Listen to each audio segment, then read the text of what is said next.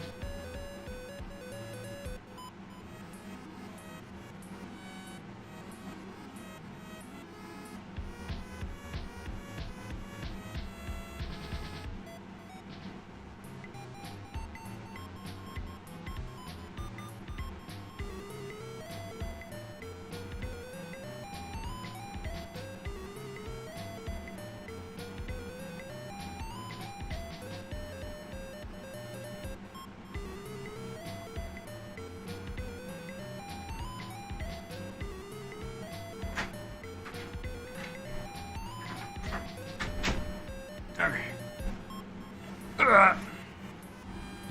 I'm streaming, right? Yeah.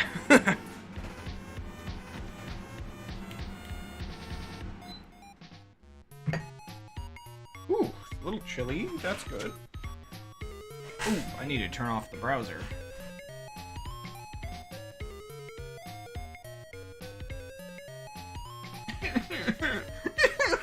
No, I'm good.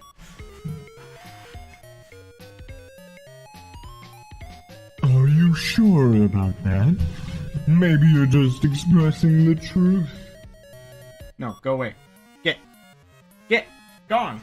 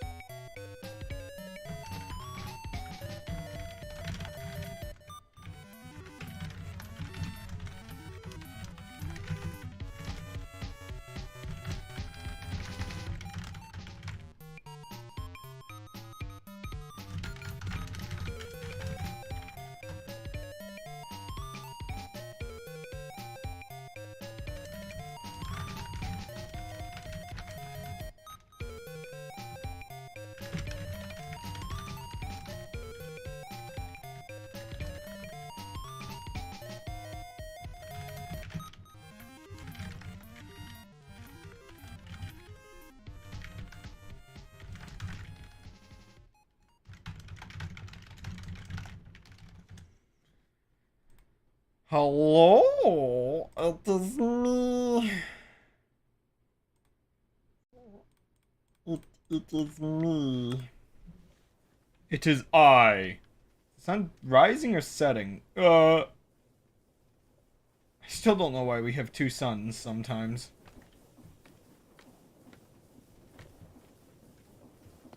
It's a setting.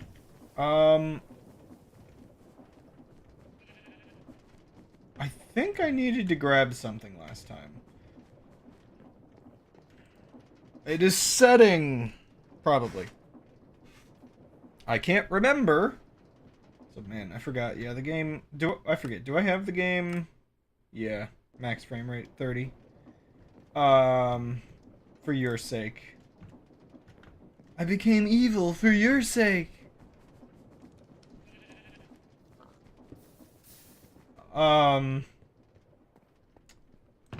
Was this the chest I had the, no? No. Definitely not. I think what I had forgotten is I should take a looting sword with me. So today's adventure, is... I need to find a new Nether portal. I'm going on a journey. let's grab some cobblestone. Cobbled stone, please. And I believe, would it be in here? Yeah, okay. So this sword, and I guess a bonus sword just in case. These are very important, and I need to take them with me and not lose them. I really, really hope. Really, really hope nothing weird happens. But I have to move. Oh, I already had a bunch of cobblestone in here. Yeah, I'm gonna keep these in here for prosperity's sake. Really don't need this in here. Oh, I need some coal for the journey.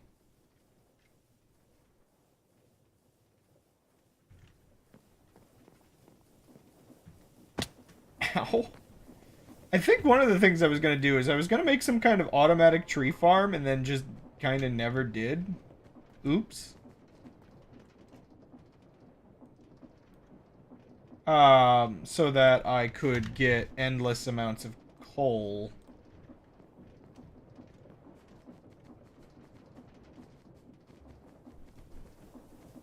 Oh, I have a magma. Ugh! There's a hole here. The magma thing in my inventory clogging me up. Oh yeah, that's another thing. Okay, so let's put some of the food away, like most of the food away. Like yeah, anything important should just not be. Yeah, like these are important. Why was I taking those into the Nether with me?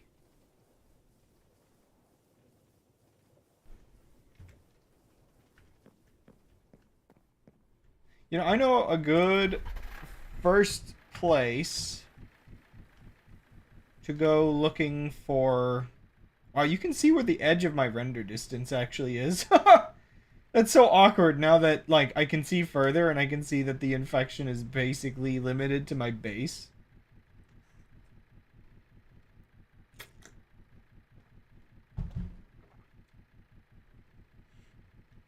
The bot speaks the truth. Also, I just comically added that to the bot's ability to speak. So, that's good to know that the bot can say such a thing. Also, sorry for ruining your immersion by admitting that I write all of the content the bot says. I really should just, again, I really should just actually learn how to, hello undead. I really should just learn how to write Python so I can just write better, bot logic. I don't remember this little island over here, but it looks kind of cool from a distance. I really like this little airship, and I really like um, the distant horizons, even when it's a little glitchy. I kind of now that I can just fly places really easily, I kind of do want to make a couple like homes away from home. I know there's like a part of me that feels like it's kind of unnecessary to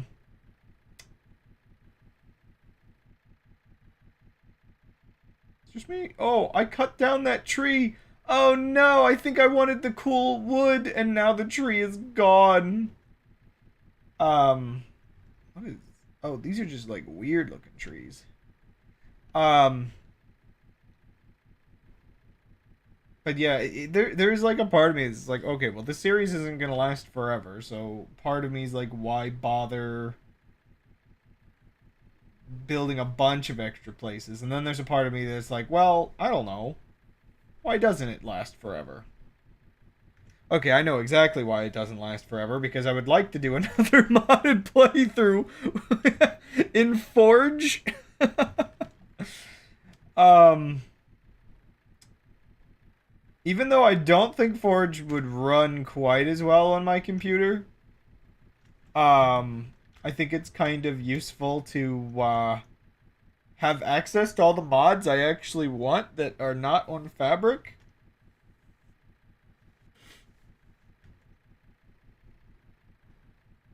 Don't mind me just filling out a hole in the world that was bothering me.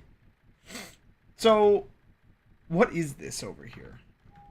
I saw this at a distance, and I just need to know, what is this? This blob of, like, unrendered blocks. Is this, like, that cool mountain area that I saw before? Yeah, part of it is I want my electric lamps. But it's not just that. There's, like, other things. That you can get on Forge. The airship feels very you.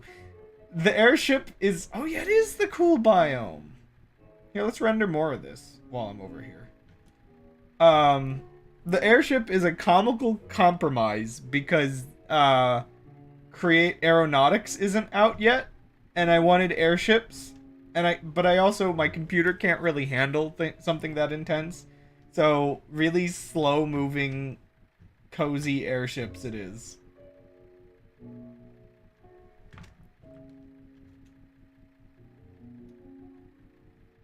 I suppose one of the odd benefits, it's just a small biome, huh?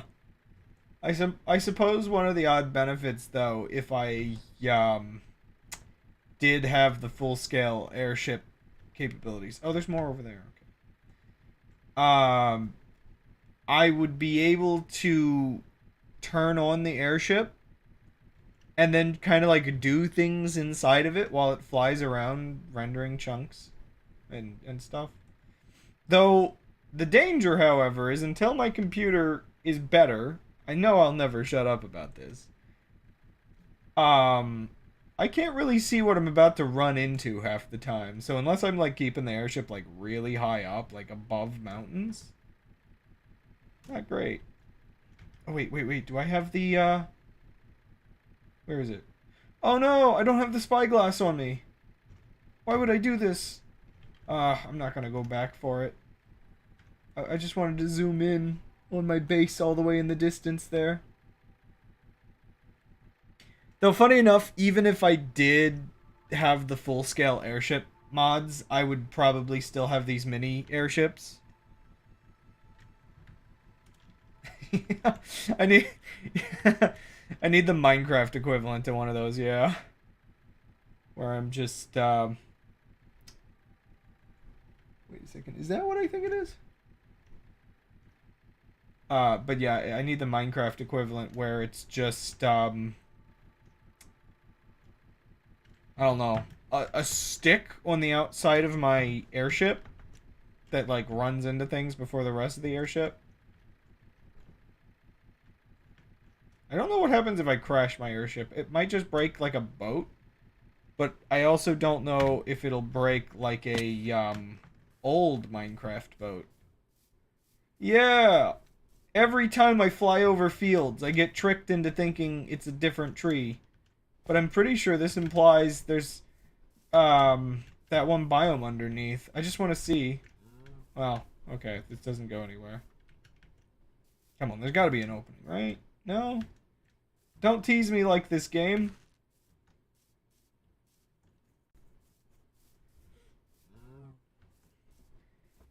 The thing I don't know about Create Aeronautics or whatever, there's a couple now. There's basically a couple different physics mods essentially added onto Create.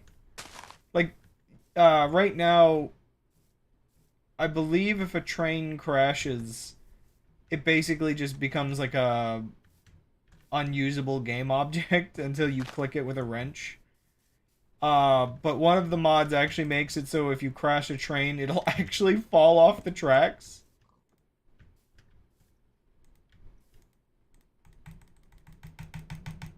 Come on. Pig noises. Little pig noises.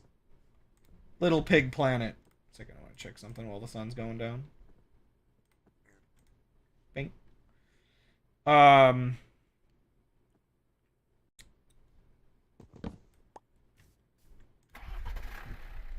am reminded though that I really should maybe I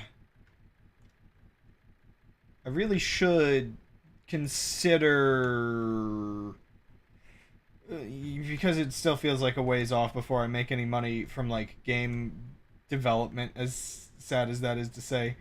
Uh I do kind of feel like maybe I should do more of that side work that I used to do a couple years ago where I did like a bunch of yard work for some neighbors. And I should just try to earn a decent amount of money or something. I guess I've been kind of thinking about it because my oldest brother's computer kind of bricked the other day. And he's got basically the same setup as me. And he's been like trying to find what parts to buy to make it run again. And it's like, oh, I should probably think about a new computer. How have you been? Well, interesting thing. Oh, yeah, these chunks are improper. I forgot. Oh, that's so weird. So, like, sorry, a little distraction real quick. I believe, um, I believe the Distant Horizons mod is taking data from the chunks that when I was last here, but when I was last here was before I installed Oh the Biomes You'll Go. So it's getting like re-rendered with the new chunks. That's so weird. Which, like, speaking of which, my gosh, do I like Distant Horizons. Even if it's kind of glitchy on this. It's so good to be able to see where I've been. Um, but yeah, interesting thing you ask, because a bit of my topic today was going to be my adventures in improving mental health. I guess that's like a weird way to put it, but so I've I've been changing up some of my habits recently. Where I don't think I did this last week. So this would have been the first week I've been doing it. I really want to keep this habit where I do not turn my computer on and I do not check my phone until after I have done all my chores, eaten my breakfast, and done my workouts in the morning. There's a whole like part of me where like I guess a bit of my focus recently has been trying to exist in this digital world without like being destroyed by this digital world. Because I think like yeah, if anybody these days understands how bad being terminally online can be for your mental health, it is very much me recently. um and yeah, so I think that's been pretty good for me. I think I want to keep up that habit. It doesn't really it's not really a habit that like requires a large amount of dedication, I guess. I think it's one of those weird things where occasionally you'll find like healthy habits that give you enough positive feedback that it's really easy to continue to do them.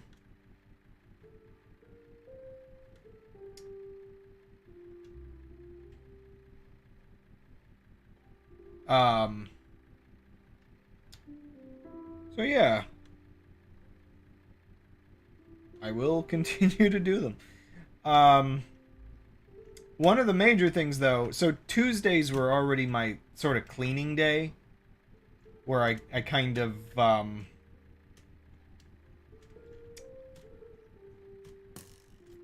what oh no, not my airship, stop, what are you doing here?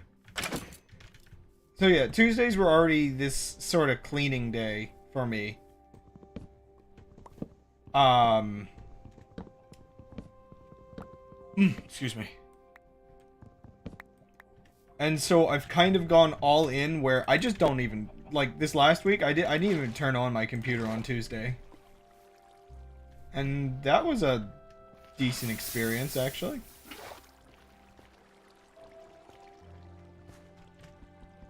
Did I break this with this? Did I? Yeah, okay. I feel like we're all kind of these days trying to chase the the endless tale of mental health.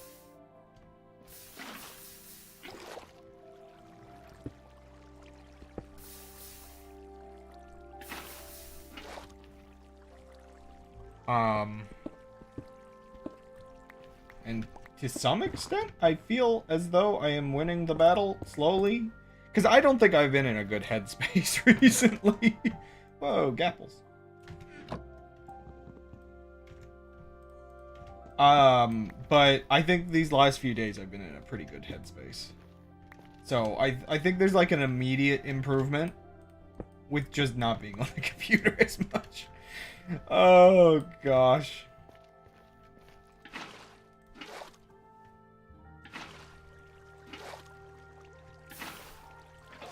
Okay, this is kind of weird. But whatever works, I guess.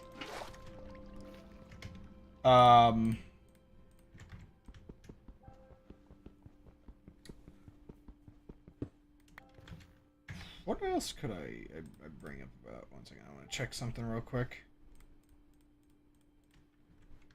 I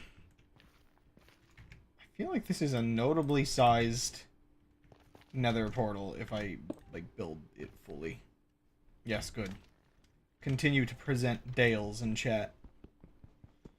I wonder. One second. Did that get approved? I don't know how Frankerface works. Aw, it's not approved yet. Sorry. I wanted the bot to be able to spam Hamus as well, because Hamus is my new Dale. So I guess maybe next week. I don't know how long that takes. I mean, the funny part is the bot will probably start saying Noida Hamus, Noida Hamus. It just won't do anything.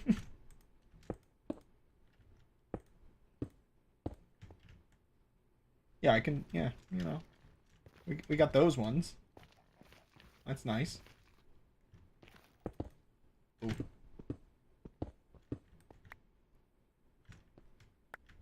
Mojang Nether portals are, like, really big.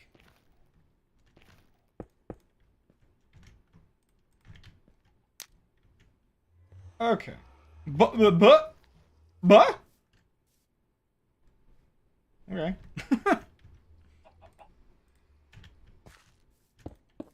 Time to build my camping hut. Well, okay. Before I do that, let's unload supplies. This is one of the reasons why I really like this airship, is I can just go places now, man. It's kind of nice.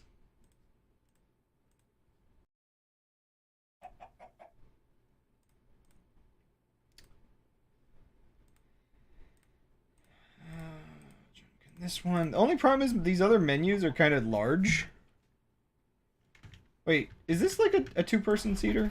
Oh my gosh, I can bring things back to my base with this. The chicken is staying.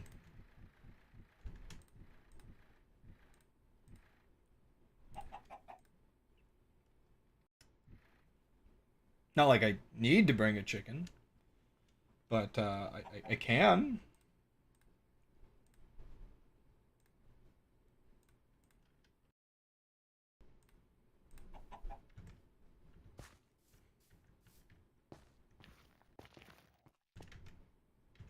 Okay.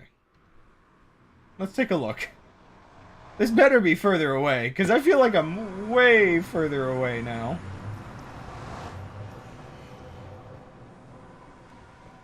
Okay. I definitely feel like I'm in a new area of the Nether. Only vaguely dangerous.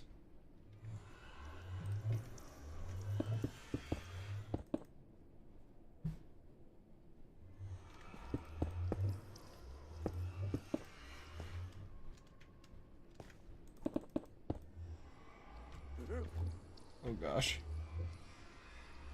It's weird how much more scared of the Nether I am these days.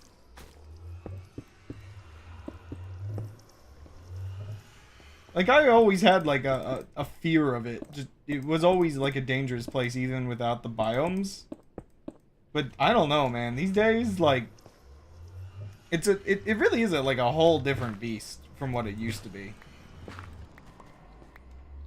I guess back in the day, besides ghasts, which did spawn, like, in large quantities, I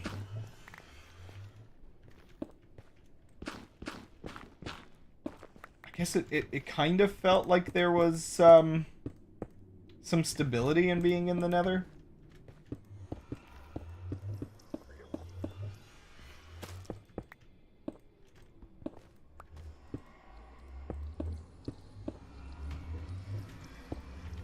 Oh, I didn't had doors in my thing. Okay, well I'm assuming this is in a good enough spot that I can use this as my... Oh, okay. I can use this as my Nether adventure location. The problem is, the location at my base is literally right at a portal, but it's a horrible, like, spawn. I don't feel like I can go anywhere.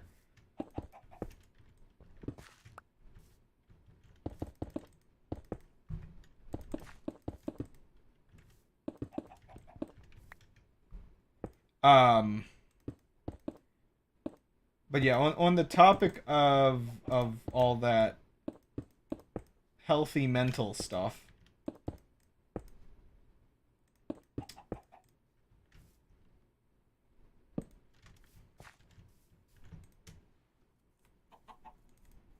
I'll just take the doors with me. Is there anything else I want to bring with me?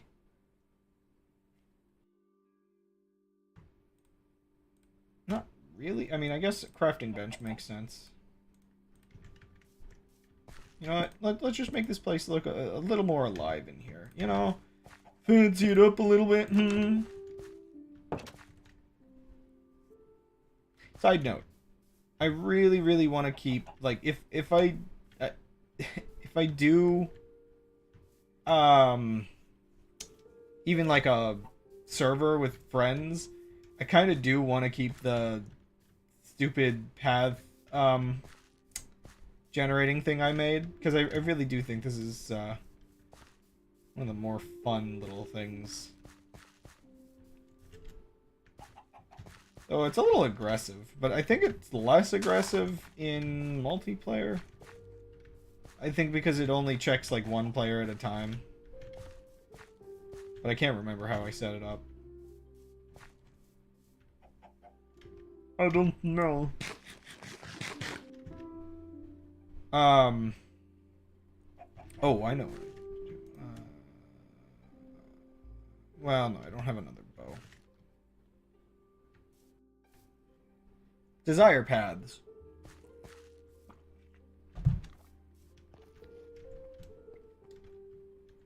I do feel a little weird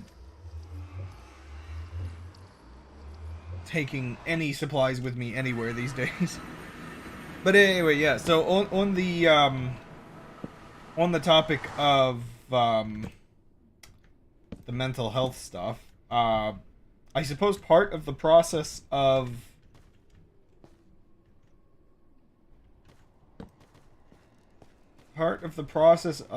taking a day away from the computer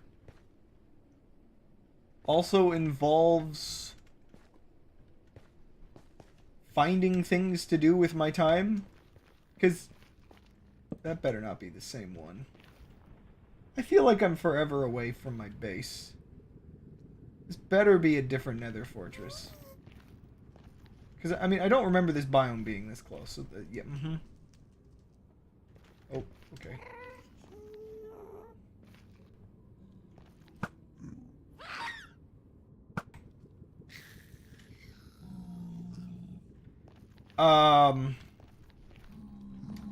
Yeah, so like on Tuesdays especially, while I do have like my chores I can do,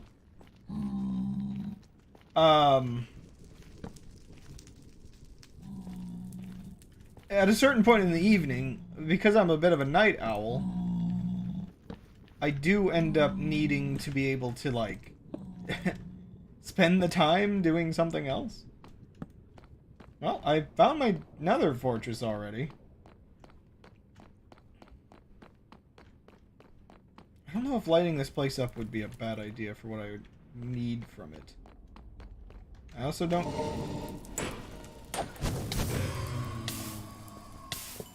So this is not what I'm here for. So I'm gonna actually break that one. I already have one back home I can access really, really easily, so... Okay, well...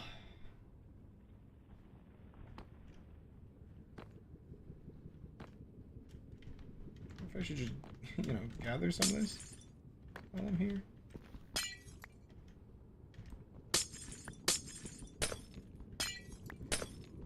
So yeah, one of the things I've been spending my time doing, or you know, I kind of started doing again. I'm reading. I'm reading books. A bit of it is in bed at night, trying to get off the computer and, you know, actually sleeping. But I think I'll be reading a little extra on Tuesdays. So I might end up having a bit more to talk about it as I get more into it. Because again, this is something I just started doing, so not the not the furthest along, and you know, we'll see if I keep up with the habit, because I mentioned this is something where... Okay, let me go get that sword. We know they can spawn here. I mentioned this... Didn't I put a block there? I mentioned this is something where I have, like, it feels like it has, like, a good feedback loop to it. To getting me to, like, keep up with it. But, at the same time, yeah, I've been doing habits for a week. Oh, gosh. I thought I heard a big pig. Where is it?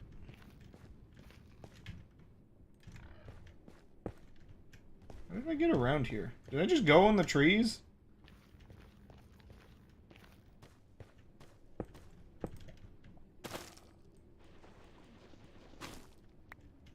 I guess I just went around here and didn't even think about it much.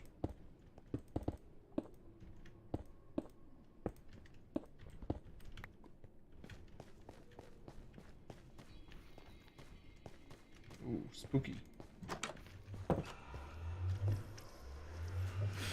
Load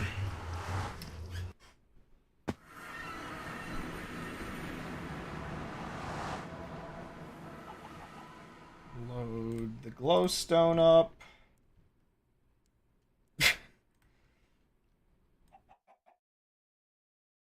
That's probably for a reason, bot. I haven't played Cookie Clicker in a while, actually.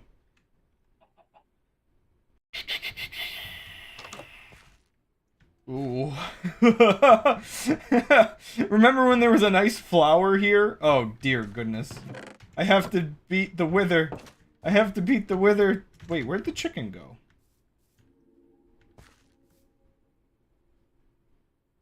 Eh? What?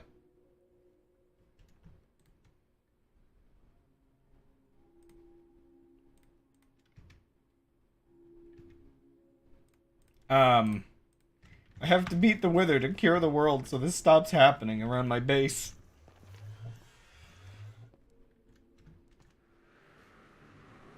I have been kind of wanting to stream Cookie Clicker because you can get it on Steam now, and that would be like a weirdly good way for me to like start fresh.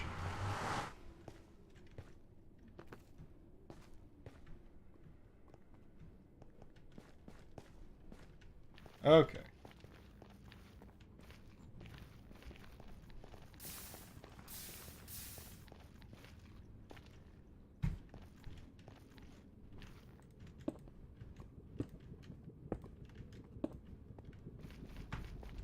Um, we imagined the bird all along. I think I'm right near the biome that, if this fortress extends into, spawns the most wither skeletons.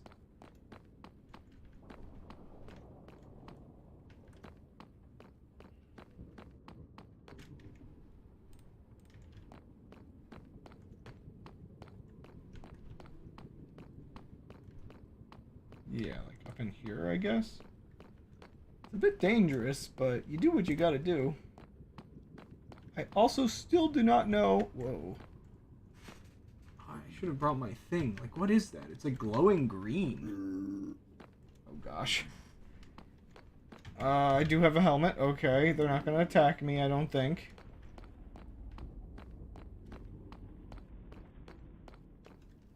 Not who I want to meet here.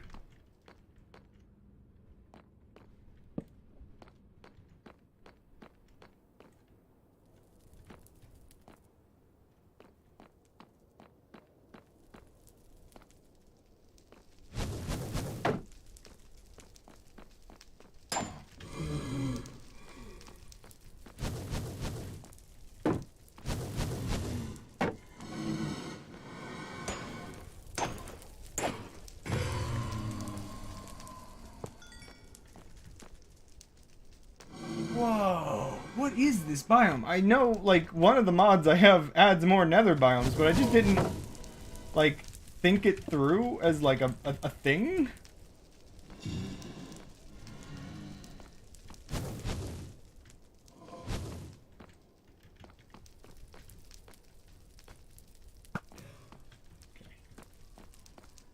You know, I might as well grab the rod.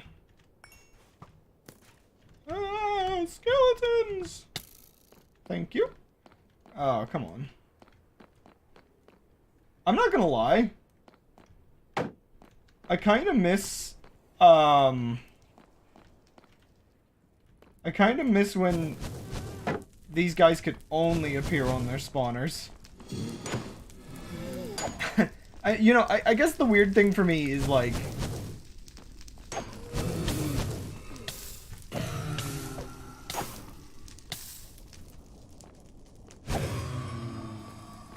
a part of me is not a pro gamer and doesn't mind the idea of the Nether not being as difficult as, like, I don't know, man.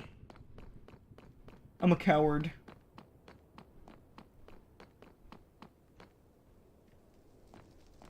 Man. The Nether looks wild now between the actual update and, like, what this mod did to it. Like, what the heck? It actually is, like, radioactive.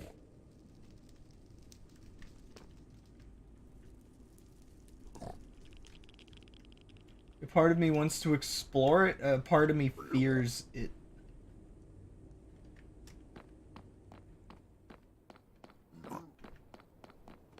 Also, again, I don't know if I should be putting torches up at all. Like, I don't remember whether light level affects the Nether.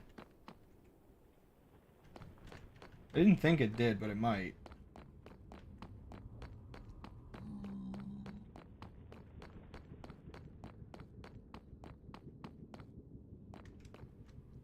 Just cuts off here.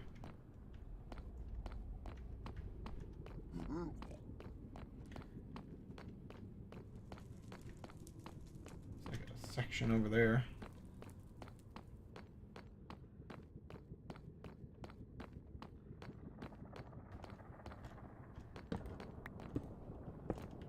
How should I do this?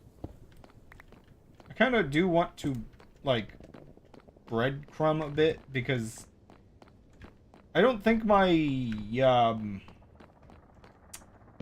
sense of direction is as good as it used to be in Minecraft.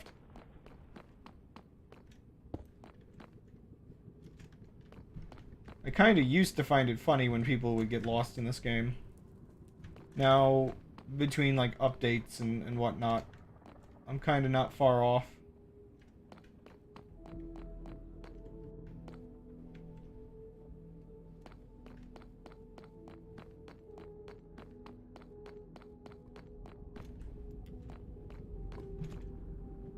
I legit kind of do wish that some of the structures would have like torches or cobblestone as if somebody else has been here. I think that would like really freak people out. That would be like really funny. Sorry if this is like super dark, by the way.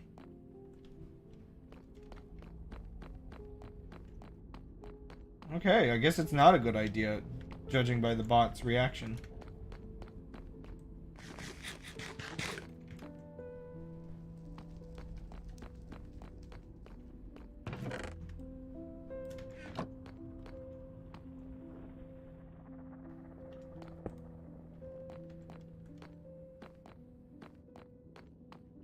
Haven't seen another skeleton since that first one, which is concerning.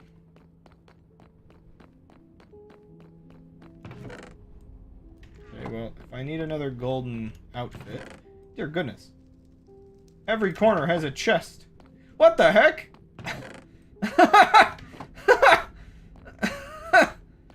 Okay.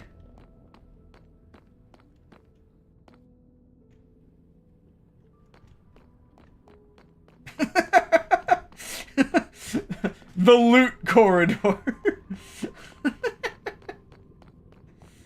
Oh, man.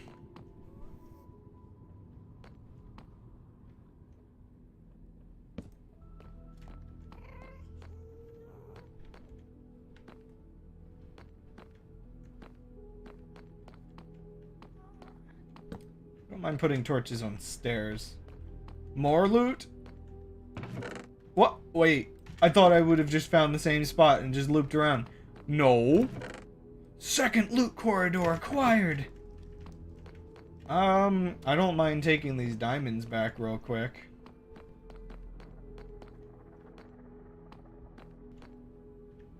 Did I explore over here? I could light up some less convenient areas of the, whoa. Creepy. Yeah, like some of these further corridors I might light up if it changes anything at all. Just so I don't have to, like, come back here if I'm searching for stuff. I don't know.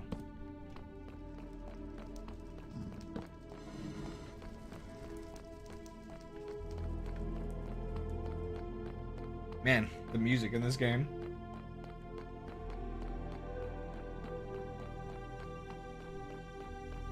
It really wants you to think you're playing something more grand.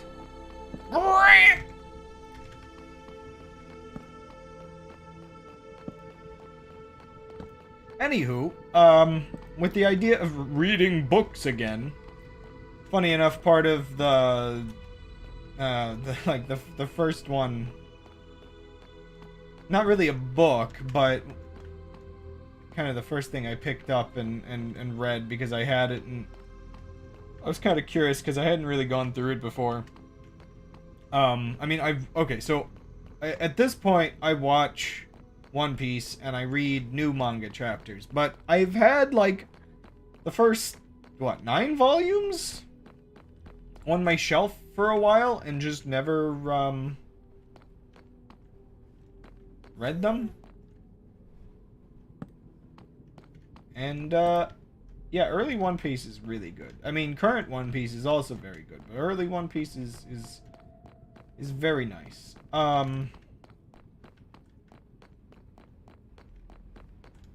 It's a weird part of the fortress. And I very, very much enjoyed giving those a read. And that's like extremely light reading when you think about it. Just because, you know, it's visual novel. Doesn't mean the story's less good than other things. You just don't have to read word to enjoy it, you know? Or read as much word, I should say.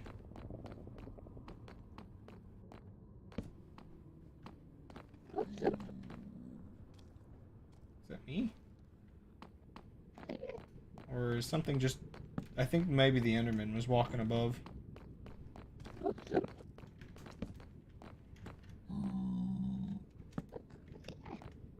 I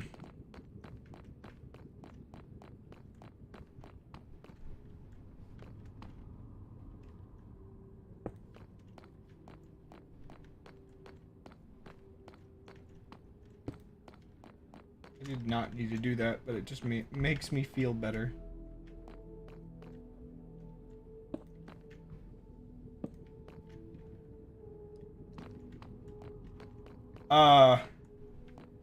Yeah, so I do want to get more One Piece volumes. I think giving the series a full reread in actual physical form would be really nice. um...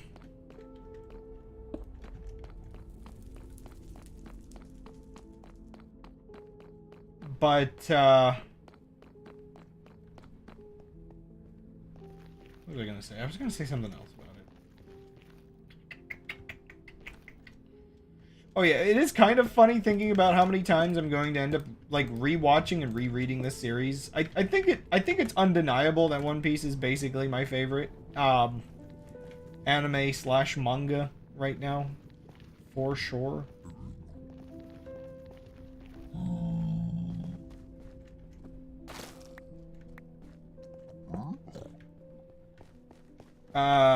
But besides that, which was a little bit ago, I ran out.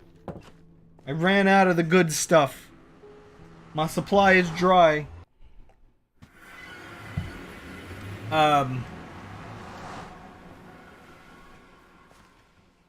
Meanwhile, my brother does have a decent book collection from things like that our dad had, or that, Did you escape? You're the same chicken, aren't you? Did I accidentally, like, force it out of the boat? I guess it was just not meant to be.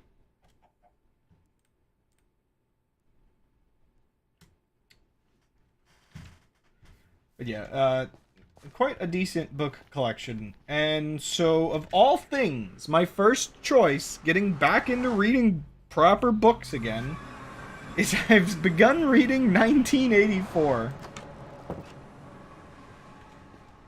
I have only read one chapter so far, so that shows you how recent this endeavor is. But that one chapter was very engaging, so I definitely think I will enjoy the dystopian novel. Yeah. Which, that being his pen name... The book... Okay, so, funny enough, the largest difficulty I've had reading the book so far was the introduction, which was a summary of Orwell's life, including, you know, that's not actually, that's his pen name, and I cannot for the life of me remember what his actual name is, so Orwell it is. George it is. The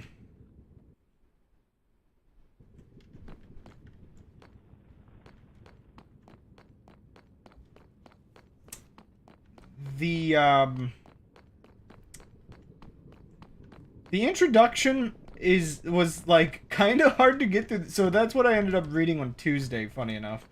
The introduction was kind of hard to get through because I guess it was written by somebody that had known Orwell when he was still alive.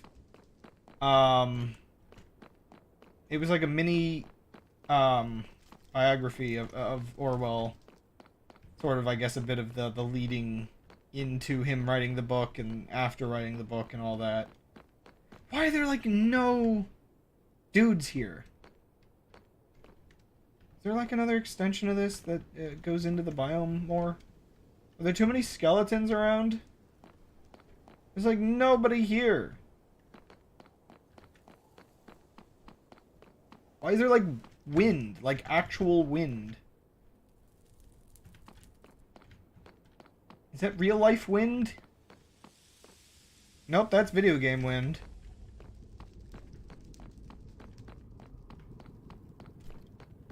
Wait. Where is he? Oh, I think he's in the biome above. Wait. Okay. Okay, the sword is very good for fighting these guys, which is very nice. Well,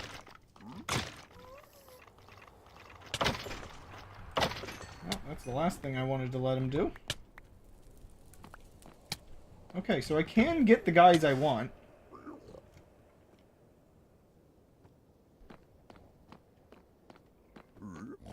I just have to, like, stick around here, I guess. Slime? Slime is not what I want.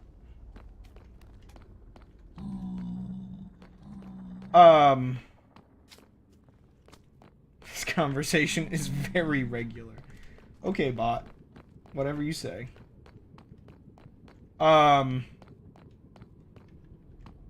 Yeah, so I guess the little bit of irony was the fact that the introduction... I don't know, man. The introduction, like... it was like 2 chapters worth of text.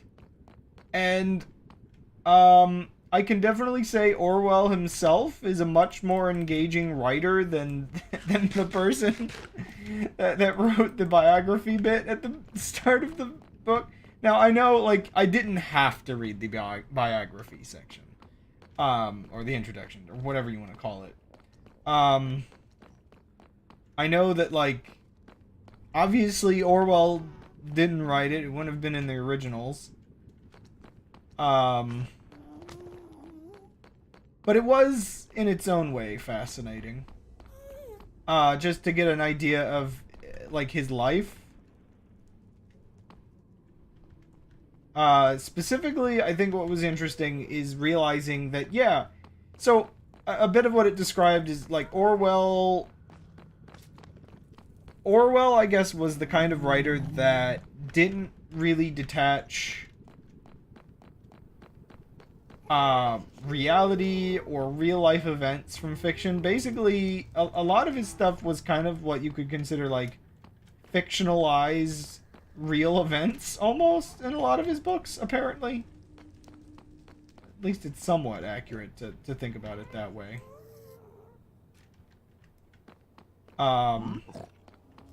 Places he'd been, or things he had done, through fictional characters and slightly more exaggerated events, I guess. But I suppose that's what made something like 1984 like actually work as a concept, because you could argue that it was based around a bit of what went through his own head during the war and during like ongoing like propaganda and whatever else. As like he was like a not very supportive of the government at the time and stuff like that, and yet at the same time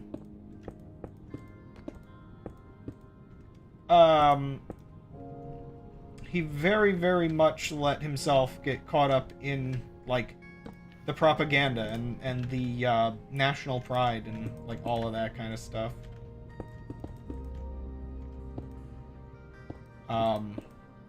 Like there's like a self-awareness of like what he went through, I suppose. The power of all of that.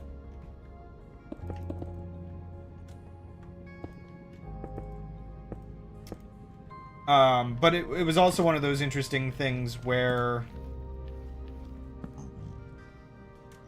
apparently some of the other stuff he had written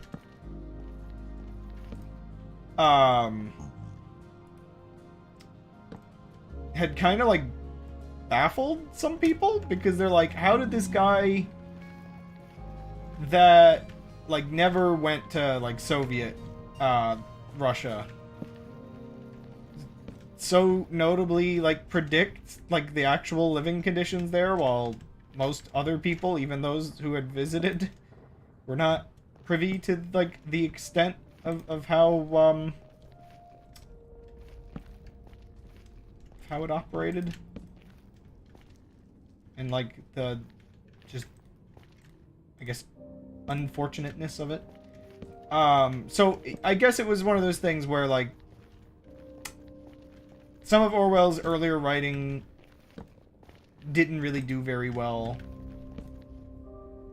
but I guess he eventually hit his stride, leading up into eventually writing 1984.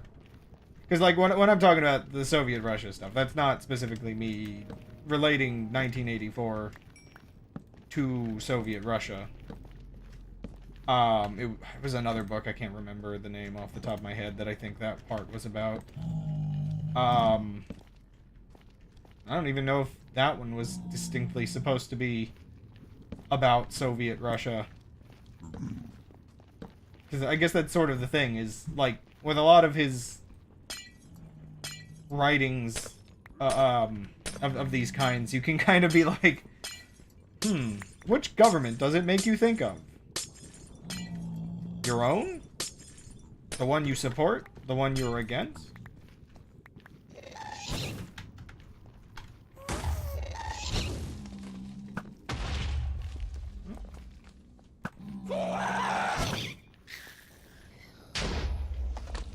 Yo.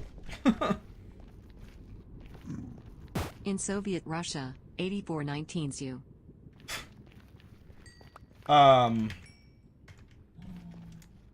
But yeah, it was interesting seeing a bit of the information about Orwell. The thing that's like messes me up. So the other day, I showed Gold an image of kind of a meme playing on it. You know, it's not too late. You know, you've got plenty of your life ahead of you with your writing, or you're not too old to make your best work, or whatever. Where it's just like apparently Tolkien didn't start Lord of the Rings until he was like 45.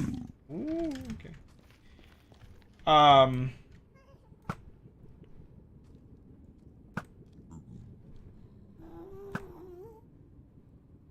come on. Are you just that far away?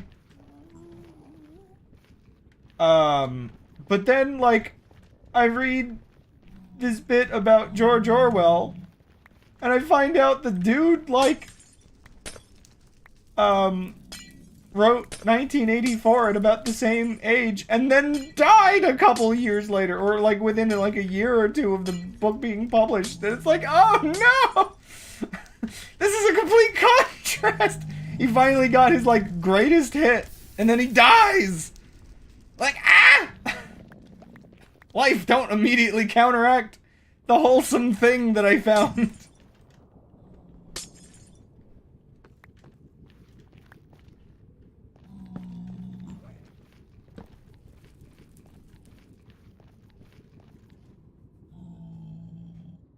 Yeah, he knew too much. I guess I can just use this.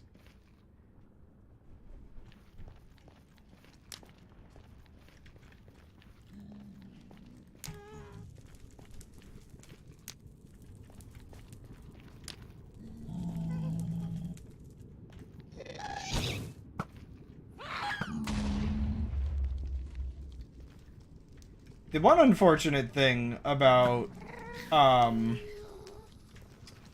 it is I feel like 1984 would be a pretty good book for a lot of people to read. Again, I'm only a chapter in, because I read the introduction the other day, which again, the introduction, okay, the one issue I had was the introduction was a bit of a slog. The writing was not, like, properly engaging. I think I mentioned that already a bit. And it was one of those things where it felt like the introduction needed to be split into at least 2 chapters. Like equivalent to like the length that chapters seem to be in in 1984 itself. But like, so like, it's longer than a chapter. It drags on and on. Like, I don't know. There's a lot of interesting information, but it was definitely one of those things where it's just like, I was so glad when I started reading the actual book and found myself very engaged with the writing, because it relieved a lot of my worries that, like, I guess I was worried for a moment that it's like, oh no, please don't tell me George Orwell writes similar to this friend or whatever of his. Luckily, that's not the case.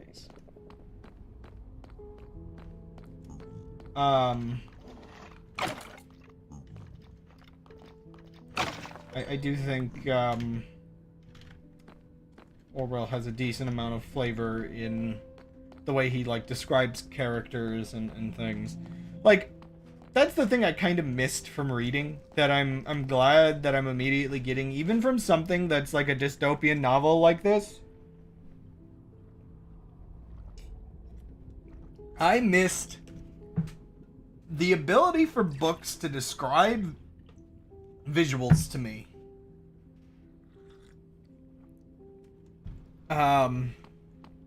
It's been 84 years. But yeah, I definitely missed the experience of the way my imagination goes when I'm reading descriptions and putting things together.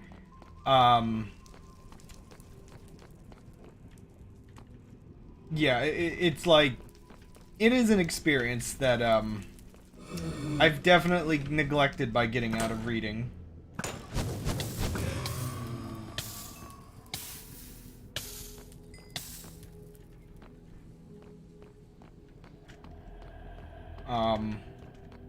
Because, like, I guess the way people talk about 1984 almost actually makes the interesting aspects of it unexpected.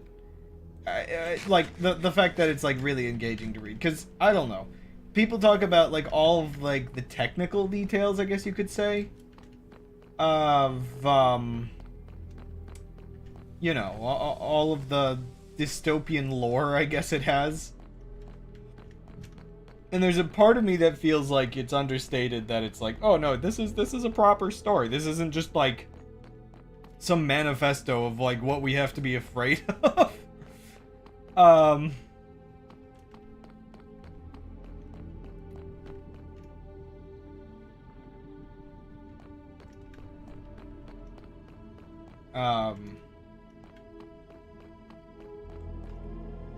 I like how even, okay, so here's the thing. This is Crab's like book club hours now, which if you were hoping for me to start talking about interesting things again, me reading books is like a perfect way to get my mind back into like interesting topics again. But also it means I hope you're okay with me like spoiling classic novels, because that's going to be me probably for the next few months if I keep up this habit.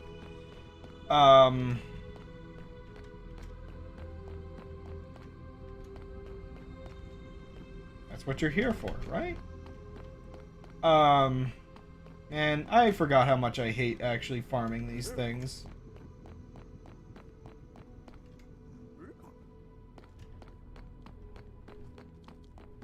There's like none here.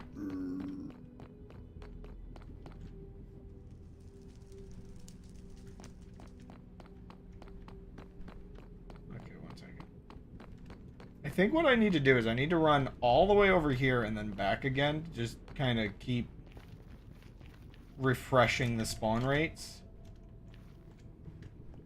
Okay, what's like... Can I just like make this so that I can just like go up kind of automatically? There we go. I don't know if torches help.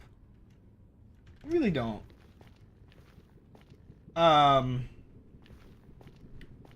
only got like 6 chunk render distance, so... I wonder if turning off simulation distance would help.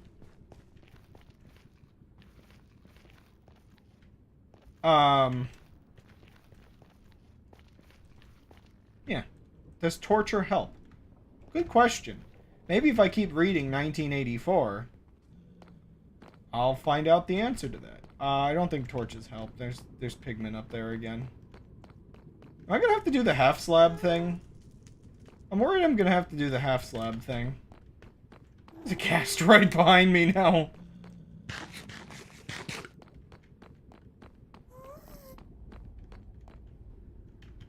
I think I might just stick with my bread for a bit. Oh my gosh, please.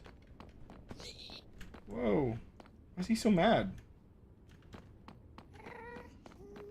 Sorry, I'm just trying to think what I can do about the lack of skeletons, man. No, it was like 1949, I think.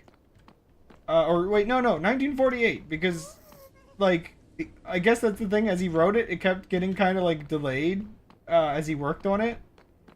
And, like, one of the theories is that he picked 1984 by flipping the 4 and the 8 around. It was just supposed to be, like, vaguely off in the future, I guess. Funny enough, I think the version I have with the introduction was written after 1984? Or was like, yeah. I think the introduction I read was, yeah. I think Orwell died in 1950.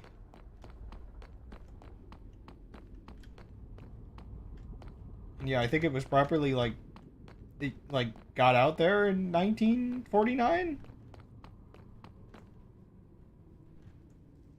Okay, to my dismay, I'm gonna go back, and I'm going to get a bunch of half slabs. Or a bunch of cobblestone to make into half slabs. I don't know what else I can do to just... I just need wither skulls, but it's the worst mechanic in the game. Well, it rivals ender pearls, but ender pearls are easier to get now because of, This dude's shooting at me. Ender pearls are easier to get now because you just, you know, go into the nether. There's a specific biome where they spawn a bunch now. It's kind of okay for progression. But this is like, oh, yep, get a looting sword and hope. Honestly, there is some aspects of 1984 where you can be like, yeah, it kind of happened already. Like, there's a reason why I was interested in, reading it. Just because it kind of gets more relevant over time. Unfortunately.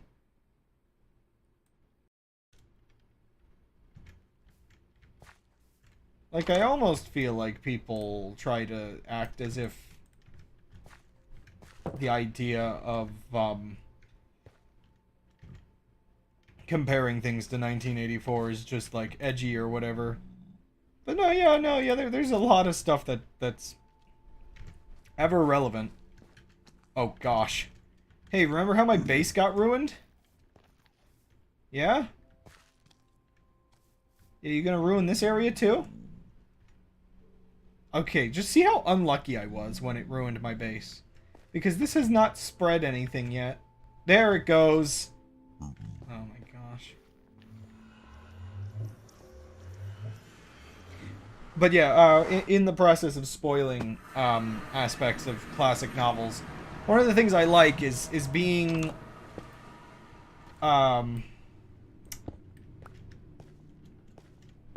being a portion of the first chapter is what is it, Willard? Is that the name of the, I guess you could say, the main character? In the process of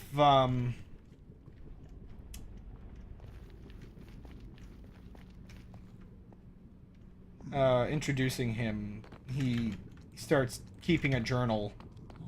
Winston? I don't know. My brain does not remember names at all. I'll tell you plenty of details about the story, but boy, oh, boy howdy if I won't forget everything else.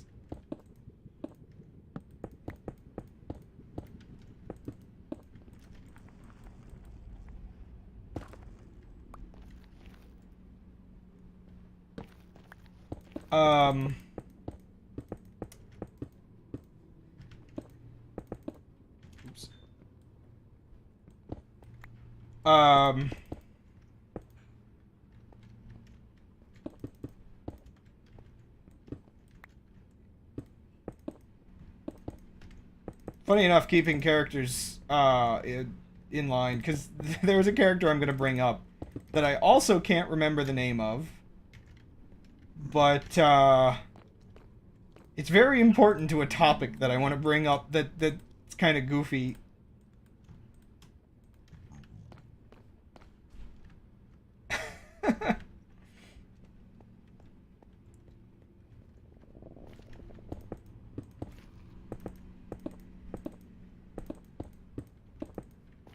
This is dumb. This is so dumb.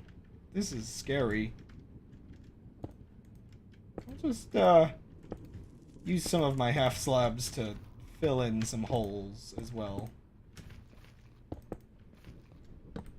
While I'm at it. But anyway, yeah, so I do like the whole detail that the sort of main character guy can't even remember like what year it is, because just I don't know, the way information is just muddied so heavily. Oh gosh, that reminds me, I love the horrible stupid idea of nothing is illegal, but like he's, you know, it's not illegal because nothing's illegal. But if anybody found out, he'd be put to death. Like, what a concept. That kind of stuff in the first chapter really is what starts, like, hooking you into the wild nature of it, I guess.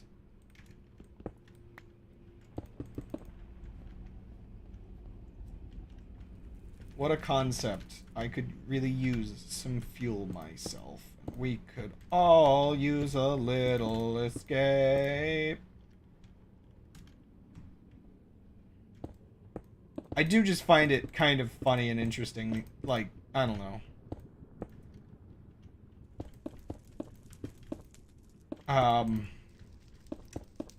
Like, I mean, it brings up a whole topic in itself of ideas of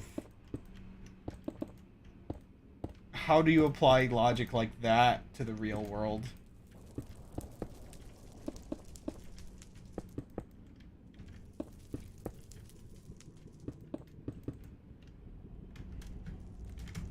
It does remind me how much I do not like the fact that my brother, the fact that my brother gets these, smart home devices. I won't deny that I'm less and less a fan of having corporations listening in on me. And I'm less and less trusting the idea that they're not listening in on me.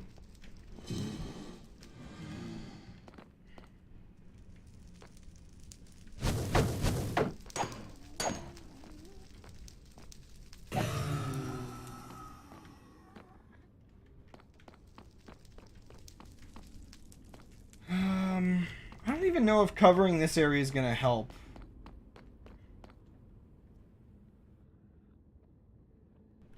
Right, yeah, I mean, I just don't think a lot of the, smart devices do a good job. Anyway, like, with, like, the voice commands and everything.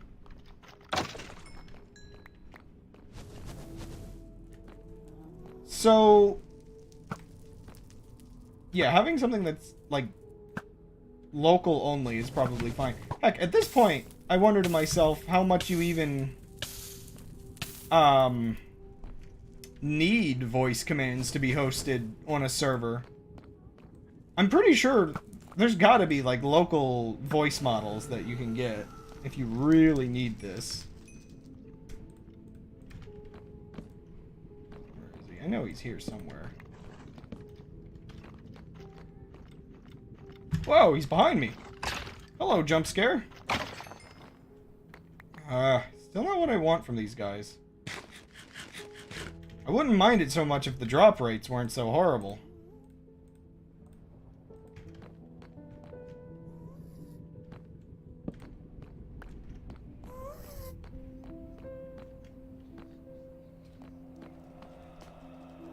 Um...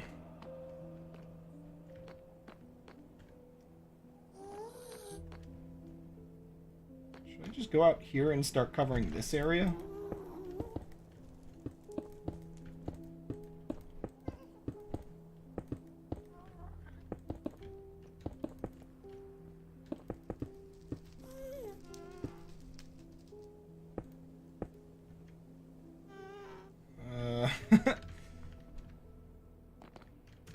There's no, like, holes here, right?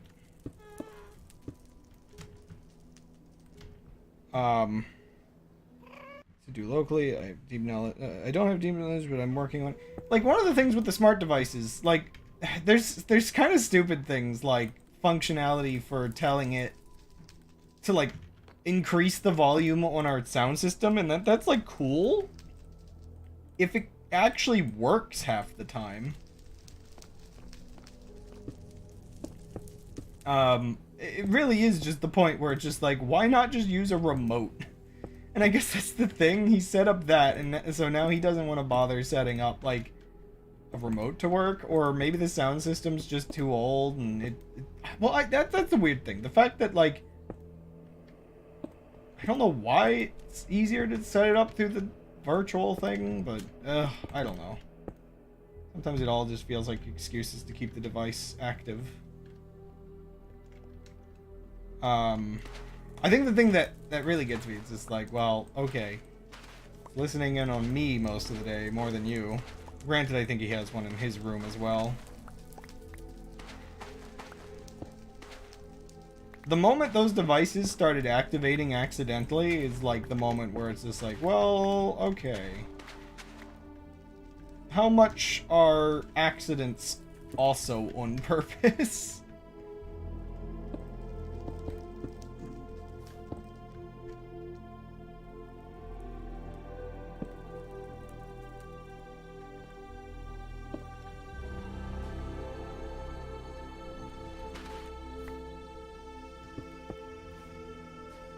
So there's just gotta be too much...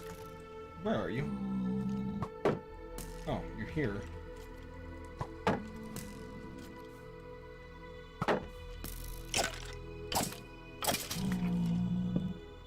It's just gotta be too much spawning up here, right? Just constant skeletons?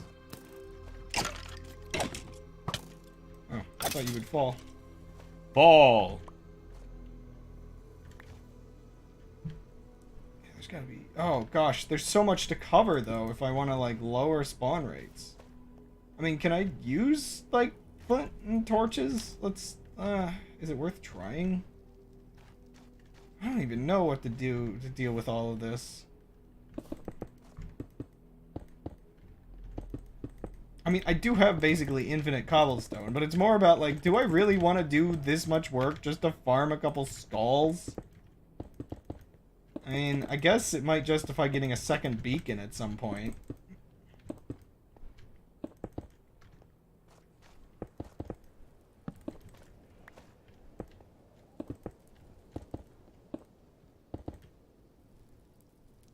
Oh gosh, there's like space up here as well.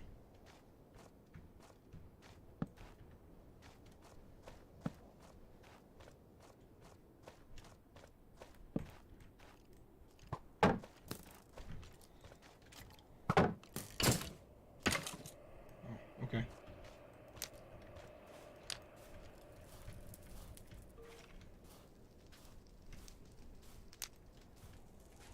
I mean, if most of what spawns here is skeletons, I mean, I think brightening it up should help.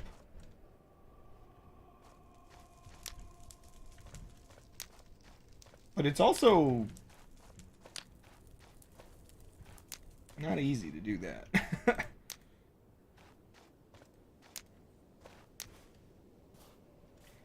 I mean, it's worth a try. Oh, I'm already this much through my flint and steel? Okay, I don't want to break it just in case my portal gets destroyed. I can go make a bunch more, though. I might have to go back to my base for... You're just on a platform. That's cheating. Never mind. I win by doing nothing. Yippee! Okay, you're a problem. I like how previous times I've been in the Nether, like in playthroughs where I don't want Wither Skulls, it's been so easy to just get attacked by like a million Wither Skeletons. Now that I want them, cannot for the life of me stop their existence. Or stop the existence of things I don't want, or I don't know. Oh gosh.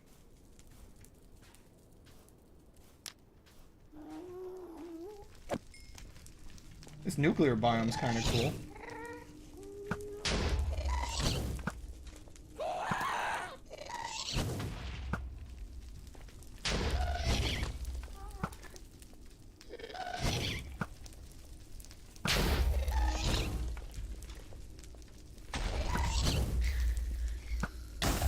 Ow.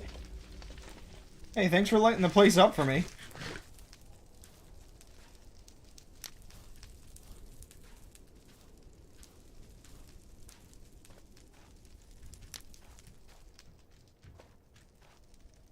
One of the things that drives me crazy about these always online devices is also just partially the issue of, like,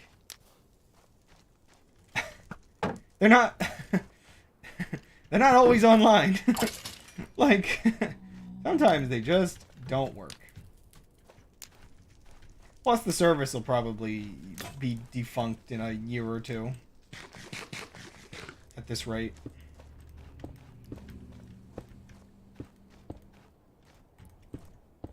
What if I just don't even care and just place them kind of randomly? Like, between the light sources.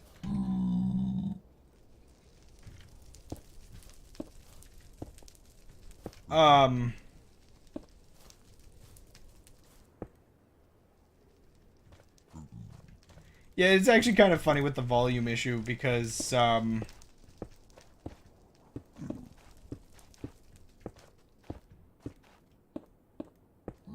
gosh, printers that have to be connected to the internet. Printers are, like, such a racket. It's so weird to me how messed up, like, the printer industry is. Like, what? Why?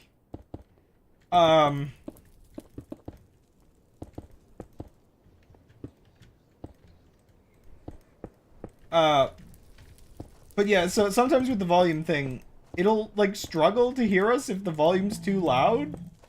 And so it actually tends to take less time for me to just, you know, get up and do the volume, even if we don't have a remote for it. There was a moment the other day where I'm like, I'll just get it. I get up and just do the thing. It's like right there.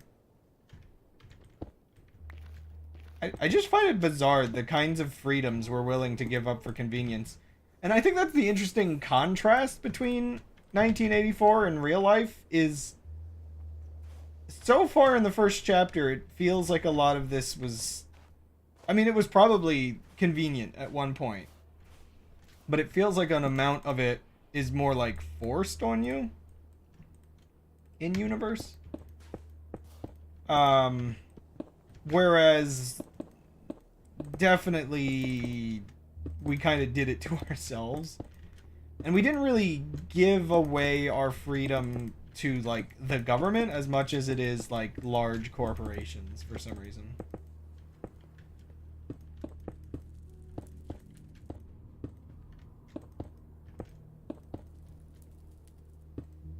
Is 1984 the prequel to WALL-E?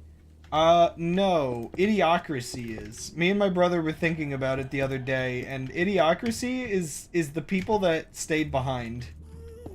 Because the movie, like, opens with the main character being in, like, a giant mountain of trash. I'm pretty sure, if I recall right. And that's just, like, the state of the world by the time you get to WALL-E. So, my theory is that things don't improve in Idiocracy, and just the off-world people come back in WALL-E eventually.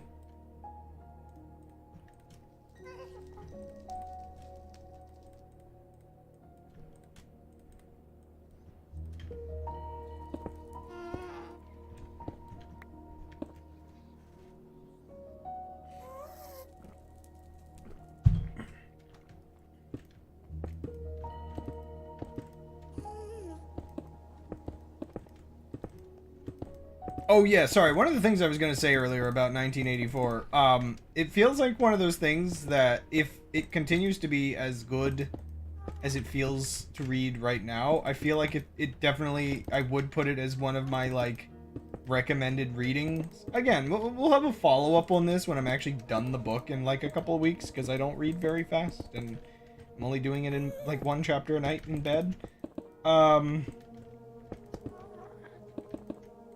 But yeah, it's definitely good so far. And the one awkward thing is, I'm not sure, like, for the people that need to hear it, I'm not sure if I would recommend the version that has the introduction, because unfortunately, a lot of the people that probably need to read it would dismiss a lot about it just because George Orwell was, I think, classified as a socialist.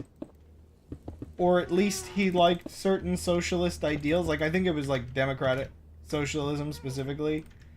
And I'm not sure how many people would, like, these days, with the way people treat certain terms, would just immediately dismiss reading, like, whatever it was about that in the intro part, and basically just immediately, like, discarding any nuance of, like, you know, he didn't like the Soviets or, like, a bunch of these other things that people accurately or inaccurately associate with socialism.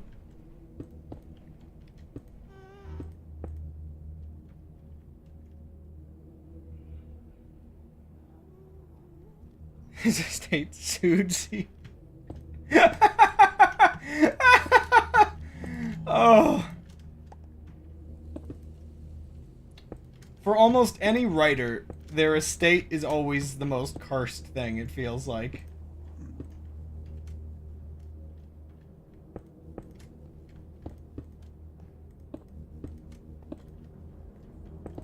I don't understand how people do those, like, thousands of hours Minecraft servers where they make, like, crazy efficient farms and everything.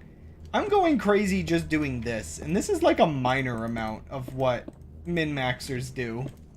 But it ends up feeling necessary because Minecraft is awful sometimes. That's what I'm doing. Well, actually, no, that's what I'm avoiding doing, but, the min-maxers would actually dig out every block around the fortress to maximize how many blocks the wither skeletons can spawn on. I'm doing it the middle skill way of just covering everything. Oh, well, that's as best as I can do, so let's find our way back real quick and maybe go get more blocks later if it's still chucking along.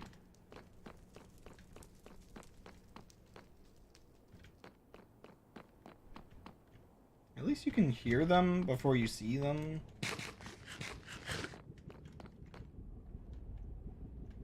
To turn it into Luigi's Mansion? I'm almost certain there's a Luigi's Mansion map, at least. I don't know how you would modify and add the ghost catching mechanics, but almost certainly there's a map based on it. Like, there's a lot of, like, adventure maps that are in mansions. I don't know why, but very commonly one spawns just, like, right here. Can you come down?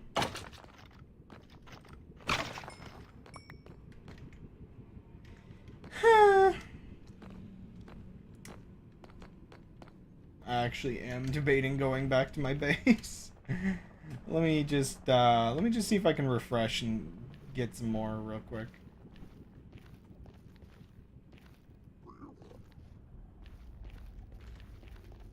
Run about here, and then if I run back, it should reload the chunks and respawn everything.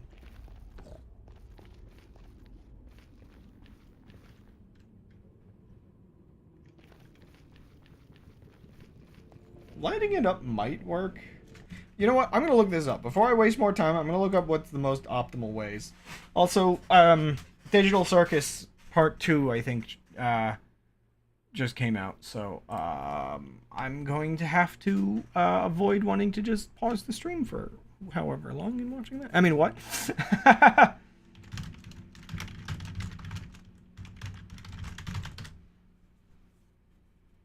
Also, I should take a BRB, but old Minecraft forums post.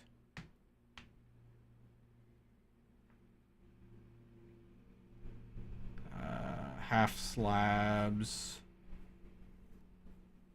So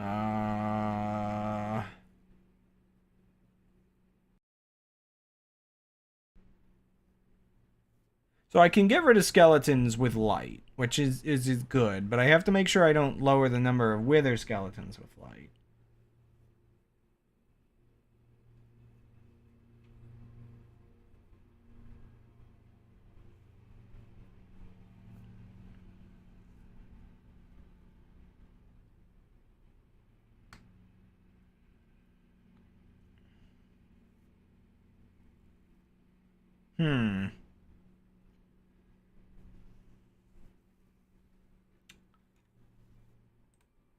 Okay, well, I can apparently extend the size of the fortress as well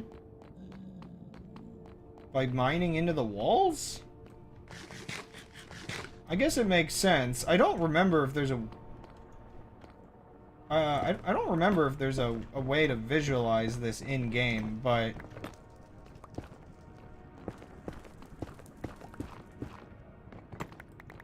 like... the bounding box of what counts as the fortress goes out a little further, apparently. But I guess if I'm gonna do that, I'm gonna do that over here. Also, I need my other axe if I'm gonna do that. So I might do that return to base thing. Get another few flint and steels and drop some stuff off. Take my BRB.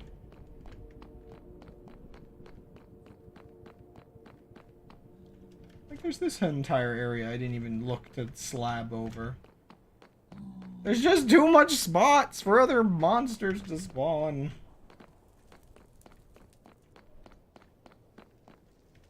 I do think, as interesting as it is in some conceptual kinds of ways, it's a bad sign when the player has to, like, manipulate the innermost game mechanics in an attempt just to get, like, the gameplay to not be horribly tedious.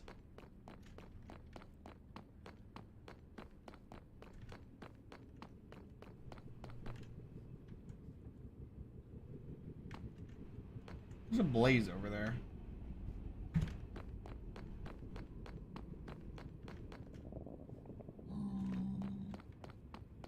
And it's like, this is not a good viewing experience either. Because I have to keep the fortress dark. You know what? Okay, I can make this a slight. I think I have... yeah, let's just set that up for this stream, okay? I like Moody, but I kind of forgot that I could do this. Sorry.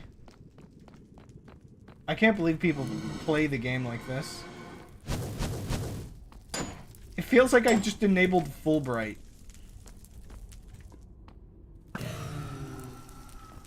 Like, dear goodness. Is this really what the highest brightness in Minecraft's like?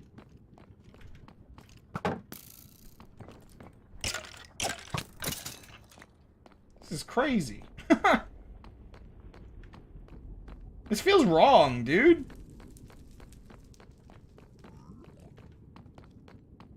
I can see forever. Nighttime? What's that?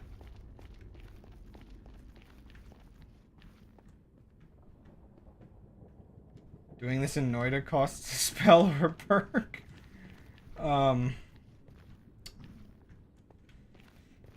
As luminosity increases, the secret will reveal itself.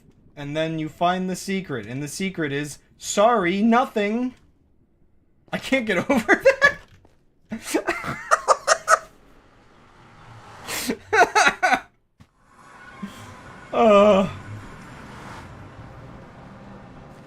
Right? It does feel kind of like that. Oh, hi. Okay, let's go back to my base real quick. You know, Undead, I guess because you've been busy recently, that is a kind of funny thing. Oh dear, the chunks aren't loading in fast. Um, I don't know how much you keep up with Noida. I know Jezred in the chat usually is the one most interested in Noida, but you missed the entire uh, cessation saga,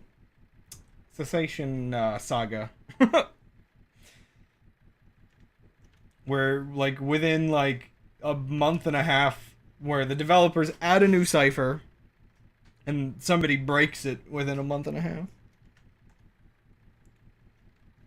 It was kind of entertaining though, and I made memes, so I'm a happy person. I do gotta take that BRB in a sec.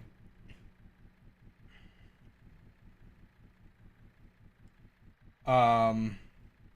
Anyway, the fun part about book club time is the fact that I still can't keep on topic for more than 2 seconds. Uh.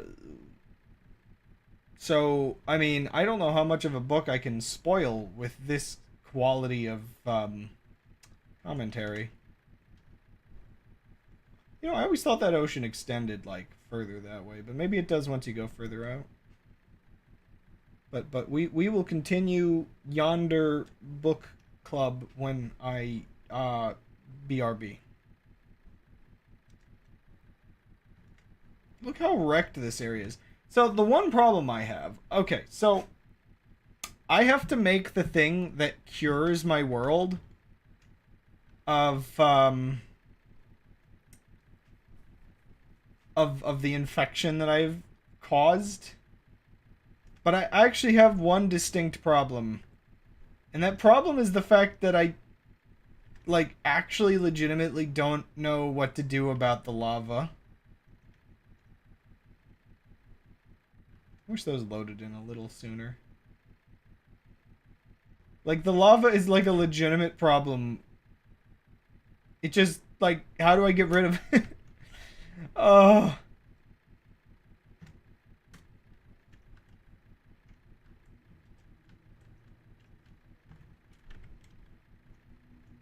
One bit of privacy, you get a world that's trying to absorb everything about you. Oh yeah, there's a lot about the journal that like feels very relevant and interesting to talk about in the modern age. Partially as somebody that does keep a bit of a journal, but my journal became like a digital journal, but I'm starting to think maybe I need to go back to physical journal. And one of like the weird things is I got into doing that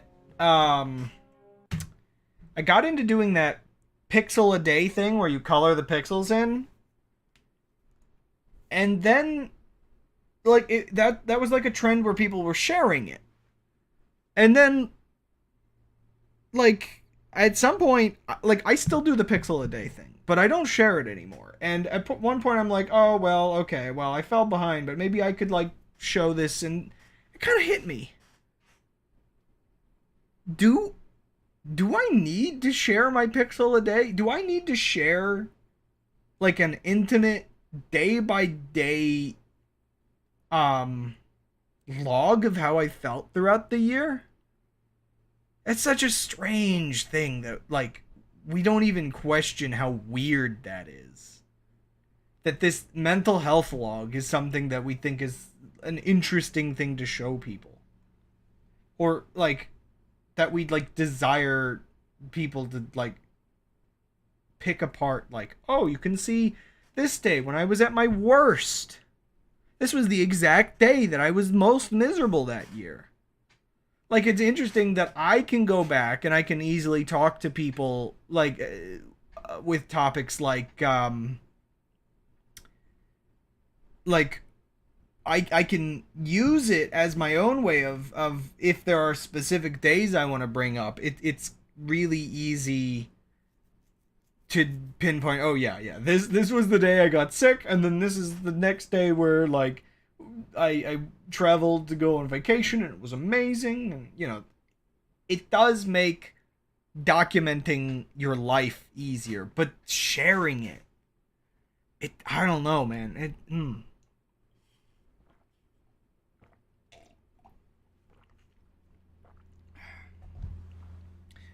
Yeah, like I probably won't put it on social media anymore, but like I might share it with you, for instance, or um, yeah, small chats.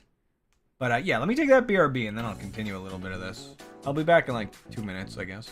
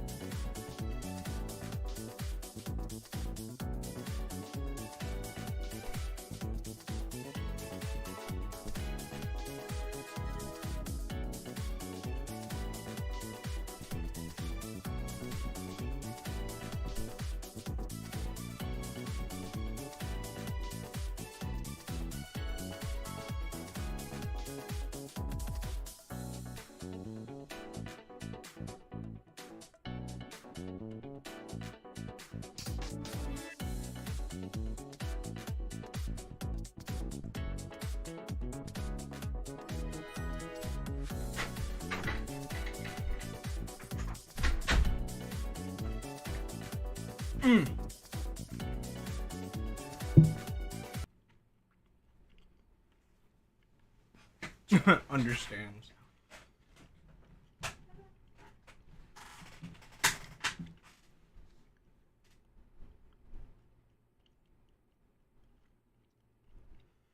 Seems weird to like talk to yourself. I feel like I do that enough as is that I don't need a computer to do it for me.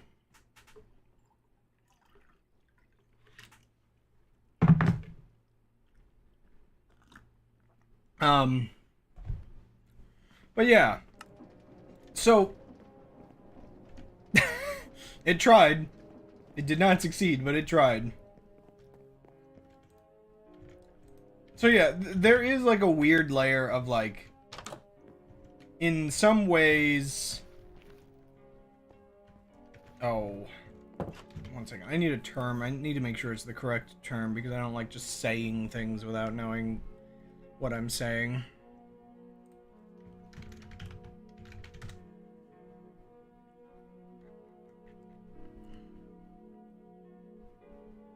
Yeah, that's the correct word. Just making sure I understand things. Don't mind me. Oh, let me load my inventory up with junk from the ship.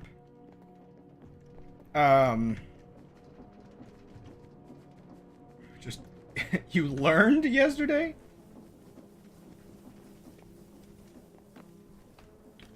Why do you think I'm so smart? The voices tell me everything I need to know. I mean, what?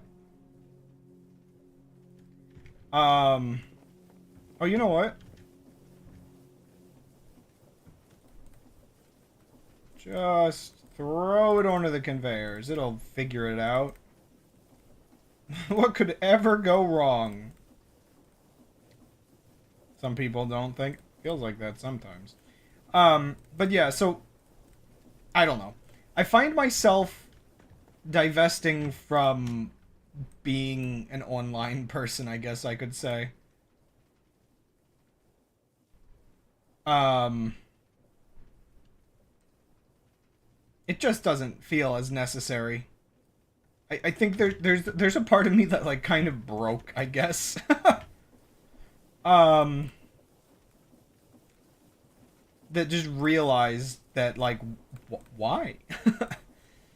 Why do we deal with this? Why do we put ourselves through this? We don't need the internet as much. Well, I mean, there's function. I can't be too silly and act like the internet is a pointless thing, but we don't need to be on it all the time, you know? And I think that was like just a major vibe that hit me recently. Here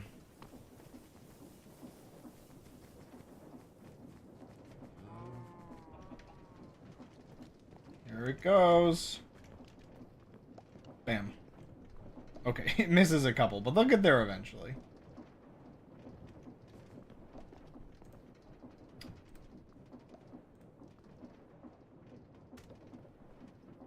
Okay, a lot of cobblestone, because I guess we're doing this.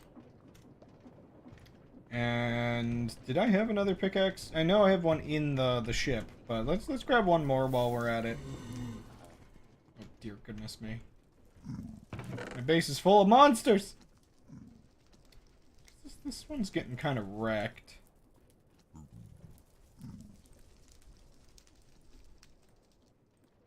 Okay, this is a little bit of a pain. I just realized what I've done to myself here.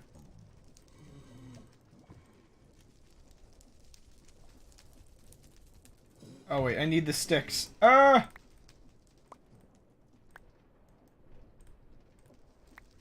Is it this? It's that. Isn't it crazy? Half of my life I had no internet. Like, I guess that's kind of the thing. Even me getting into it as a teenager. Yeah, I don't know. Feels like we did fine without it for a while there. Now, I do think the internet... See, it's weird. The internet kind of at the same time counteracts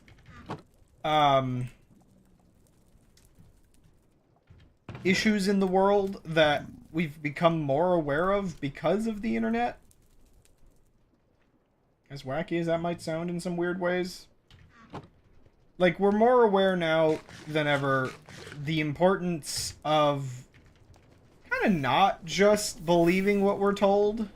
And I know, like, the internet is very good at manipulating people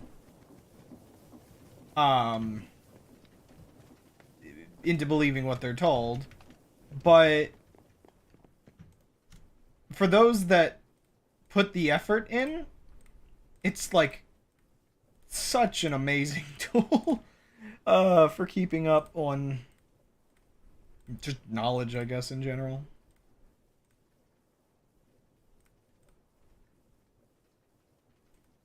Guess I might as well take that with me.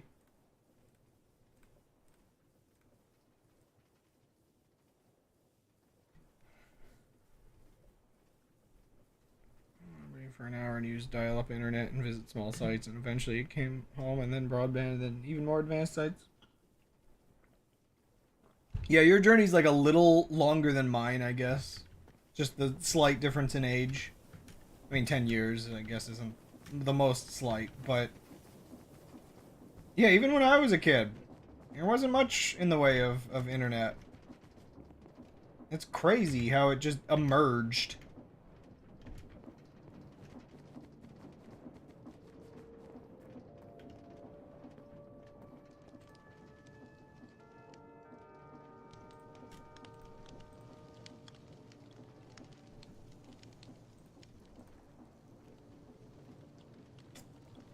I'm just trying to think if there's anything else I need while I'm here.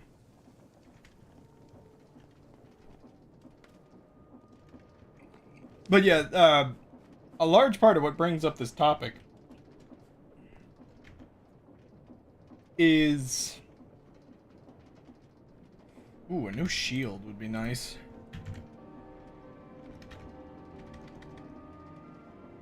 I think I can just make that with what I've got on me. But yeah, a bit of what brought this up was... I'll take the spare shield with me as well. In the book, when he starts writing the journal, he immediately starts questioning, why am I writing the journal? He still ends up writing the journal, but I think he ultimately has to decide... Good question, bot! Monday! I think he ultimately has to decide that he's writing the journal for himself. Why does this pop up? Oh, unbreaking, probably. Get all these out.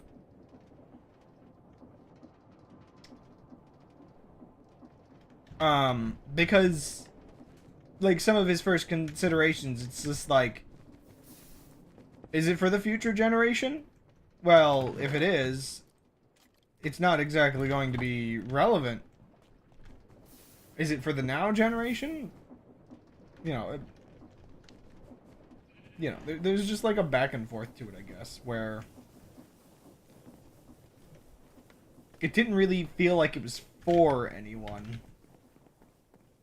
Even though it kind of also seemed like it felt like it had to be for someone.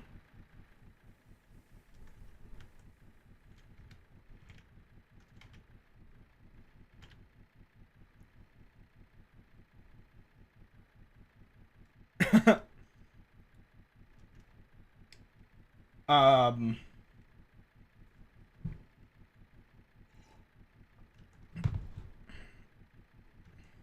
It's also interesting the things he immediately first starts writing, which it gives you an interesting idea of, while he has all this like pent up disdain for Big Brother, you can also see the effects of being part of this for so many years. Like, I mean, it really throws you right into the world when like the kind of dystopia the world is, when he's writing about what for us would be seen as something like a tragedy movie, or like something just horrible, and it's written as if it was a comedy, like as if they were reacting to it like a comedy.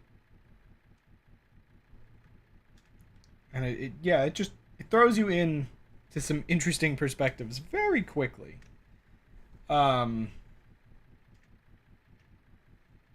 but that was kind of his. I think that's interesting because, oh hey, there was a port. Well, I don't think I would want one that close to the base actually. Also, it's barely much of a Nether portal. I like how I insisted that I had to use the pre-built ones. I don't know why. I could have just built one like far away. Um. Anyway. But yeah. So I guess it's somewhat interesting because it kind of takes you down the route of the sort of mental logic people go through, where you've got your first thoughts and your second thoughts, I guess. And the sort of mindless first thoughts that he put into it were like very crass and violent. And his second thoughts were also quite violent, but a little bit more directed, I guess, at his oppressors.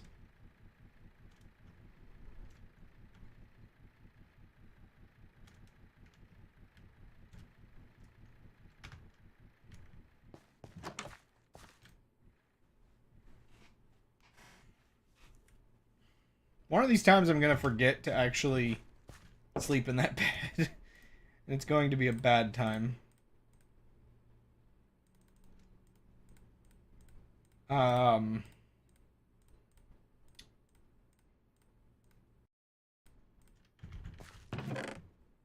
Don't mind me.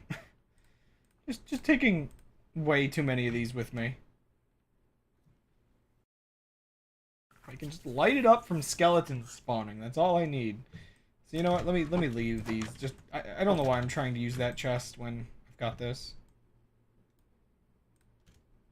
I don't know how many I should have. What am I doing?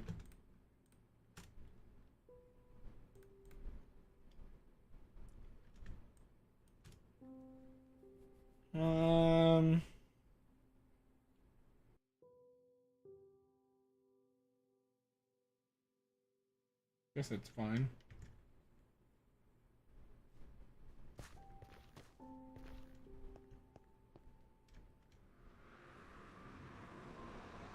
Okay.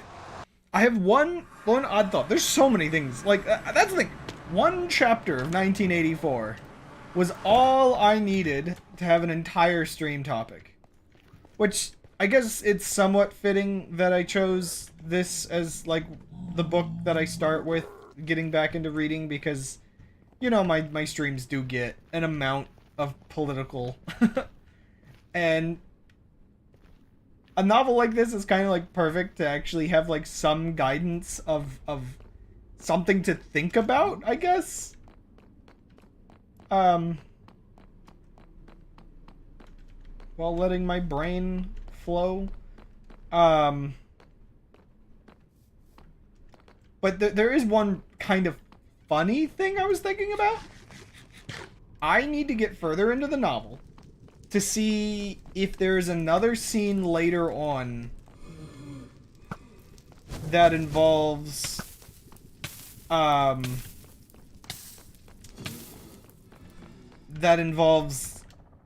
character on a big screen. Because right now, my thought about the 2-minute hate, my initial thought about it,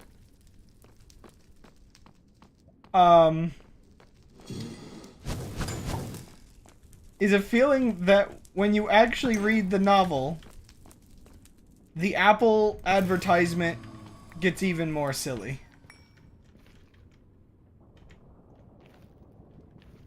The classic Mac ad from years ago that referenced 1984.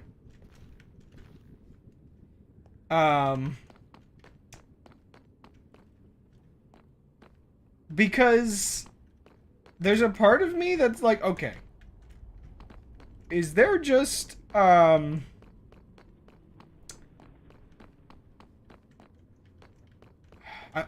wondering whether there's like another similar scene later on. Like, I don't know if the whole like throwing a hammer into the screen is like a thing at all. Like, again, for me, I don't know if like the plot has like properly gotten going at all. Like, you know, where are we going with the plot? Or is this a story with heroes, or is this just experiences in a strange world?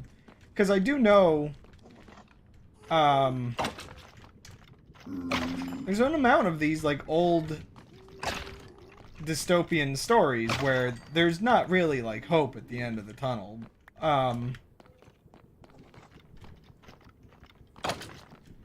So I don't know.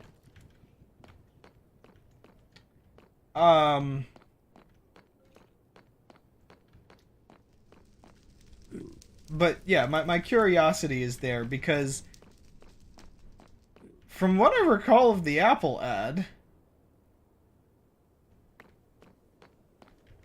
I wouldn't call it heroes per se, which, I mean, that's the thing. If it's a proper good dystopian novel, you need a lot of shades of gray, so not being able to distinctly say it's a story of heroes is perhaps ideal.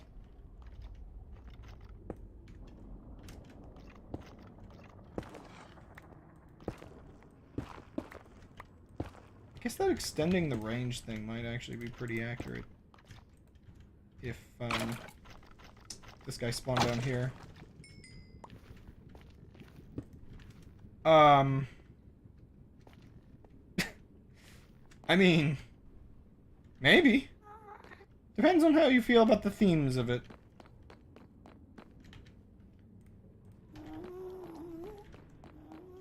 I don't even... I mean, I don't even know if it has much themes. If I'm being honest about my knowledge. For all I know, it's actually quite... just basic, I guess. Wait, wasn't that supposed to be a Twilight fanfiction originally? Or something? I don't know if that's like weird internet rumors or what. I don't know how you get from a Twilight fanfiction to that, but sure. It was.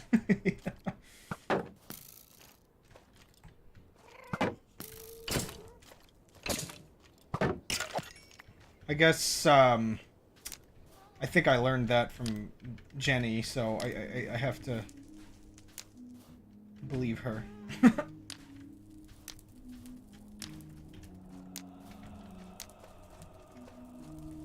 It's Beauty and the Beast, but different.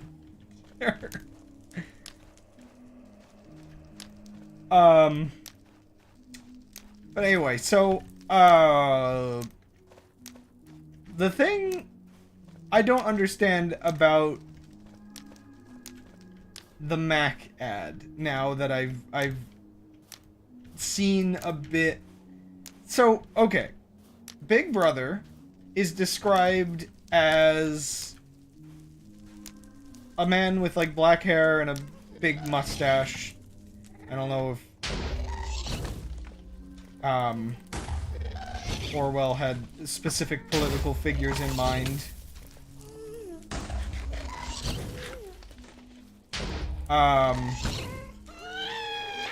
But you know, he's described as like seemingly an imposing fellow that speaks on the screen.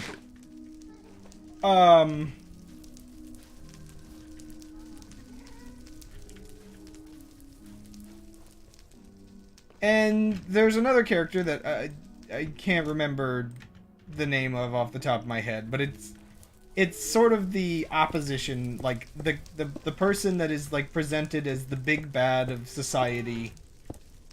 The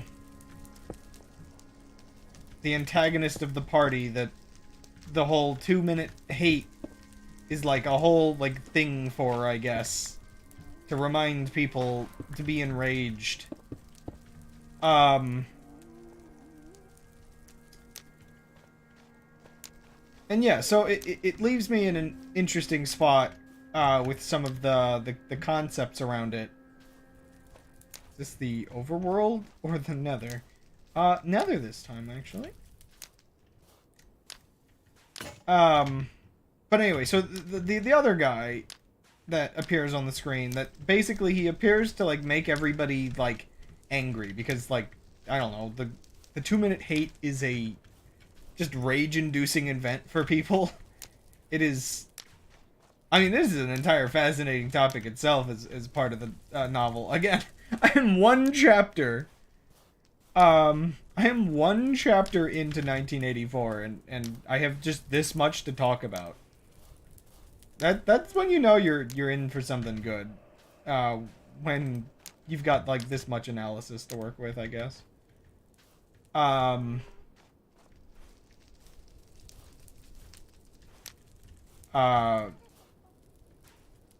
Yeah, a little overdue. But anyway, so back to the issues with the Apple advertisement referencing it. The character on the screen in the Apple advertisement is seemingly like the guy is described I don't know, the description of the guy fits the guy on screen in the Apple advertisement,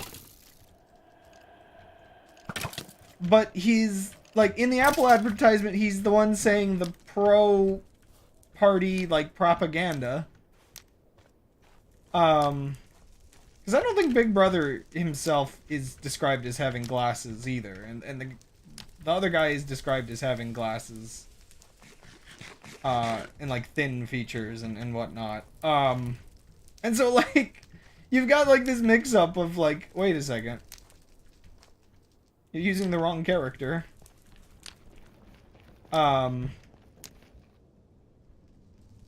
For like saying the propaganda.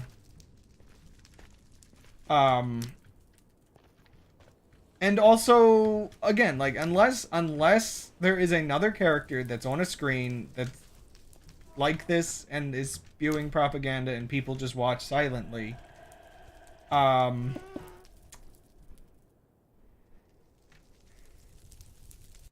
oh, it's the one that, that is referencing. Here, let me find it for you. I think this, because I'm talking about this, I think this is worth putting. 1 second. Oh, gosh. This is so silly. There it is. I already looked it up earlier when I was thinking about it. Second. Again, maybe I'm not thinking of, like, there's probably an event later in the thing. Let's see, where is browser? Bam.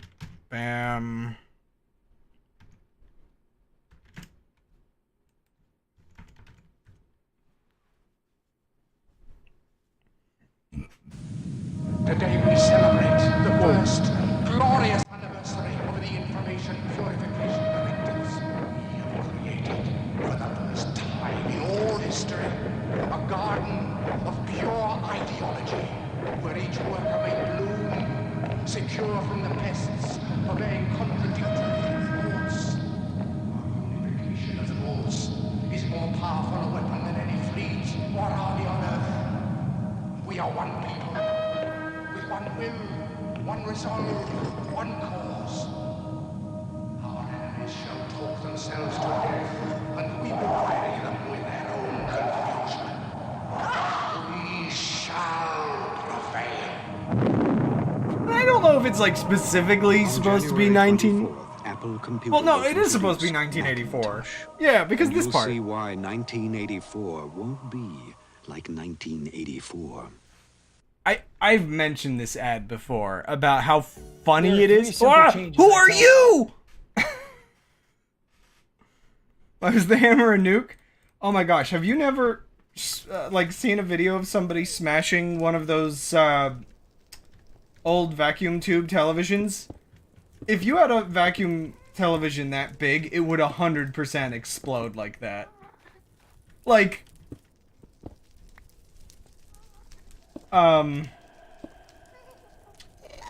like, I know, like, my brother blew one up, years ago. And, man, those things pop! Nuke explode? Okay, well, I mean, I can't answer that part. But they do, like, they really, I don't know, it's all the plasma getting out.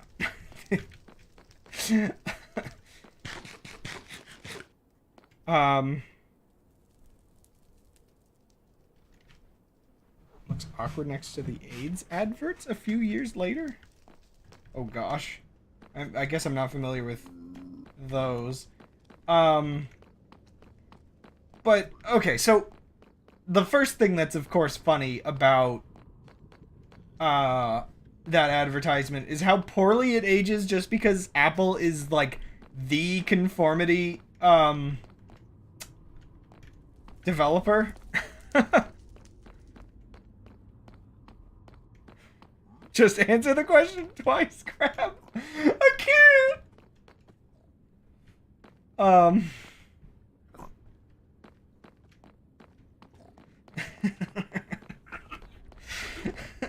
You're both green. You're the same persons now. Stop being green.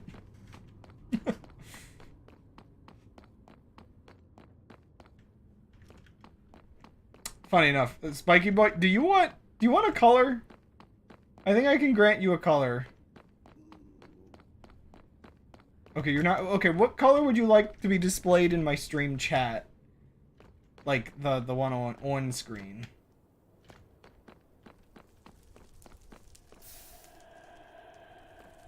Yeah, you have a diamond.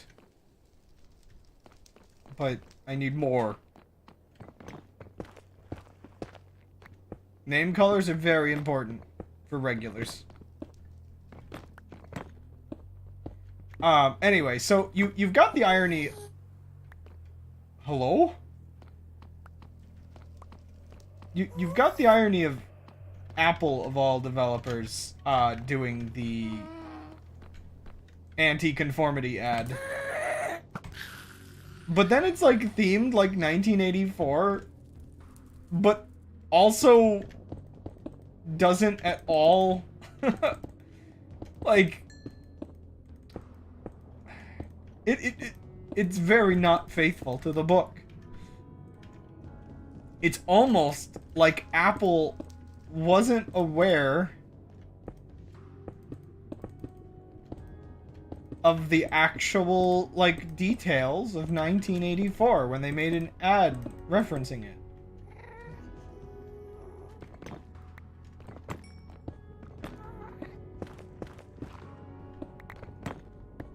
Ultraviolet? Oh, okay, let's see. So, I can ban you. Wait, how do I set a color? Oh, I think I know. Where is it? How does this work? Wait, how does this work? What?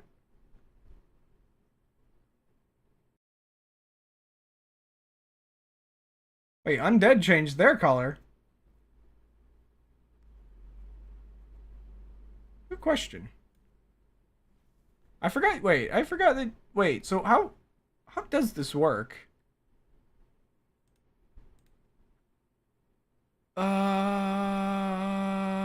Oh, is that what happened?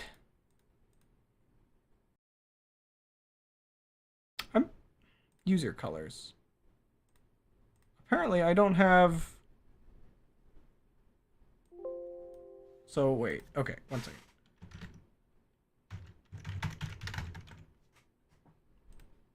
I think I can just, like, carefully... what color is that? Is it, like, medium spring green?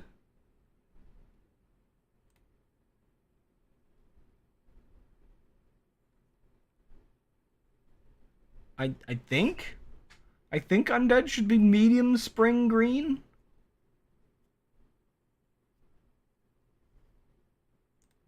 And then, okay.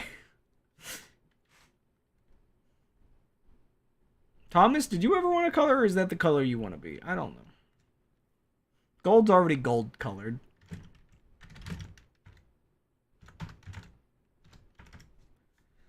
I'm being very goofy. I don't know. You wanted to be like ultra... Wait, you wanted to be like ultraviolet? Magenta it is, son!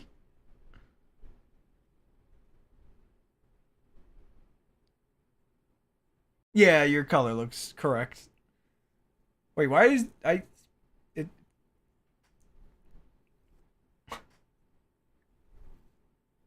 Wait, did I not... Huh? Wait a second. I put a color in for you, but you're still just green. Save? Maybe it didn't save yet. Let's see. Okay, it should be saved now. Anyway, Monkey Paw says you get to be magenta.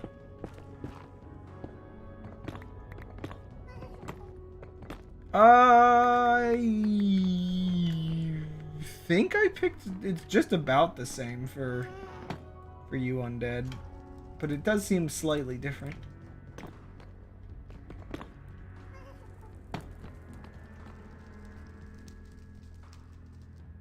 I mean... It's not like I changed your color...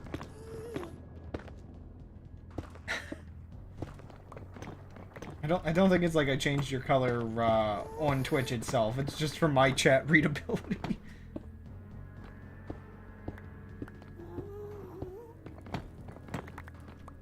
It still takes forever.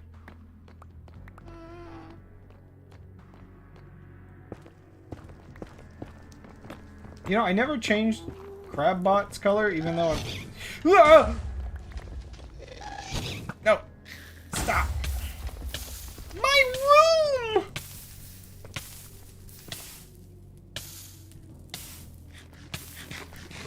Wow, I'm dying. Enderman? What are you doing here?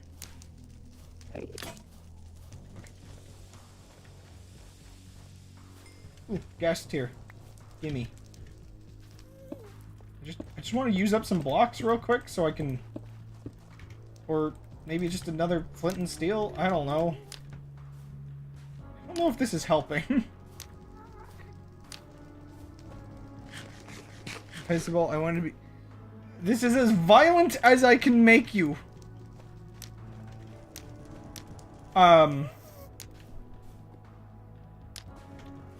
Anyway, so, oh, hello. They always stop, right? Oh my gosh, okay.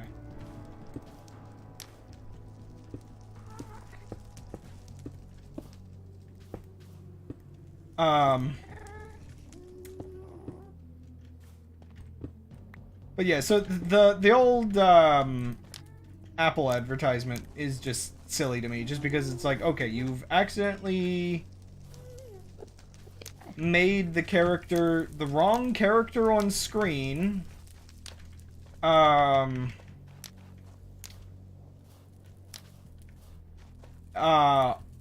you've just got everybody, like it's gotta be themed after the 2-minute hate, like, right? Like, that seems like such a distinct part of the book. That's like right near the start of it. That if they're gonna reference anything, it's gotta be the 2-minute hate, right? But then they're like getting it wrong. Because like the 2-minute hate is like a religious event, basically. Like people are like thrashing. They're not just like sitting there like drones. They're like enraged.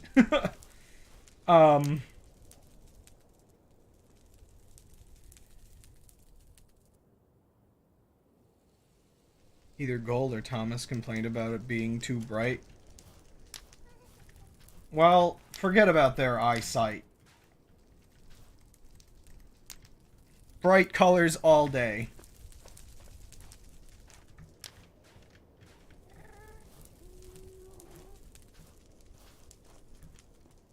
But also, I guess that's the weird thing. If you want to have like a dull color on Twitch and then a bright color in chat, like I can do that.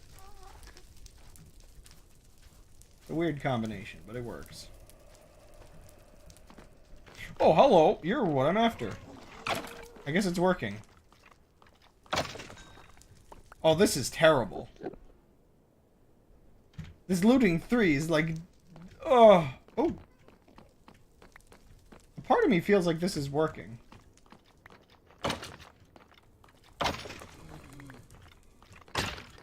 Dang it.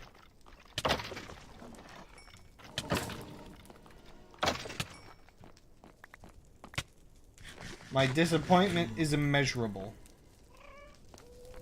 Oh, hello.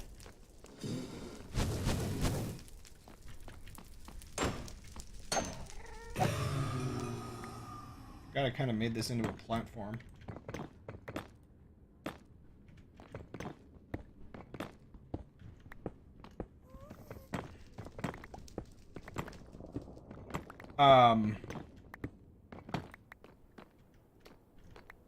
Was there anything else I was going to comment about? Well, I mean, I guess this is a pretty good segue into talking about the 2-minute hate. What I'm curious about is I think there was, like, another quote-unquote hate event that it mentioned that was, like, an upcoming thing? Which makes me wonder if this is going to have, like, a purge kind of event. I don't know.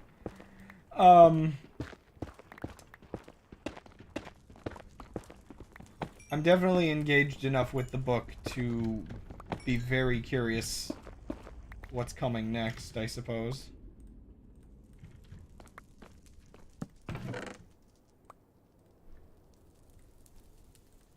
But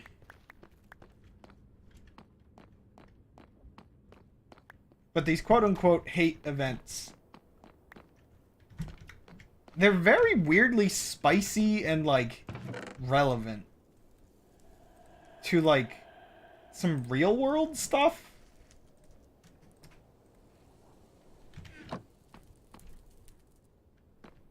Ideas of keeping people angry. Like, the idea of, like, deliberately...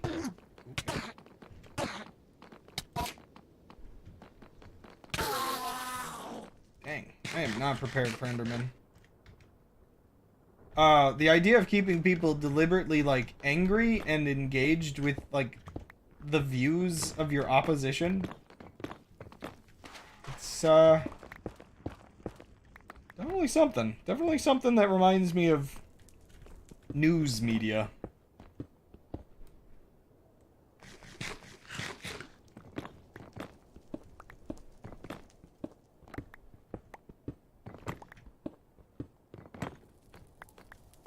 Blocks tall hole in the wall to deal with Enderman.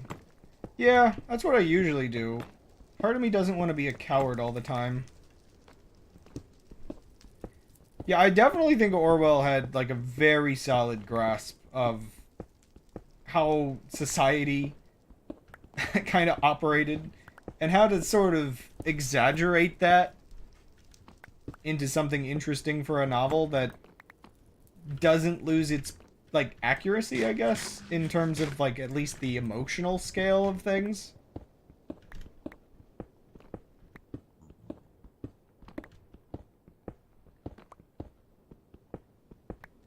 Which, again, it is one of those interesting things with Orwell when I was reading the introduction. Just the,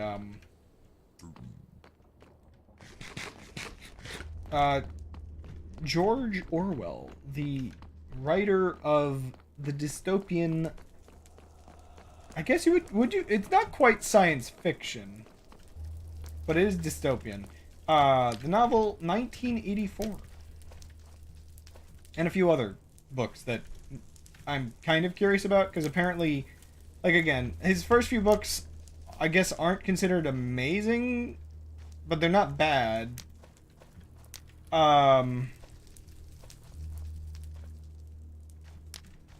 But I am kind of curious, like, what the other ones are like, by comparison. I'm gonna run off this direction for a little while.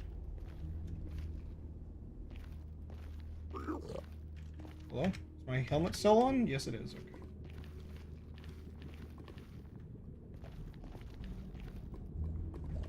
Okay, now we go back to the fortress and see if anything spawned.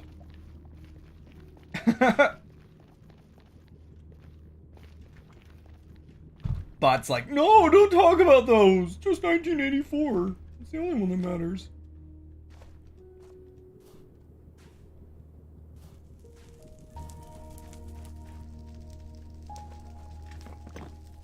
Gosh, if you want to kind of get into the layers of the weird accuracy Orwell seemed to have with the way people act, one of the things that kind of weirdly stood out to me, during the 2-minute hate event was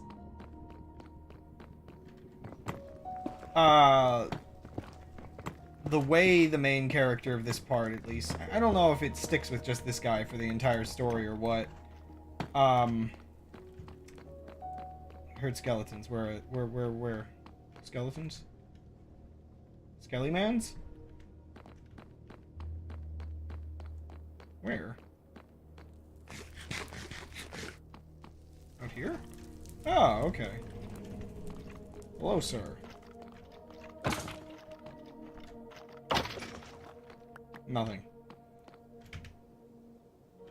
I'm just engaging with, like, Minecraft's content as it is, and it's this annoying. I don't really know, besides modding the game to have more drops, how you can improve this section of the game. Like, are there not, like, other places I can go for wither skeletons?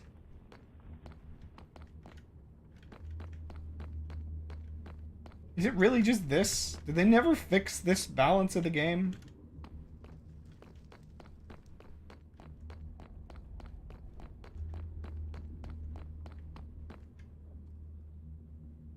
The wither skeleton store. I feel like a spawner would have to have a dungeon with it, which, you know, if I had installed my structure generator pack, I think I might have had, like, dungeons with withered skeletons in it that you could find.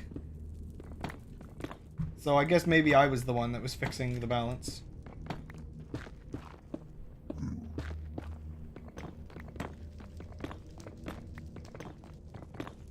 Why are you buying Enderman at the wither store? Forget you!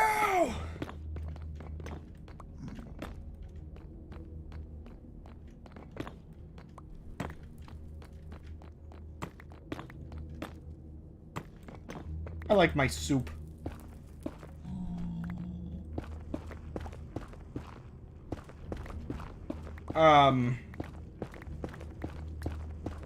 But anyway, one of the things that stood out to me about the whole 2-minute hate section and the way it was presented with, like, the way emotions got riled up and crazy.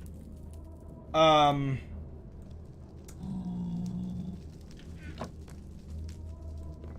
main character guy, like, there was kind of this setup where the book, like, noted that there was a woman that he disliked.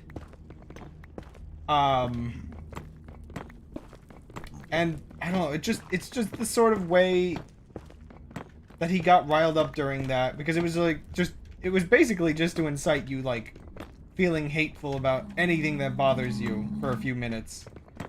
And there's, like, a specific woman that he hates, and just while the whole thing is, like, while the whole thing is supposed to initially get you thinking very negatively, like, with, like, politics, it also very much just gets characters like him just thinking about, like, everything. And it's that kind of, like, brutal reality that some of the things he thinks about, like, what he would like to do with her, I guess. You know, just with the kind of toxic stuff that's been ingrained into the society. And I don't know, man. It's just that disturbing, like, realism, I guess, of, like, you see a lot of people these days that get pulled into this is kind of incredibly negative hate-fueled politics, and the way it affects, you know, like how men think about women, the kind of, like, violent and selfish thoughts.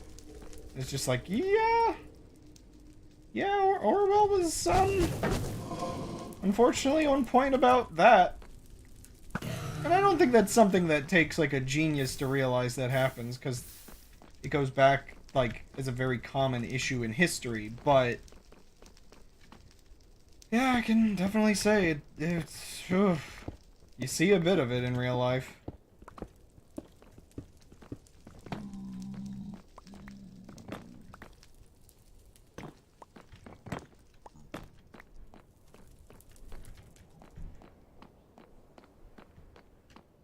Like, I think, like, one of the nasty parts about it specifically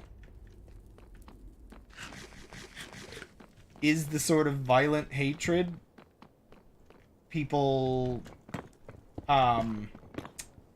spiraled into this kind of vibe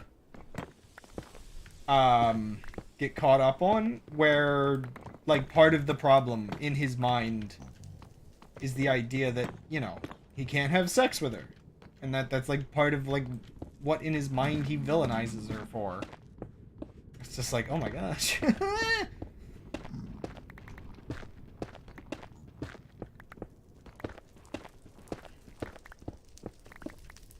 And I think, like, that's the sort of, like, messed up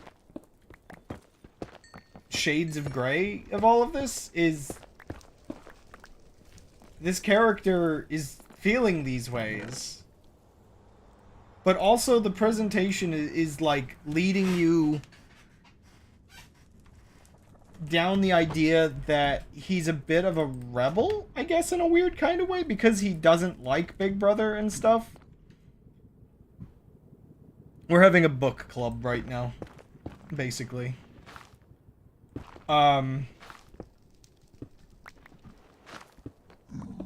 yeah, it's presenting you where he's kind of an average person, but also a bit rebelling against the expectations.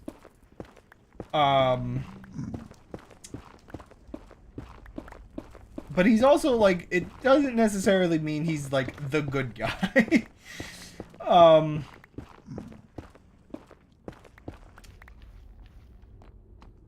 It's those kinds of dynamic aspects that I guess you're kind of looking for in a novel such as this. Something that makes you question the gray areas.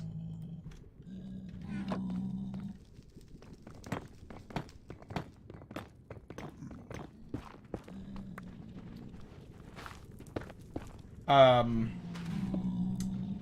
anyway, to actually give you context, so 1984, I guess, I was talking about this, I guess, sort of here in a group of people that were aware of it. So 1984, if you legitimately would like some more information on, is George Orwell's dystopian novel about a possible future. Maybe not an entirely, like, realistic one in some of the sci-fi elements of it, but one that has, in recent years, rung very true in certain ways. In terms of the broad concepts being accurate to the dark ways, like, he despawned! Why? Kind of accurate to the dark ways, society can be bent under fascism.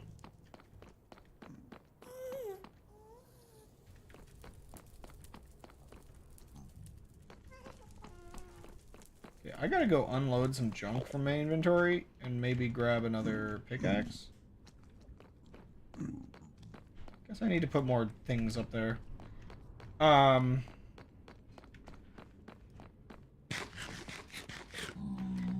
Also, one thing I would definitely say was a good choice for Orwell, as somebody that, from what I gather, was living in London, I think. Yeah. Presenting the story as taking place in what was once London just feels like such a key, key part of writing something like this.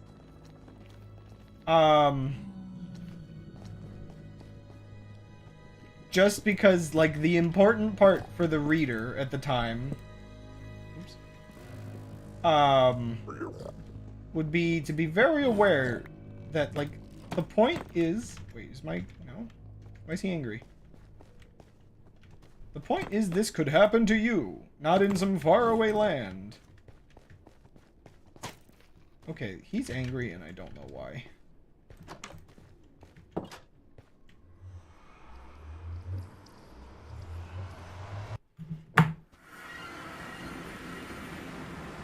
Okay. It's a little spicy out here.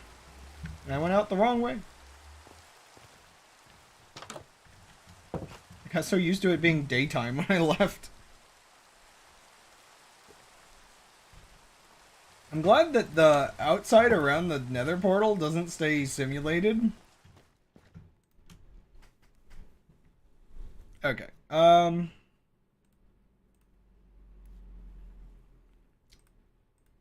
Whatever. I'll actually just... So junk goes here. I did have another one. Yeah, unbreaking 3, I guess. I'll put this one back. These ones can be fused together later. Unbreaking 3, it's going to be even slower. Ugh. Maybe I should have enchanted another one.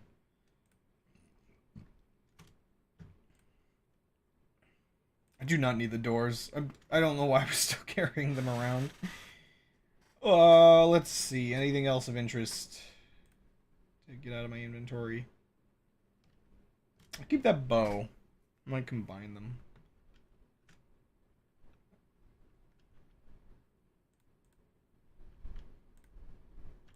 Nah, no need for the chest.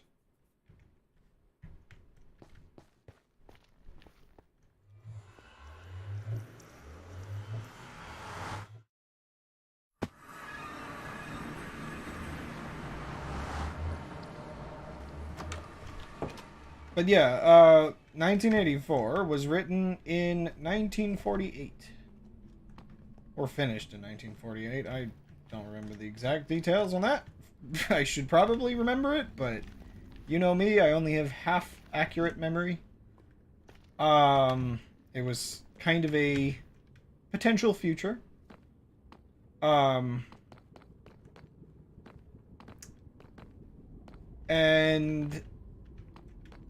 looking back on it, part of the interesting part is some of the concepts in it, like, okay, so something I'm going to butcher. Maybe until I finish reading the book, I won't be able to figure out a good way to describe this. But one of the most interesting concepts from it is doublethink.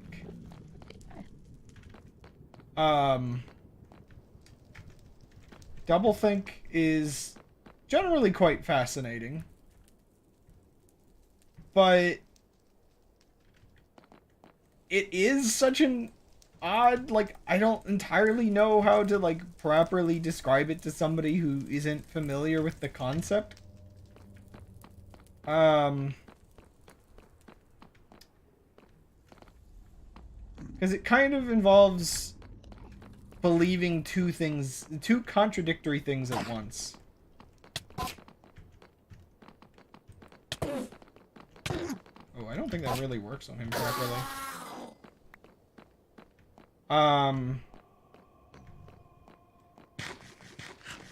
So that's like one of the things that I'm pretty sure was introduced by 1984.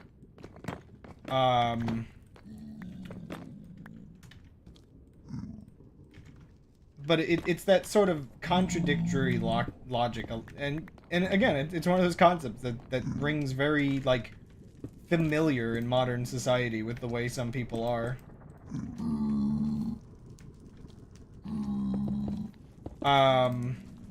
Another one that was introduced was Newspeak, which covers a couple different kinds of, like, just different ways people speak in the book, but one of the sort of uses, I guess, is avoiding harsh language, I'm pretty sure. I haven't gotten too much of that yet. Most of the newspeak that the book has so far is, like, weird, like, abbreviations. Like, the Ministry of Love.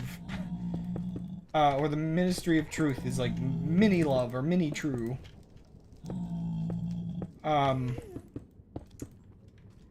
But the sort of relatability of newspeak comes with things that you actually get in real life these days. Like, something that I really, really don't know if it's been as notable as it has in the last few years of an issue. Specifically the concept of people self-censoring themselves for social media. Now, it's different in how it actually ended up being used in real life. But I don't know, it is, man, it is such a weird thing where you have the whole issue of, yeah, unalive is like a really good example. Like, anything that, anything uncomfortable that advertisers don't like. Which, advertisers themselves, it's kind of arbitrary what they do and don't want, like, next to their, product. Which does make you wonder what the actual motivation of some of, like, insisting people can't say certain things actually is.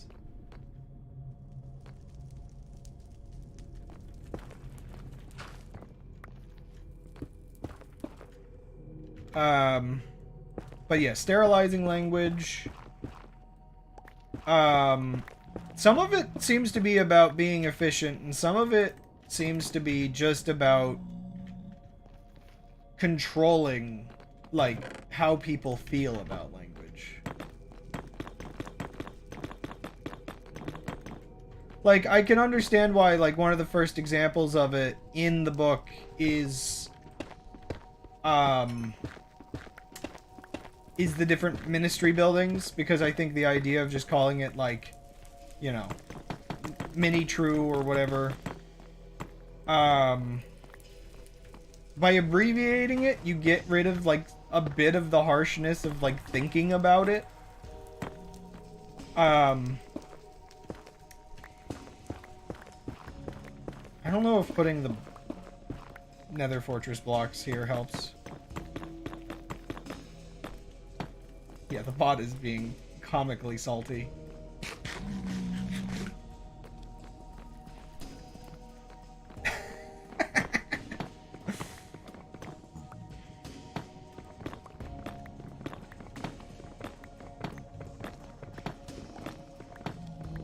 Please don't walk into me while I'm doing things. Stop.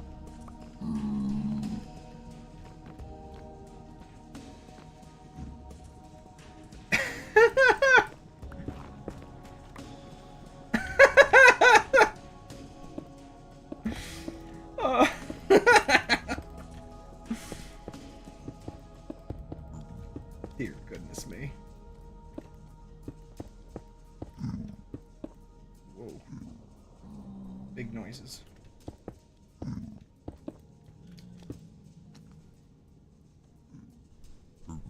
Good. Undead knows how to make the bot happy.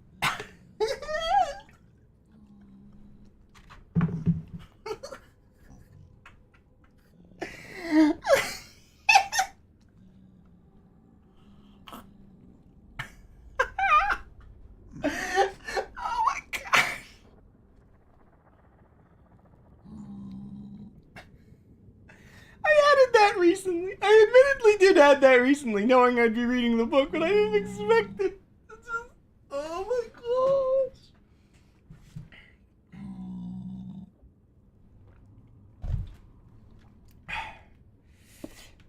gosh.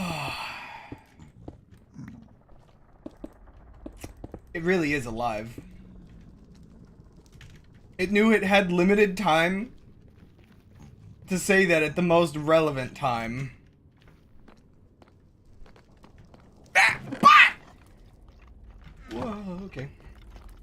Bot, that is literally a command. Why does it not work? Is it because of the period afterward?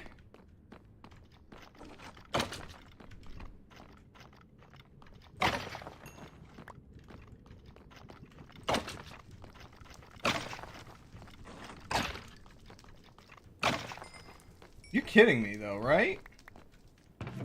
Not a single skull after all this time?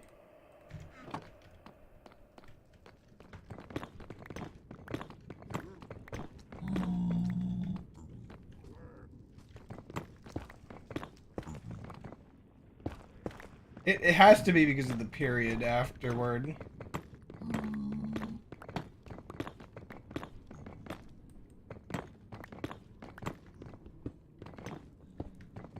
Oh.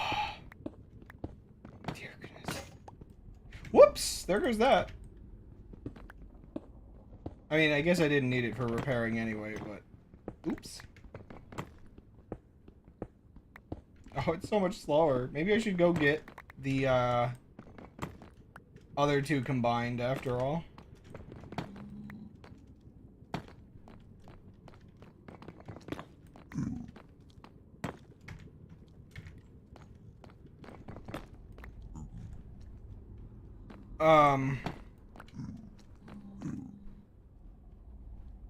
I think it's... Okay. I think it's just because it's somewhat uncommon of a character. I'm not really sure, like, the logic behind some aspects of why programmers use what they use.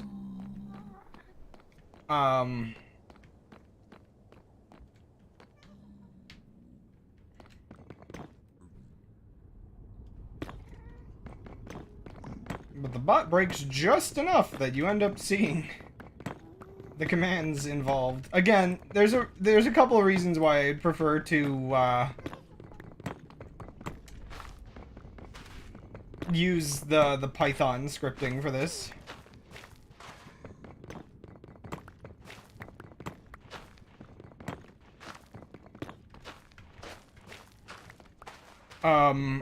Anyway,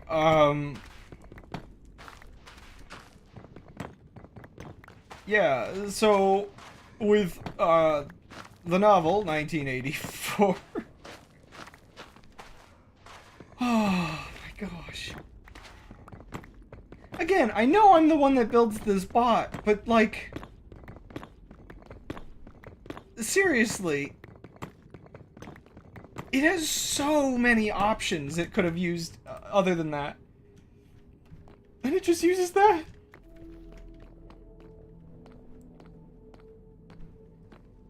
With the novel, new speak being a thing to soften language and make it less potent. You see quite a lot. And I actually do think in some ways ideas like new speak varies a little bit, just a little bit different than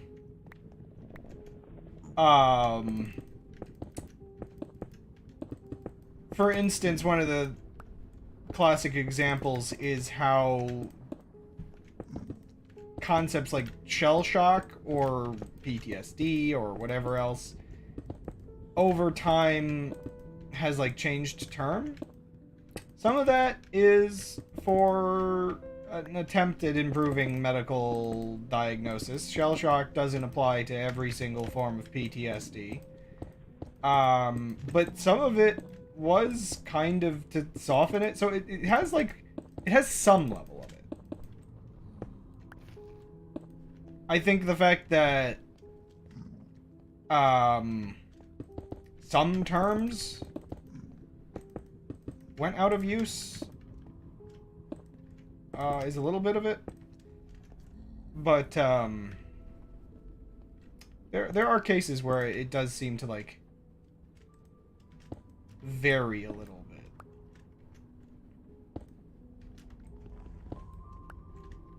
It really it largely does often come down to what is like the intention of changing the term.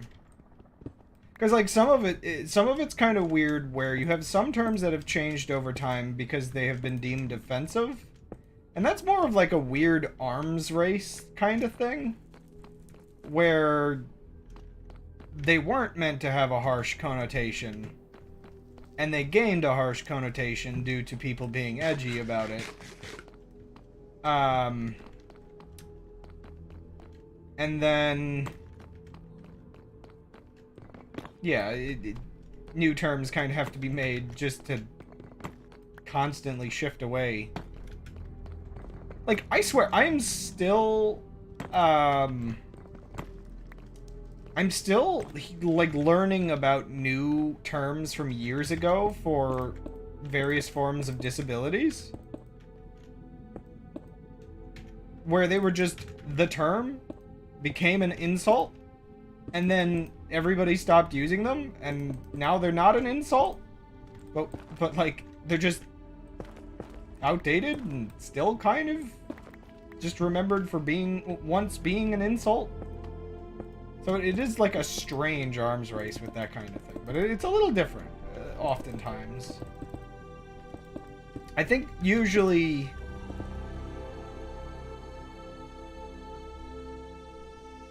Yeah? I think usually you kind of apply the concept to cases where something once had potency and I guess there was kind of an attempt to take the potency away.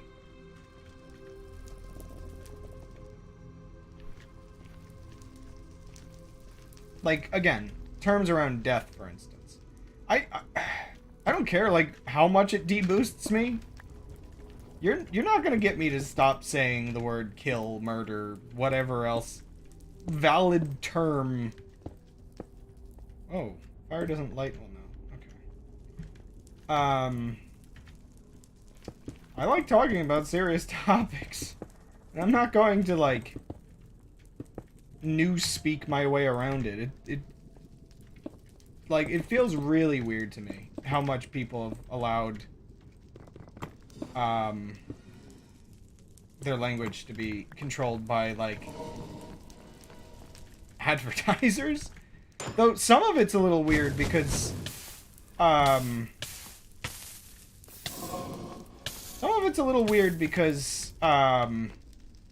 you get some cases where it's not even entirely about advertisers, but just the questionable moderation standards of certain apps. Like, I know some of these terms are specifically TikTok related. I don't know if that's something about China's standards on these things or what.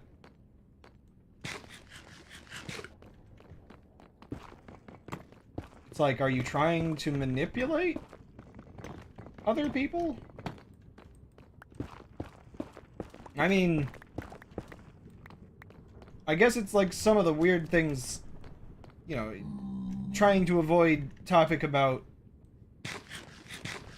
foreign government bad, like, even if comparing to my own government, it's like some of the weird laws related to, like, what can be on television. Very selective and makes you pick your words, though most of it's usually, like, just raw swearing, but it's also a thing like, why did we give swearing power? I don't swear a lot, myself, but I still find it weird that it's controlled. Not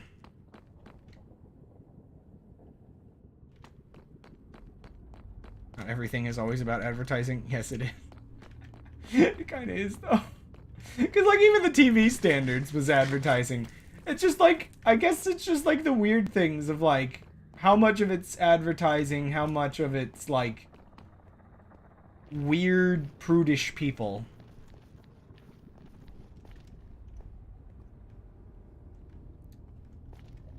Huh. Skeletons can spawn over there as well. Have to keep that in mind. I might want to connect these areas. We good? Okay. It's actually kind of... My whole purpose for not swearing is still one of those weird things where I'm trying to also control...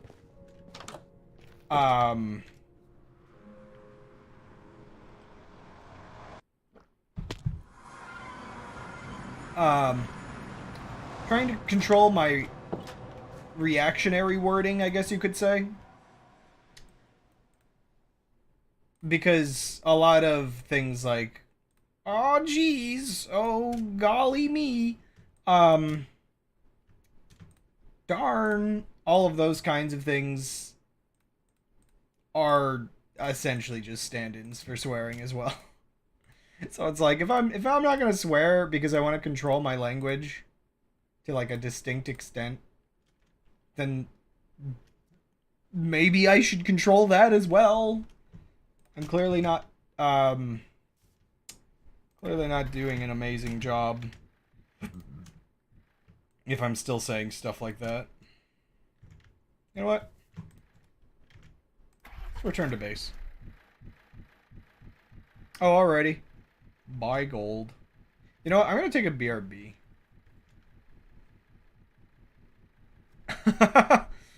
Oh yeah, we can definitely switch book club to anime club now.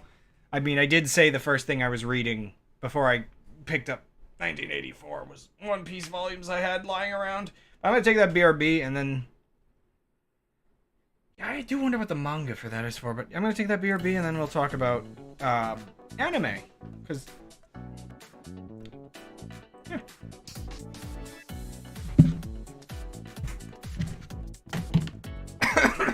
Oh man.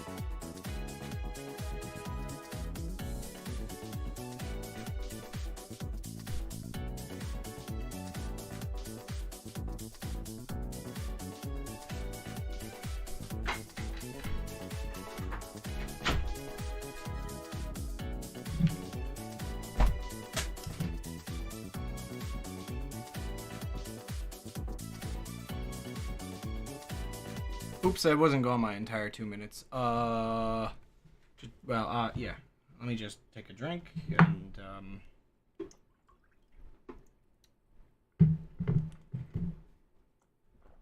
let's see, what did I miss in chat? Oh, yeah. The Frerin scene.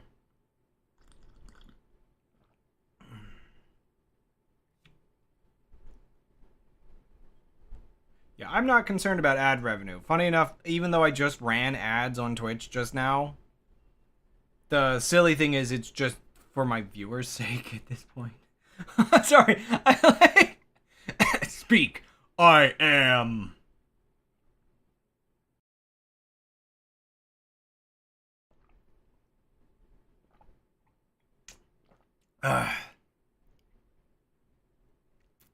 Yeah, Freerin was really good.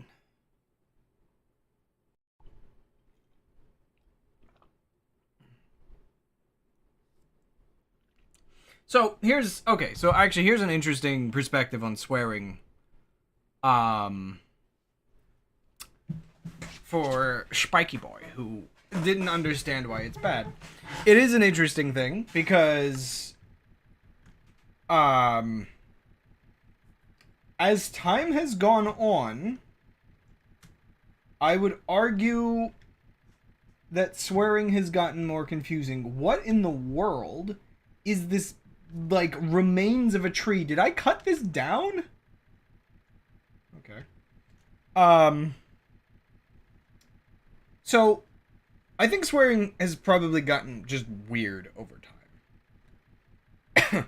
Because one of the things that is the most strange about swearing to me, personally, is that there is, like, a distinction between swearing and like, things like slurs.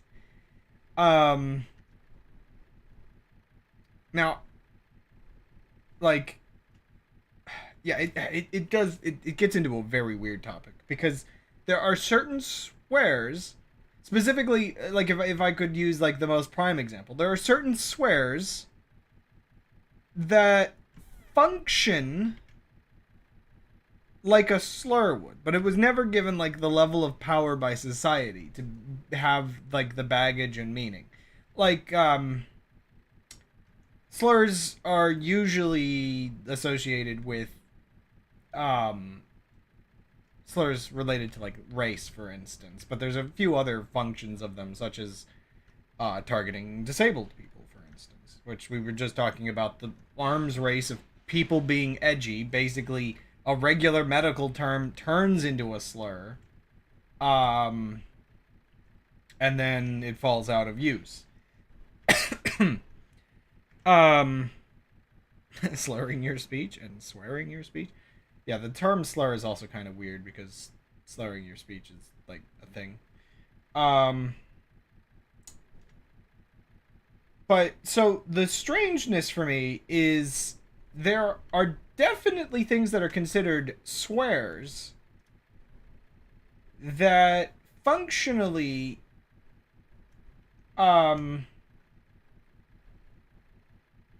like, in a, like, alternate timeline would have been considered the, sort of sexism equivalent of a slur.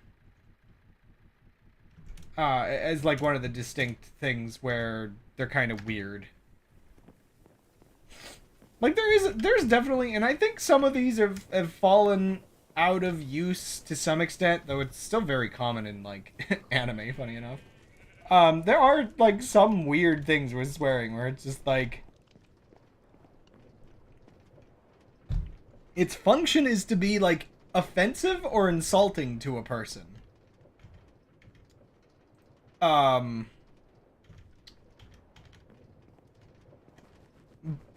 But it never quite, or, see, the thing I'm actually curious about is whether it never quite had the weight. Oh, these guys are so annoying. Get out of here. Yeah, I guess it kind of feels like it either never quite had the weight or it lost the weight that it once had. And so, in modern society, they're functionally not considered, like, slurs at all. And there's an argument to be had that's probably for the best, because the last thing society needs is more slurs. But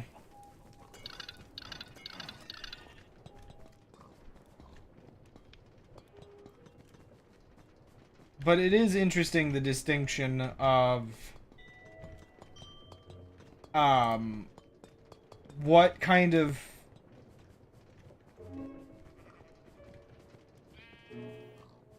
why do they get ever so slightly larger when you remove the rust? Do they? I didn't notice. Make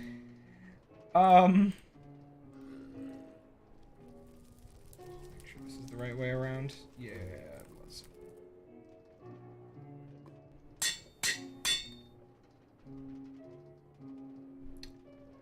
I'm just gonna make another one of these to bring with me.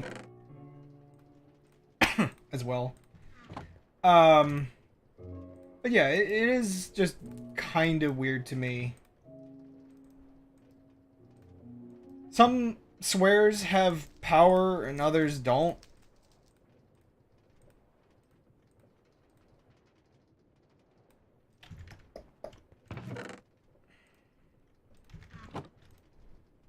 Some have just lost their power over time.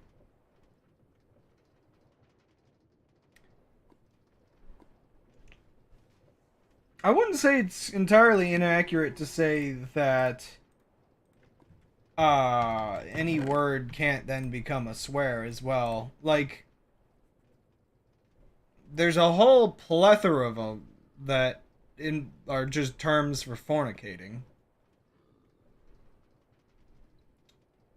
I think also, like, the weird thing is, like, so I guess there's kind of thing when you think about slurs, you think about words that once had a meaning that then got twisted for the meaning to be offensive.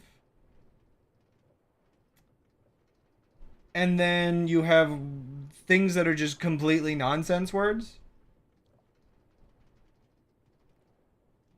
Um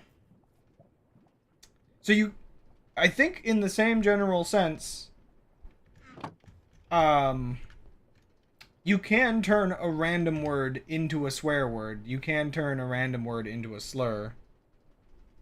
And like, you know, a really dumb example. Um, RT Games for a while there, when YouTube was censoring a lot of swearing, turned YouTube into his go-to, like, swear word replacement. Like, in his videos, which did end up kind of turning it into an insult within his community. Maybe not quite as serious as an actual case, but just enough to be kind of real. Like, it was very non-serious, but let's be honest, a lot of swears are treated very non-serious these days.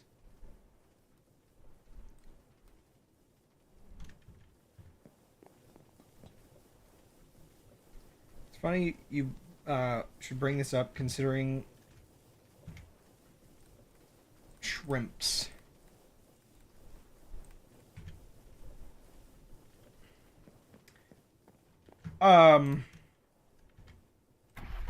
Actually, thinking about it, one of the weird things about a lot of this is, due to the existence of the Urban Dictionary, just about everything does exist as some kind of weird swear out there that you can find.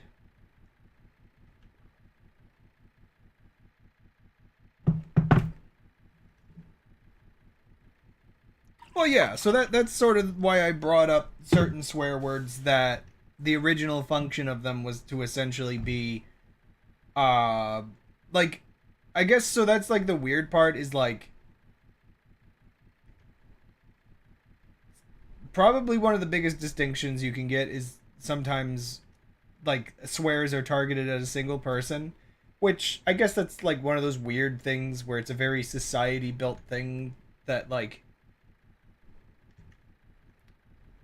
calling a person, a group of people, as an insult. Like, I don't know. There's just so many steps to this. This is always a fascinating topic to me because it's such a, like, society built all these stupid rules. So, yeah, then you've got the handful of ones that I guess have been so antiquated that they don't have any energy to them, even though they were, I guess, slurs at one point. Yeah, the YouTube swear thing. It's funny. RT, I think, still edits it into YouTube.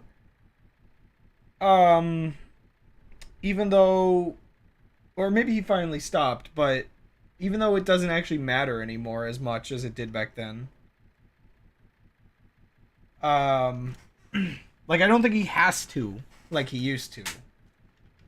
But, he still does because it's entertaining, and it kind of gets the point across. Um, but yeah, actually, okay, so comparing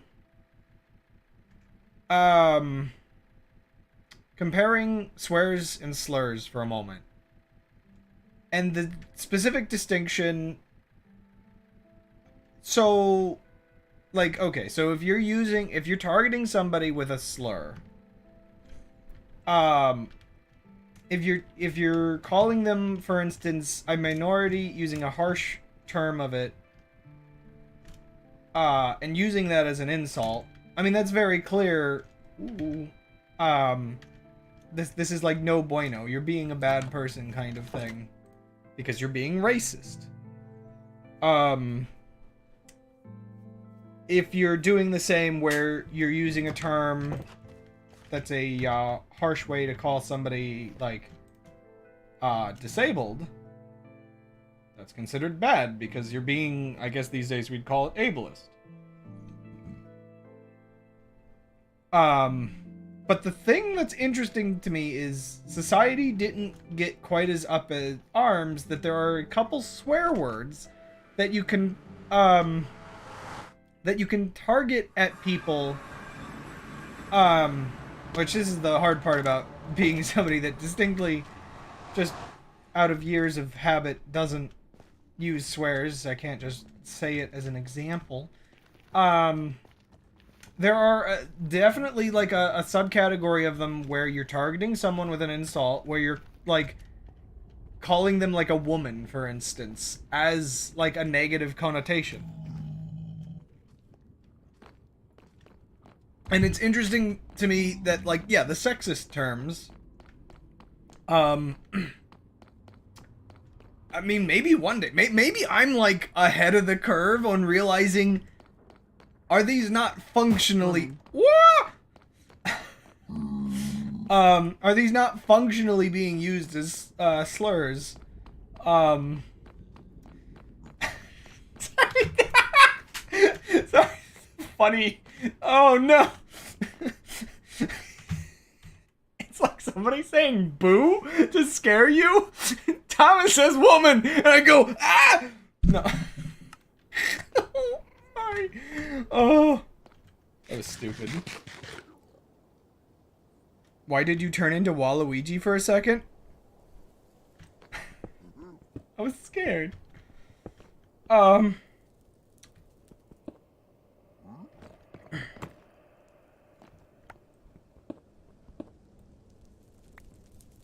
Does it do text to speech for that? Well, it did say woman at me. I don't know if I screamed over it though. Wait, you guys can hear that, right? Wait. Oh, you mean for... Yeah, sorry. I guess I changed that a bit ago. Probably while you were busy being a productive human living their own life.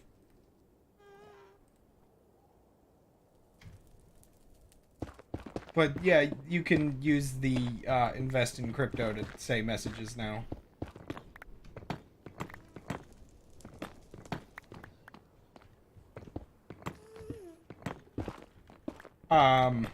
I think there was a functionality, yeah, that I got from Twitches once I went away from Streamlabs. Hillary Clinton. But her email. I need to spend my money before I die. Oh no.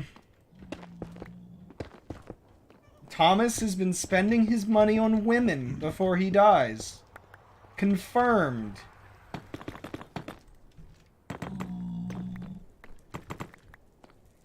But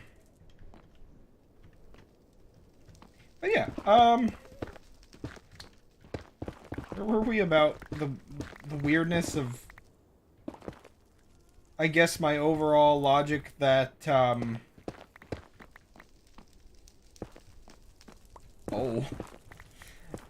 the overall logic that functionally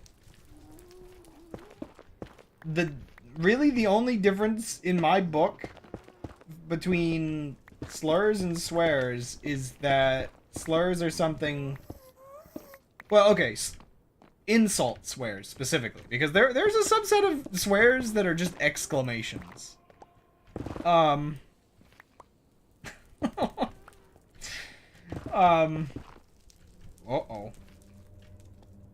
Haven't done that in a while. Ah! It's back!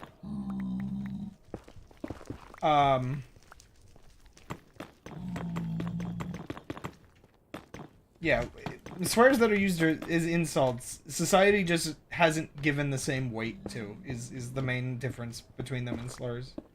Which that's kind of the key thing with a slur, is it's something where, like, it has history and weight.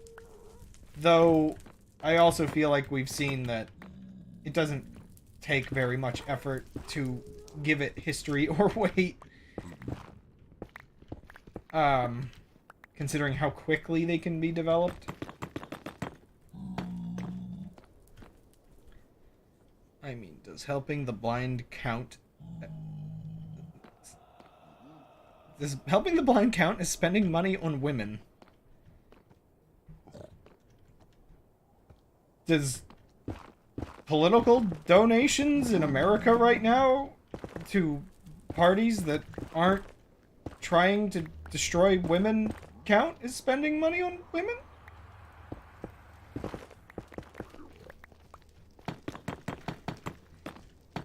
Probably not, because your money goes to waste. I mean, what? No. I mean, actually, also, just vote, please. Sorry, what was I saying? Anyway, so yeah, there's a couple interesting things with swearing, the weight it's given, the weight it's not given. But one of the thoughts I was gonna get into,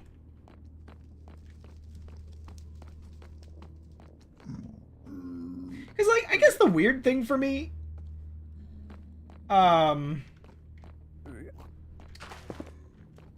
the weird thing for me thinking about my standards of, like, swearing, well, I can understand for most people,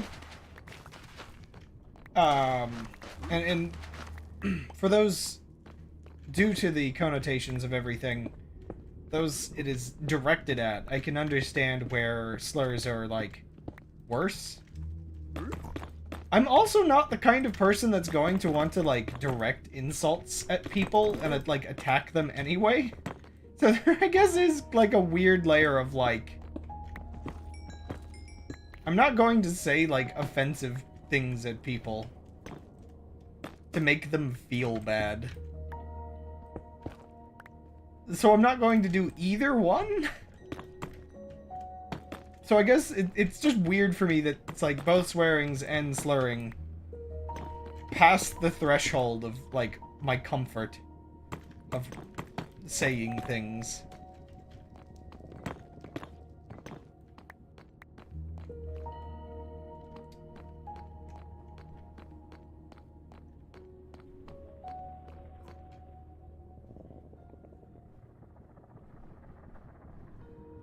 What is going on in chat?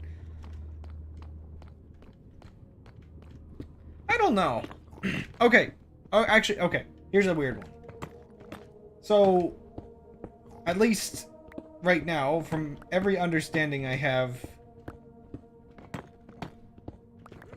like, okay, so, like, I guess it covers a stereotype, but not one people find offensive currently, at least.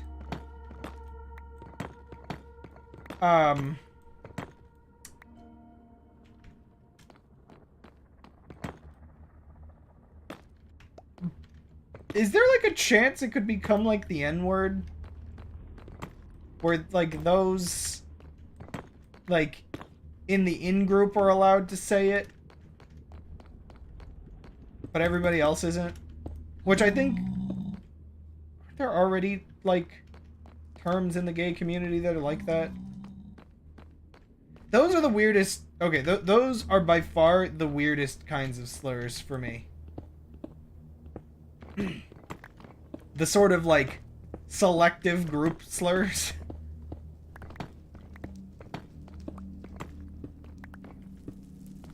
Yeah, like, I'm just, like, because Thomas brought up that it might one day be a slur, but it's not right now.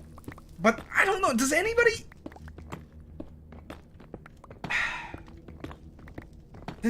actually, like, use that offensively, unironically?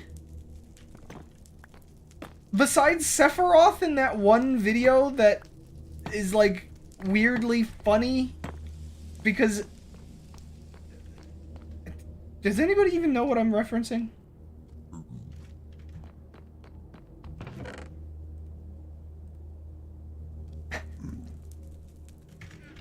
Ah!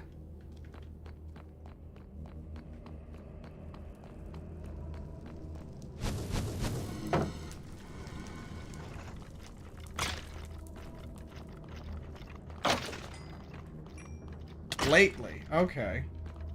Wild.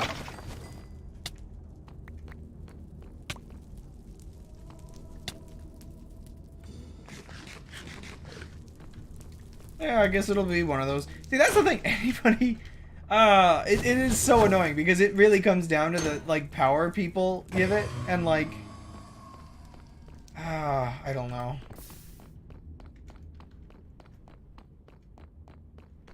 Like sometimes I do think the unfortunate layer of the best way to fight against it is to continue to use it non-offensively.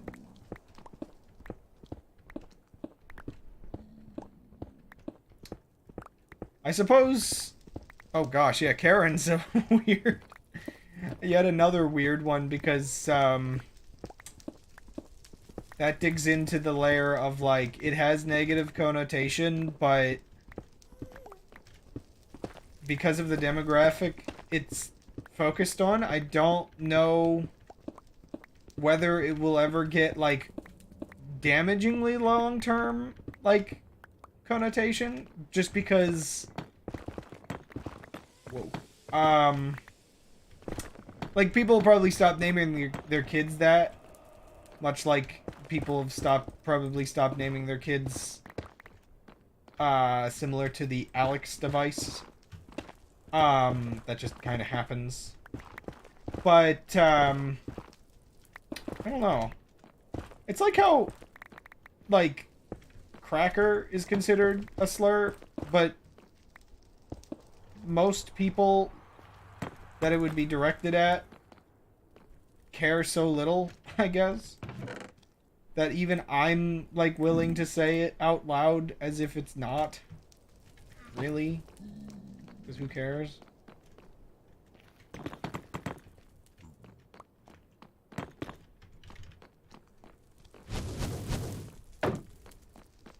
I guess that, in its own kind of way, is an expression of privilege.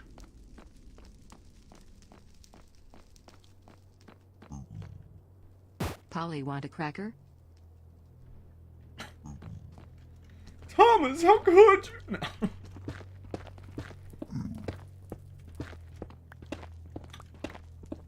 Polly want a cracker is an offensive phrase to say to a streamer. Because it implies that we're just birds in cages for your entertainment. Also, yeah, okay. There's definitely that sort of victim complex of people trying to make something like cis, like a slur. Where they want to be offended at that point.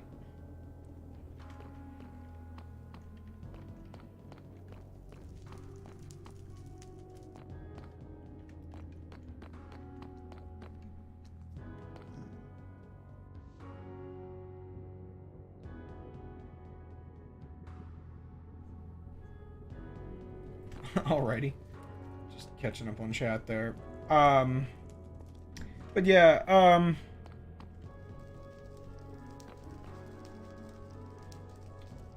yeah, generally you would hope certain things just stay as descriptors. What is using up my disk speed? I have no idea. I'm just double checking before my, like, stream breaks. Oh gosh, I left the 1984 ad on my...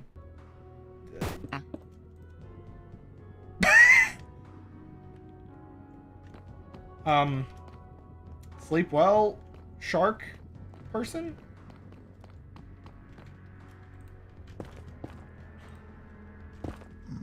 I can't I can make the hip references from... Oh, that was probably like 5 years ago. Okay, never mind. I don't even know if that person's a VTuber anymore. Ages rapidly. A. You know how many hours of watching that just cost you? Like, to get those points?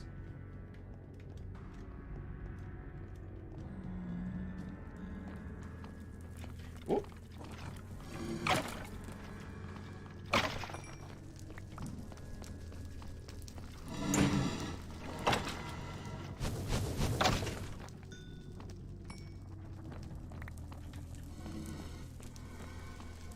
Well, they're definitely spawning more in here.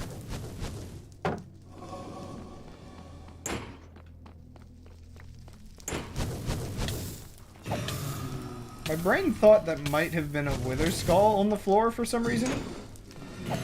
I don't know why. Why I would believe such a thing. Based on what?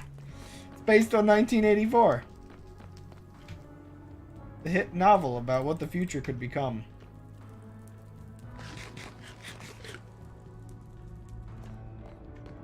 Undead has turned into a car. Aw, yeah.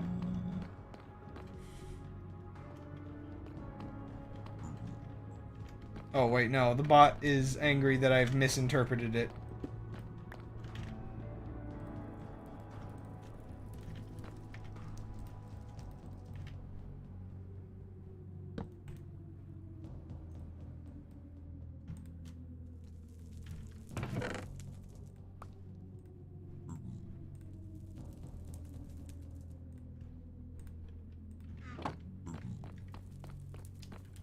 I guess I can try covering some blocks up here. Isn't there an enchantment called Decapitator or something? Did they... Oh!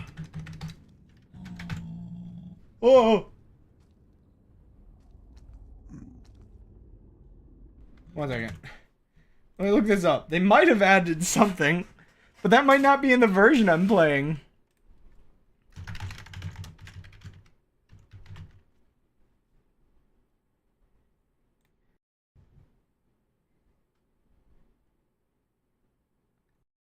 Ah, there's a mod if I wanted to install another mod.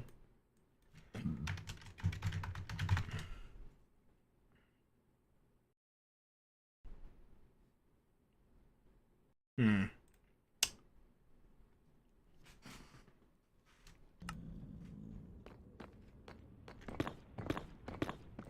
It's like I could just install a mod.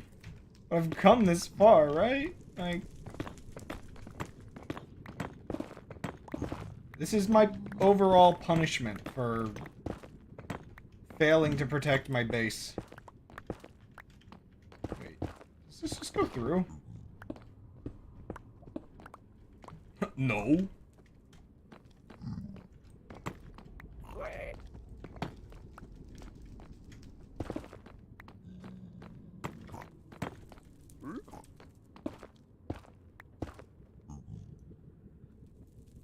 Hoarding them like a dragon. Oh my gosh. Well, Thomas is using his.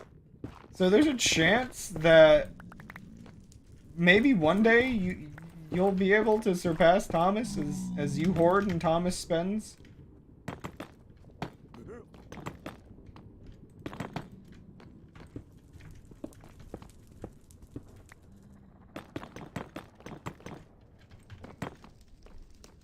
The amount of work I've put into this is silly, to say the least.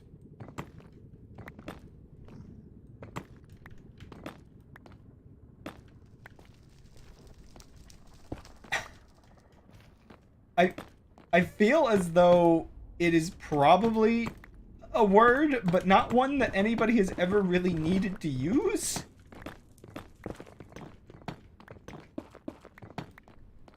$70K. Or $700K. That's actually quite a lot. Wait, how much does Thomas have at this point? Because I guess, like, Thomas is the most active person here. Okay. Just spawn, why don't you?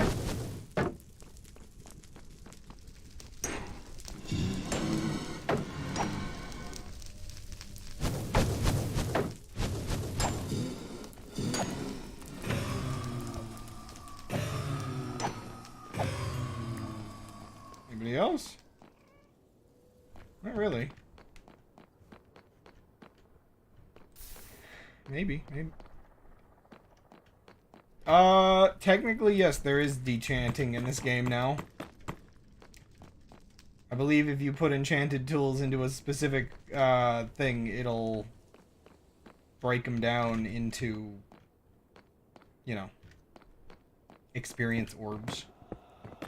So yes, dechanting is a thing.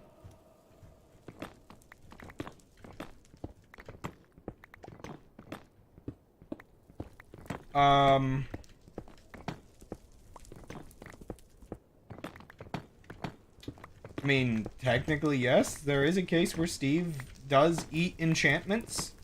If you eat an enchanted golden apple, Steve has indeed eaten an enchantment.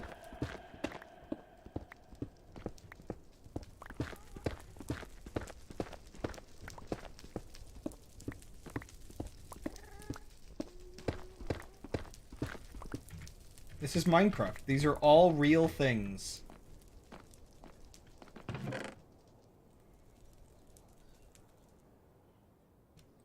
As I hear whispers in the distance in this game.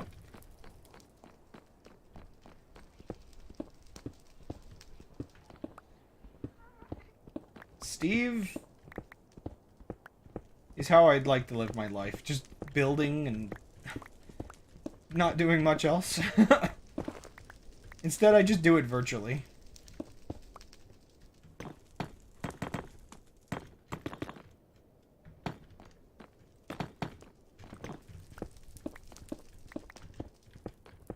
Okay, I did hear a skeleton, and I don't want it to despawn. Did I hear a skeleton? Yeah, I heard a skeleton. Get back here! How? Like... is there something wrong? Or is this really how bad these are? That I have killed this many and not hardly gotten any.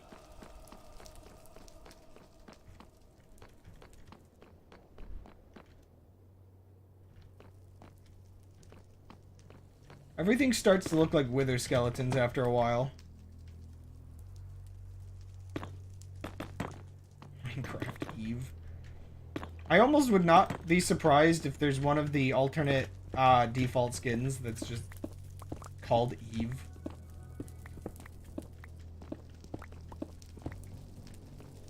Oh. Sorry for ignoring you in YouTube chat. Oh, dear goodness, I've been getting a raid in YouTube chat. And I didn't even notice. Oh, this is like the first... I get YouTube comments so, uncommonly. Well, hello. Thank you for arriving. I hope you enjoy watching me suffer. As I've been trying to dig out a fortress to, as I've been trying to dig out a fortress for Wither Skulls. Because Twitch doesn't allow me to mix my Twitch chat and my YouTube chat, it's really hard to, like, pay attention. Like, if YouTube chat's been, like, dead for hours, it's, like, really unfortunately easy to just not notice. Also, yes, it's me. I'm the guy from Caroline. At least that's how I feel as a person.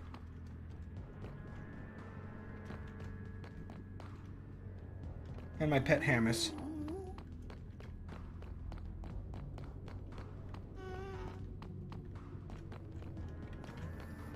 Be nice to the YouTube chat.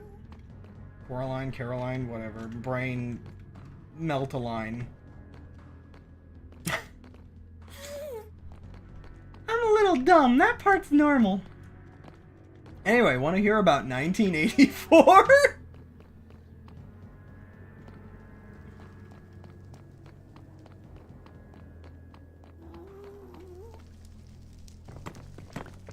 YouTube chat segregation is a little weird, isn't it? I mean, it's better than not being able to stream there at all. Oh, you know what's one thing that caught me off guard, I think about it? Is, so, if I recall correctly, I don't even think, YouTube, like, promotes Minecraft streams? I could be wrong about that, but I'm pretty sure YouTube... I don't know. I swear we've been quarantined as Minecraft players. Just because there's too many content farms and YouTube has to fight against it somehow or another.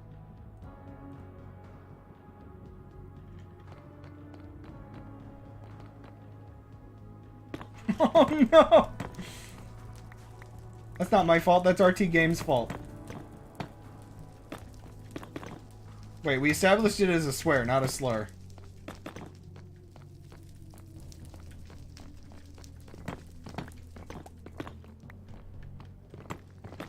You know, sorry, the stupid topic we were talking about earlier about swearing and stuff, and people sort of making up ones.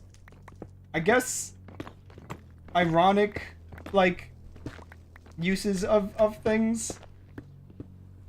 I am very much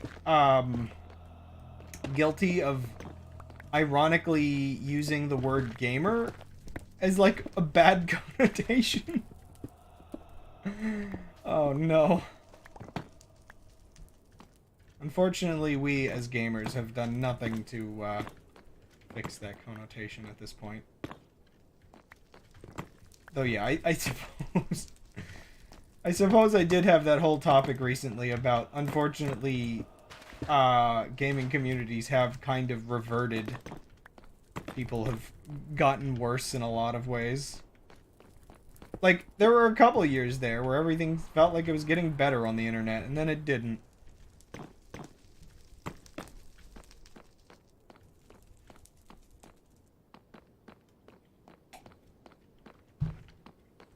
Being a gamer is truly evil. Why is this sword not on the right side? Okay. The way that sound effect came in while the skeleton was approaching me was like what you get in a horror game before you get a jump scare. What? The game is getting weird.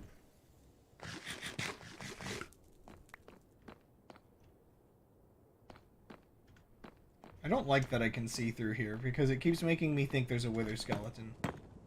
Don't ask how that works. It just does.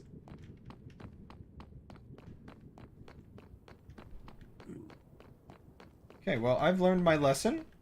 Remember to look at YouTube chat.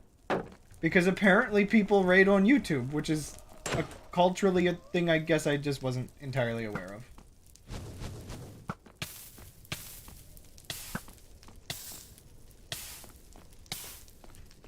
You're hallucinating? When am I not?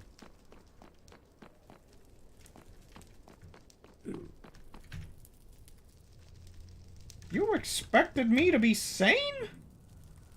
I didn't even expect that from me.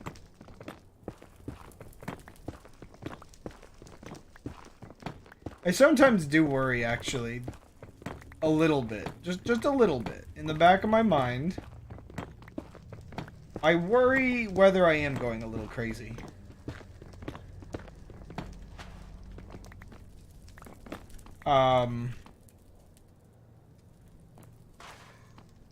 That worry mostly comes from my brain has been, like, misjudging and thinking things in the corner of my vision is something like bugs.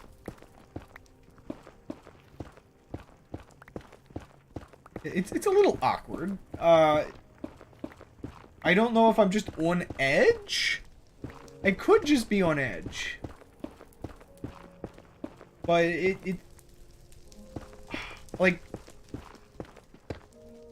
it's been happening for a couple of years now. And I partially wonder whether it has anything to do with once some years ago, our house was like absolutely infested with bugs. And so now, like, because I was paranoid about bugs due to that, it's like, am I just paranoid of bugs in general now? I'm glad that's not a problem we have anymore.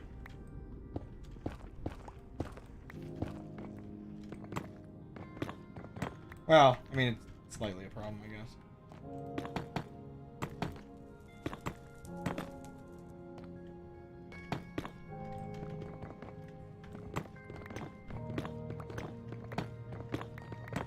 Paranoia is in bloom. The transmissions will resume. They try to push drugs to keep us all dumbed down and hope we can see the truth. Something, something. I remember when I liked Muse.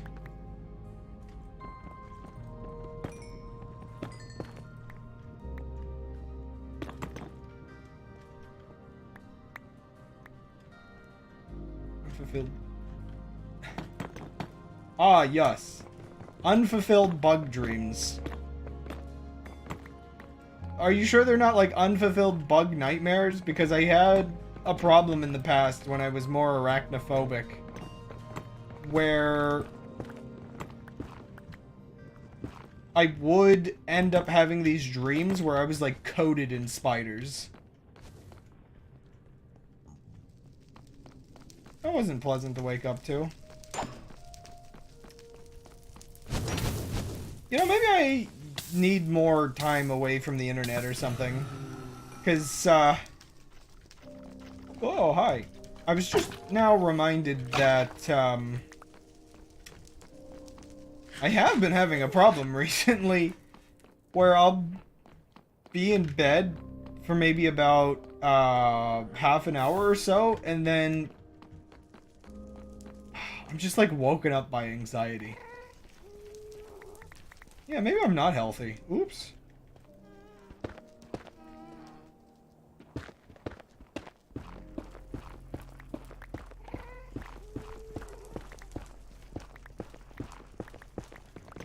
I do find it interesting, the nightmares involving spiders generally went away now that I'm not actually scared of them. Like, it is interesting, specifically how dreams relate to anxieties. Okay, you know what? This is getting annoying. That's where I wanted that to be.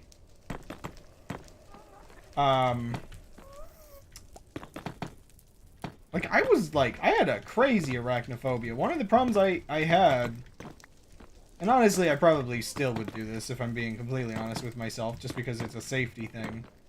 But, well, actually, okay, so these days, I can take the trash can down fine. No problem there. No worries. If I do it at night, I am gonna wear a glove. But, when I was younger and I had to take the trash cans down, because there was occasionally spider webs on the handles, I just couldn't. Doing the trash, the spiders freaked me out until I started wearing gloves before doing it.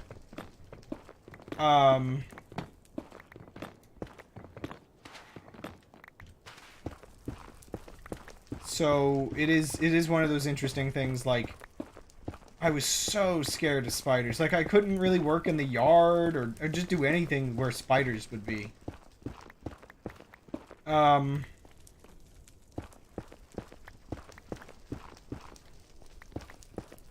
yeah, sorry. Maybe that is a bad idea. I mean, I'm talking about spiders being less of a problem now. Like, I don't fear them at all. I don't have nightmares of them at all. I will lift a spider, and it will do nothing harmful to me. You ever take the spider? I mean, what? Knowledge is your friend. War is peace. Ignorance is strength. Whatever the third one was. Big Brother is watching you. Okay. Thomas, you would be the one. You would be the one that would probably most likely answer this to me.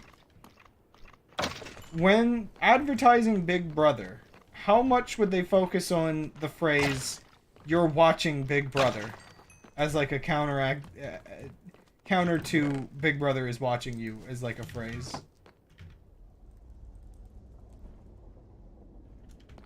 Like, please tell me they knew they had to play that up, right?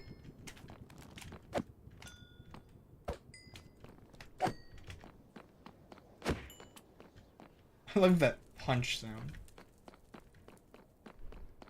Daddy Longlegs? If you mean actual Daddy Longlegs, I mean, they're just Daddy Longlegs. Even as a child, I wasn't bothered by those. They're not technically spiders. Daddy Longlegs are a non-issue and never have been. Now, cellar spiders, which are the ones that look similar to Daddy Longlegs, it's not exactly efficient to pick those up.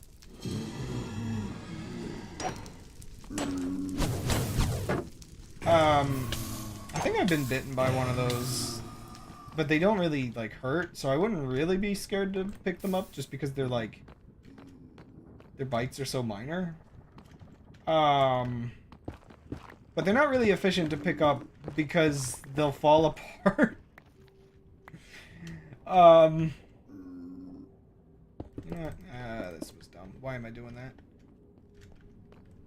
Like, some spiders are just so fragile, you don't want to touch them for the sake of the spider.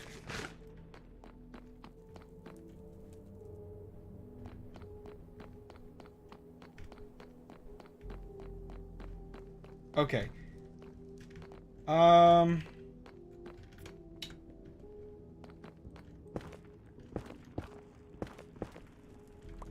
Sort of, but I don't think it was on purpose.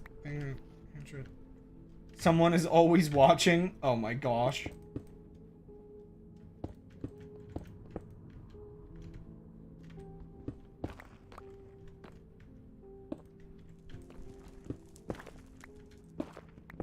Something I feel, no fear in picking up is jumping spiders. The best of all spiders. And apparently the majority of, like, varieties of spiders. I mean, it's kind of funny. Because I think part of my thing with spiders is I stopped fearing them when I learned more about them. But then also, I started to respect them. It's like house centipedes. They can't really break skin. They're very non-aggressive. I pick those up all the time. They oftentimes get stuck in, like, my sink, for instance. Gotta scoop them out because they can't climb back out.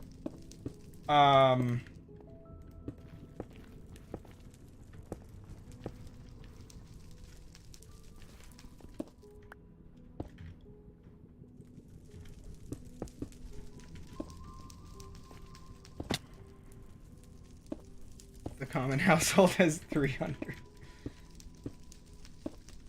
Black Widows? Nope, nope.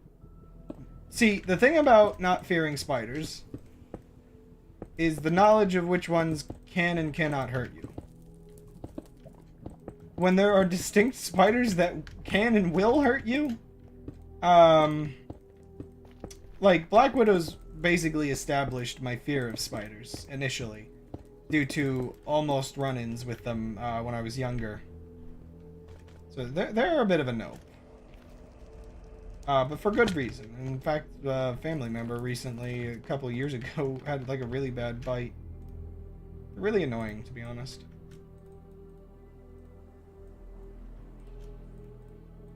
No, the least common household has like 13 billion, which is what skews the stats.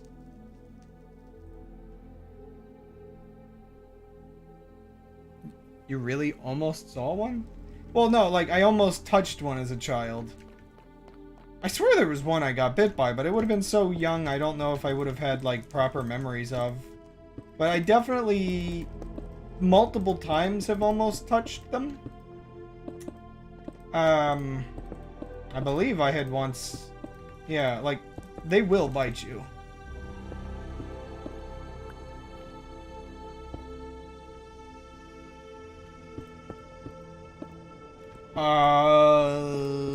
Don't insects already have like 6 legs? I'm not sure if I'm going to notice if a wasp has 2 more legs.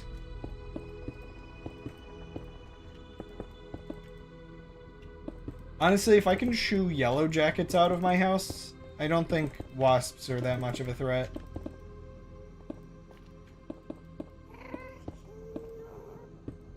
A spider wasp. So, like, the messed up thing with a lot of these creatures is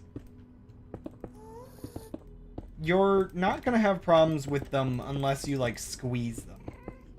Most things are very non-aggressive creatures, which is exactly why Black Widows are a problem, because they're, like, always in squeezable spaces. Like... You're not gonna, like, consciously realize you've gotten yourself near one.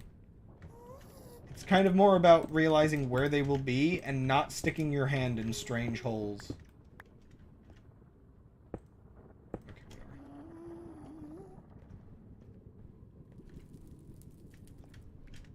whatever. I have definitely been damaged by, cats more. Actually, funny enough, I don't know if I've ever been stung by a wasp. Because wasps, I don't often find to be in, like, awkward locations. Like, bumblebees, I guess, would be, or like honeybees would be considered, less aggressive. But those are the ones I tend to have gotten stung by as a kid because, accidentally stepping on them, or, there was, like, once where I accidentally, like, leaned back on a chair that one was on. Like, it had flown onto the chair and got, like, squished under me, and it was a bad time for both of us.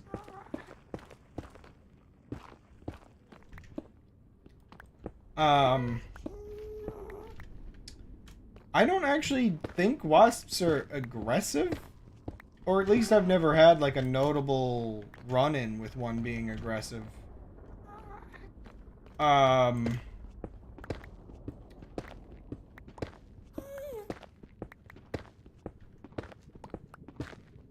Like... Well, okay, it depends on what you mean by aggressive. Because they're, like, in your face. But I think it's just because they're, like, way too curious. And they don't really know personal space. But, like, bumblebees are kind of the same way, to be honest. Because, like, with bees, I've always had a pretty good habit of just being chill around them. Poor undead. I know, I was going to talk about anime, wasn't I? I'm giving reassuring thoughts about bugs not being dangerous. I know a lot of people that freak out around bees, and I can see the distinct difference when you do. Like, I'm just so chillax with bees, dude.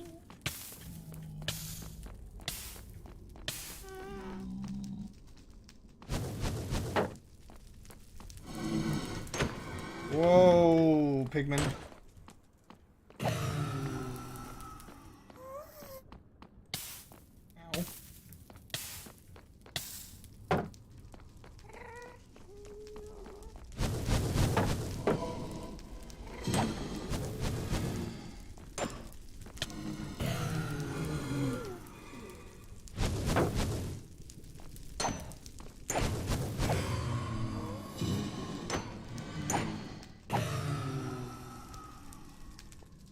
Oh boy.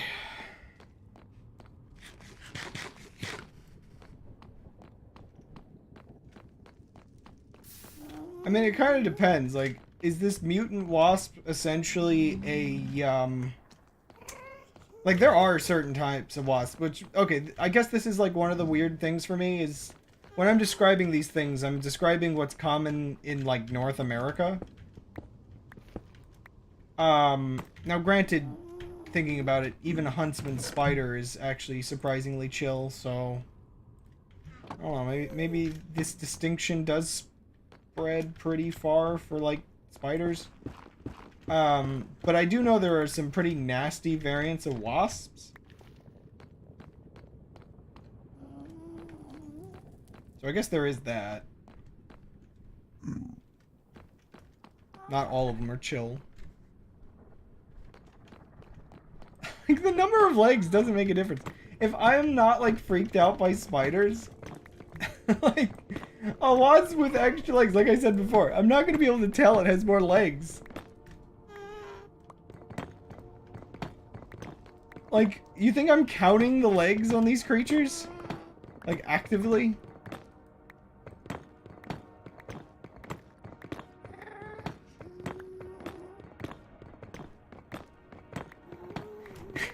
It spends most of its time in the air!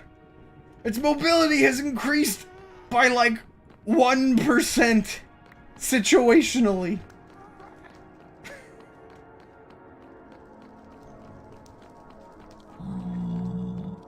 Okay, but, like, even then, have you ever felt threatened by a wasp crawling around, like, have you... What are you doing there?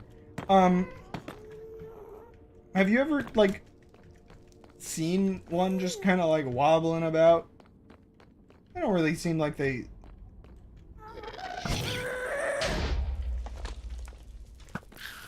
They don't exactly seem like they know what they're doing, sometimes.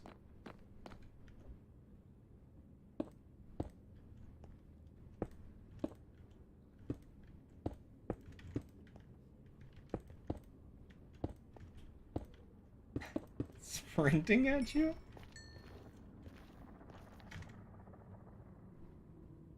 I am actually legitimately struggling to be threatened by these mental images.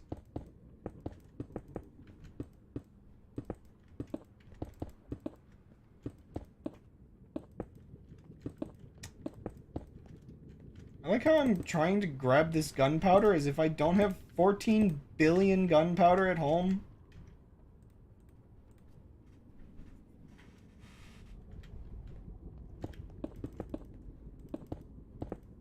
Oh, don't worry, my imagination isn't lacking. Just think of all those dreams where I was coated in spiders. In fact, if that's what my imagine would like me to see, perhaps I would like it to be more lacking.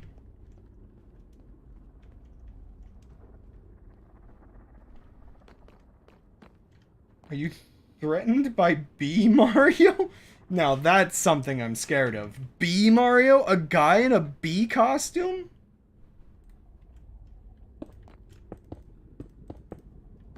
No bueno, dude. You don't know what a guy like that's gonna do. He might, like, take a photo with you, and then, like, if you don't pay him money for the photo, mug you to get his $5 before he runs off into, Manhattan, never to be seen again.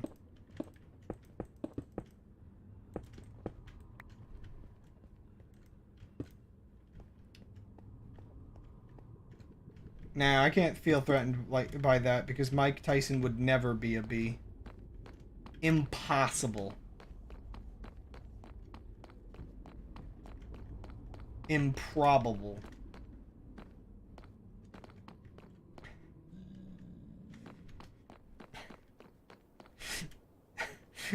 Yeah, I am gonna look it up because I can't remember. But part of the joke is I'm pretty sure this is a thing, isn't it? 1 second.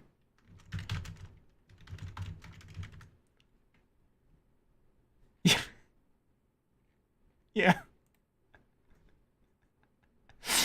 Yeah, it is a thing. improbable. Just would never happen. I refuse to believe it.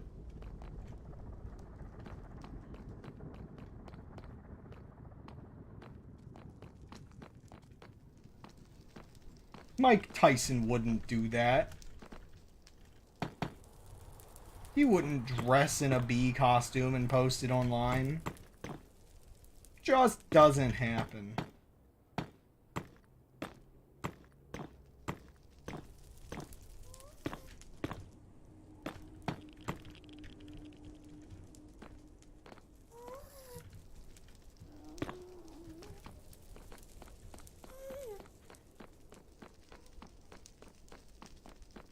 Non-believer?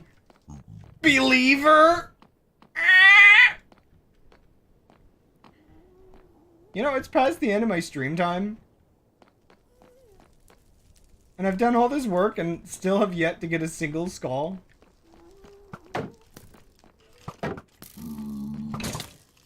I'm debating installing that mod.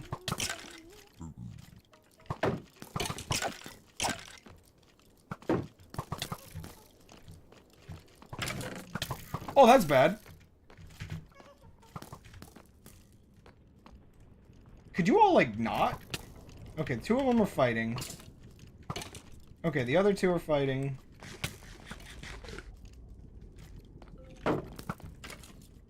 Your aim is bad.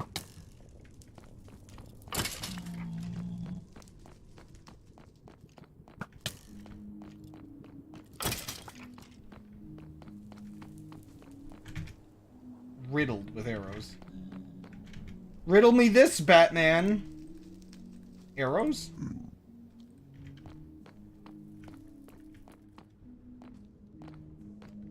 I'll run around for just a couple more minutes. I'm gonna end this stream when I get 1 skull.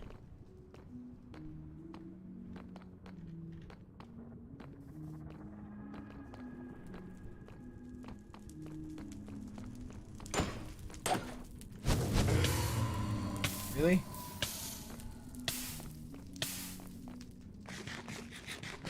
So I'm starting to lose hope that I'll get any skulls at all. Why is Batman riddling Batman?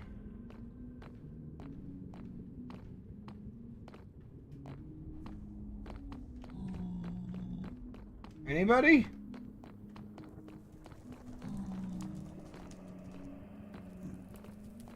This mechanic is terrible.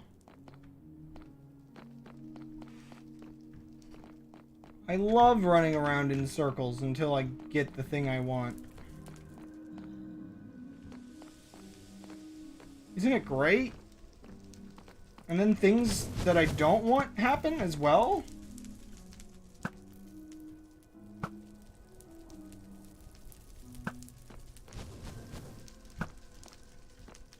Oh, I just remembered. 1 second. Oh, you know what? Okay. Stream is going dark now. Okay, I need to optimize the lighting in here. Because I'm reminded... I think these have a light level to them. I'm reminded that they need it to be dark.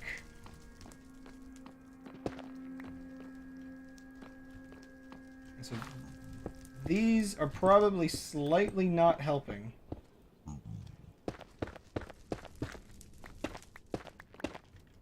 I could try lighting up other areas. Like, more of the fortress that's, like, not where I'm at.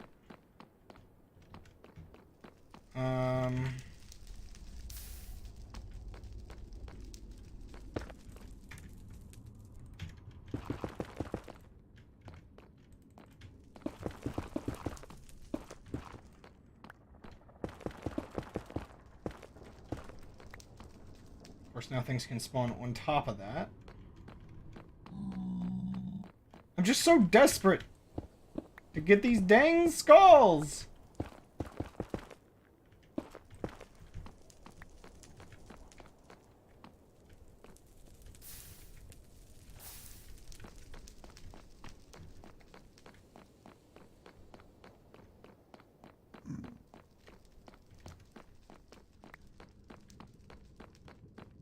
think for the part of the fortress that matters, it's good.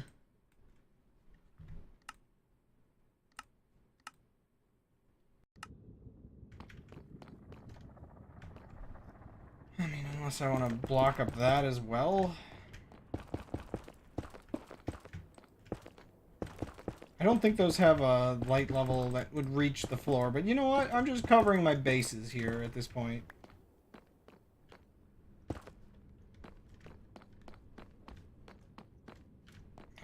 I don't know which way to run or what to do or where to scream.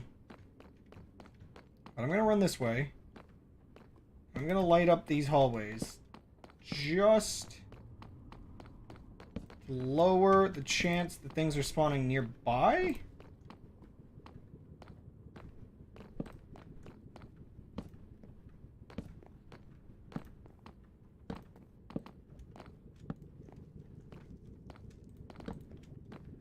I just want my wither skeletons, please.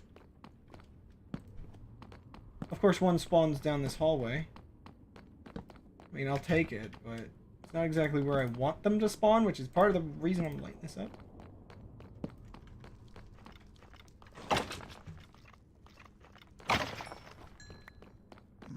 Nada. Wait, what are you supposed to do if you don't have looting 3?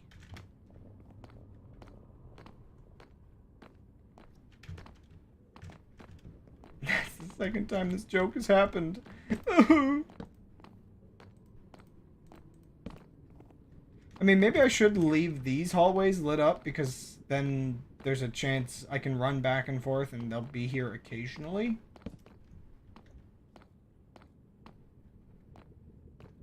I don't know. I don't know. I'm desperate, man.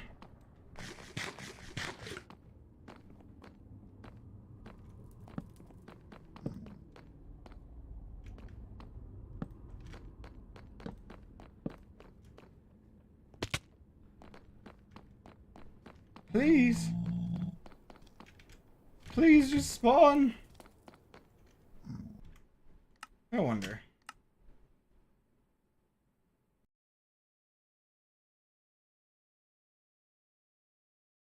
I don't know if I can... Oh no. I'm being punished for something I didn't do.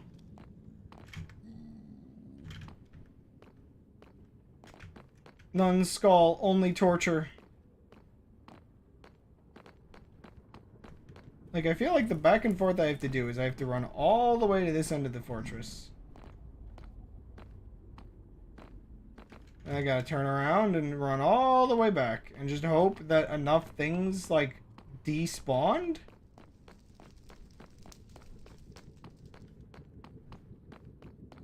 You know, I don't want things spawning up in here, just because it's inconvenient.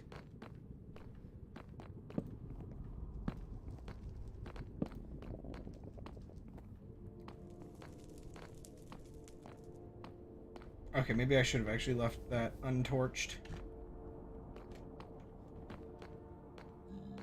And I run back here, and nothing spawns, because I do not understand the actual mechanics of this sometimes. Did I even unload it? Ah! How does this work?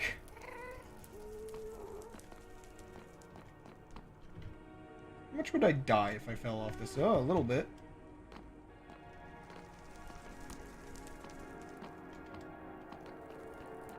I almost feel like I have to, like...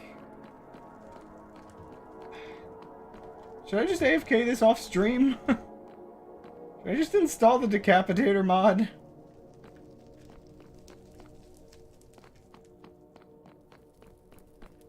The last time I did this... Well, okay. The last time I did this was on the other server. And I guess it just took me a while, and I might have done it off stream. But, the time before that, when I actually got, like, proper beacons and everything,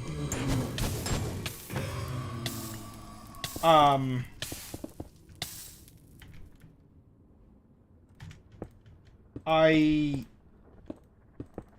was on a server where they had covered like everything in the slabs, like everything but the fortress. The fortress was like maximum like efficiency. And it was almost an okay process.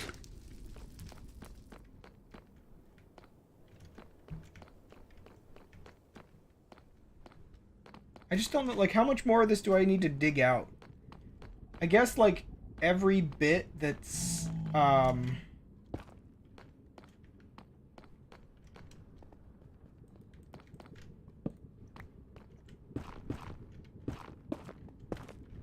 exposed does help, but geez, man. Jeez Louise. I know, I feel the same way, bot! You express my feeling right now.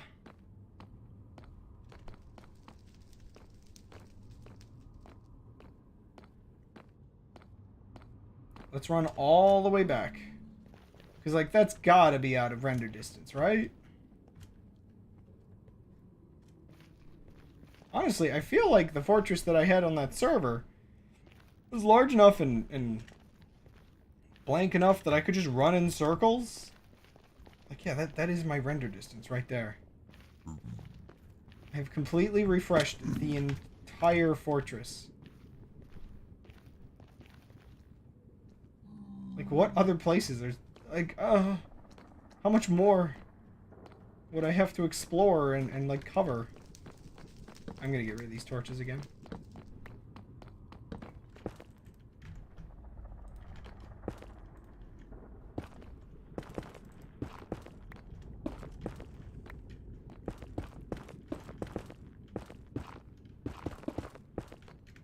Well, they call it of in because you don't out of the food. You in out the food. But of out, in.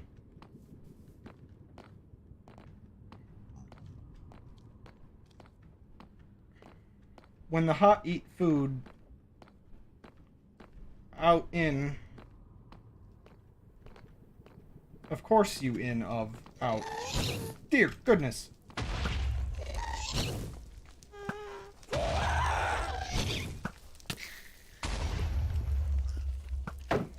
Okay, so it seems that lighting the place up wasn't enough, and so all of these areas that I've caught on fire probably also would need to be covered in slabs, which is a bad sign. Of in then of out the food, eat hot food out. But you have to of out in eat food to in out of food. Yeah. I regret it now, bot.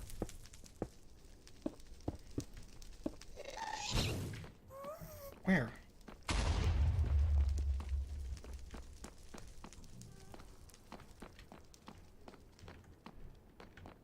They don't exist! They're not real! They can't hurt me! Ah!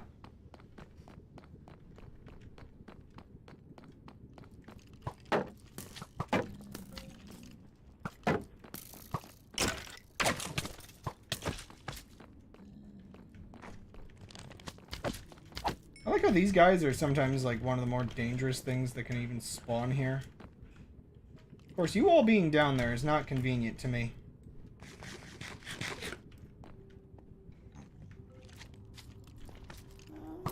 Like, I need you all despawned.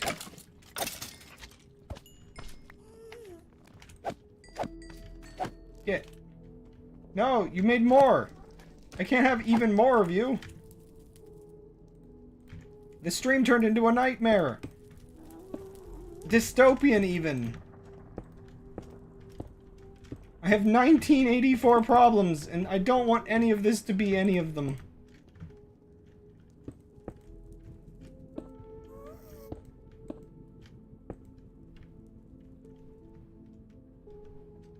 Don't you hate stairs where you can, like, see out them like that, in, out the food?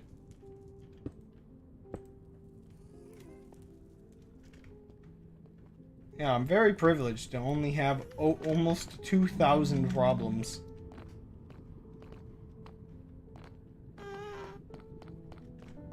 I am almost tempted to make like 1,000,000,000 TNT and just nuke the Nether real quick. Like, I'm so tired of this. But I feel like that would just make my problems worse.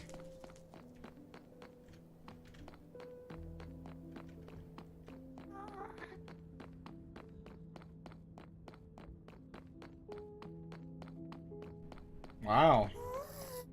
There's a lot of problems.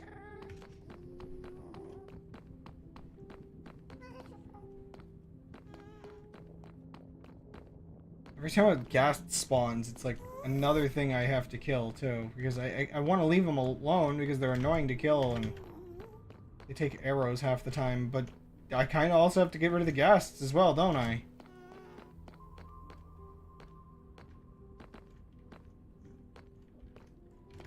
Like there's nothing at all. Nothing at all. Nothing at all.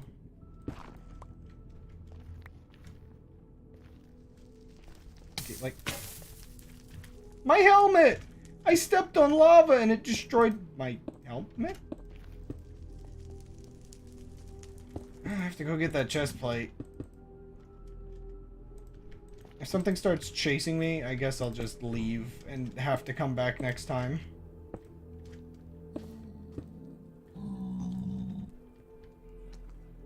Like, there still manages to be dudes spawning over here as well.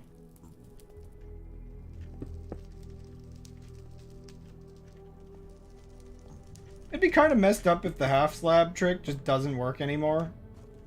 But I think it has been working. There are less dudes up here. What difficulty am I on? Normal? Would hard spawn more things? I'm gonna look that up real quick.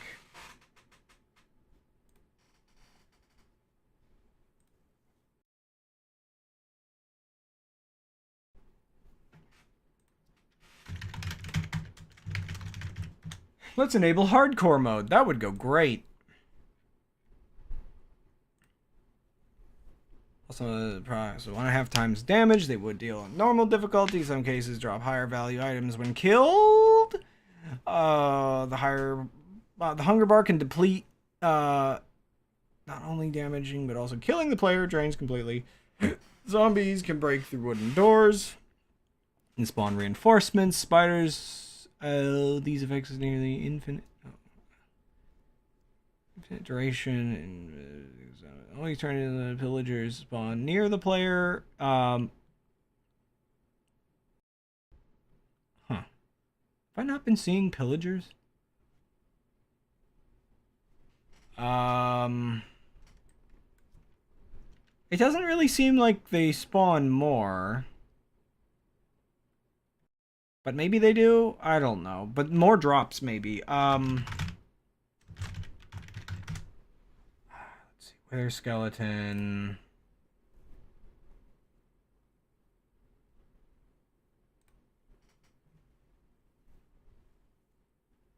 %. Dear goodness.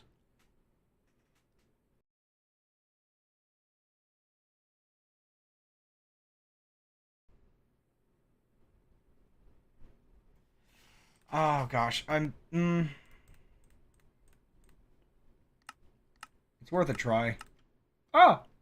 Oops! You know what? I'm tired. I accidentally just quit game. Next time we'll try to get them skulls. Yeah, I'm sweaty. It's hot. I've been talking for like 4.5 hours. Bye!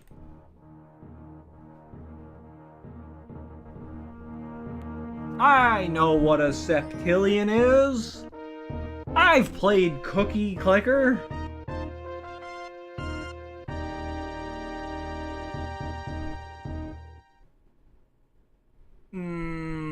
Billion, trillion, quintillion? Or, wait, yeah, quadrillion?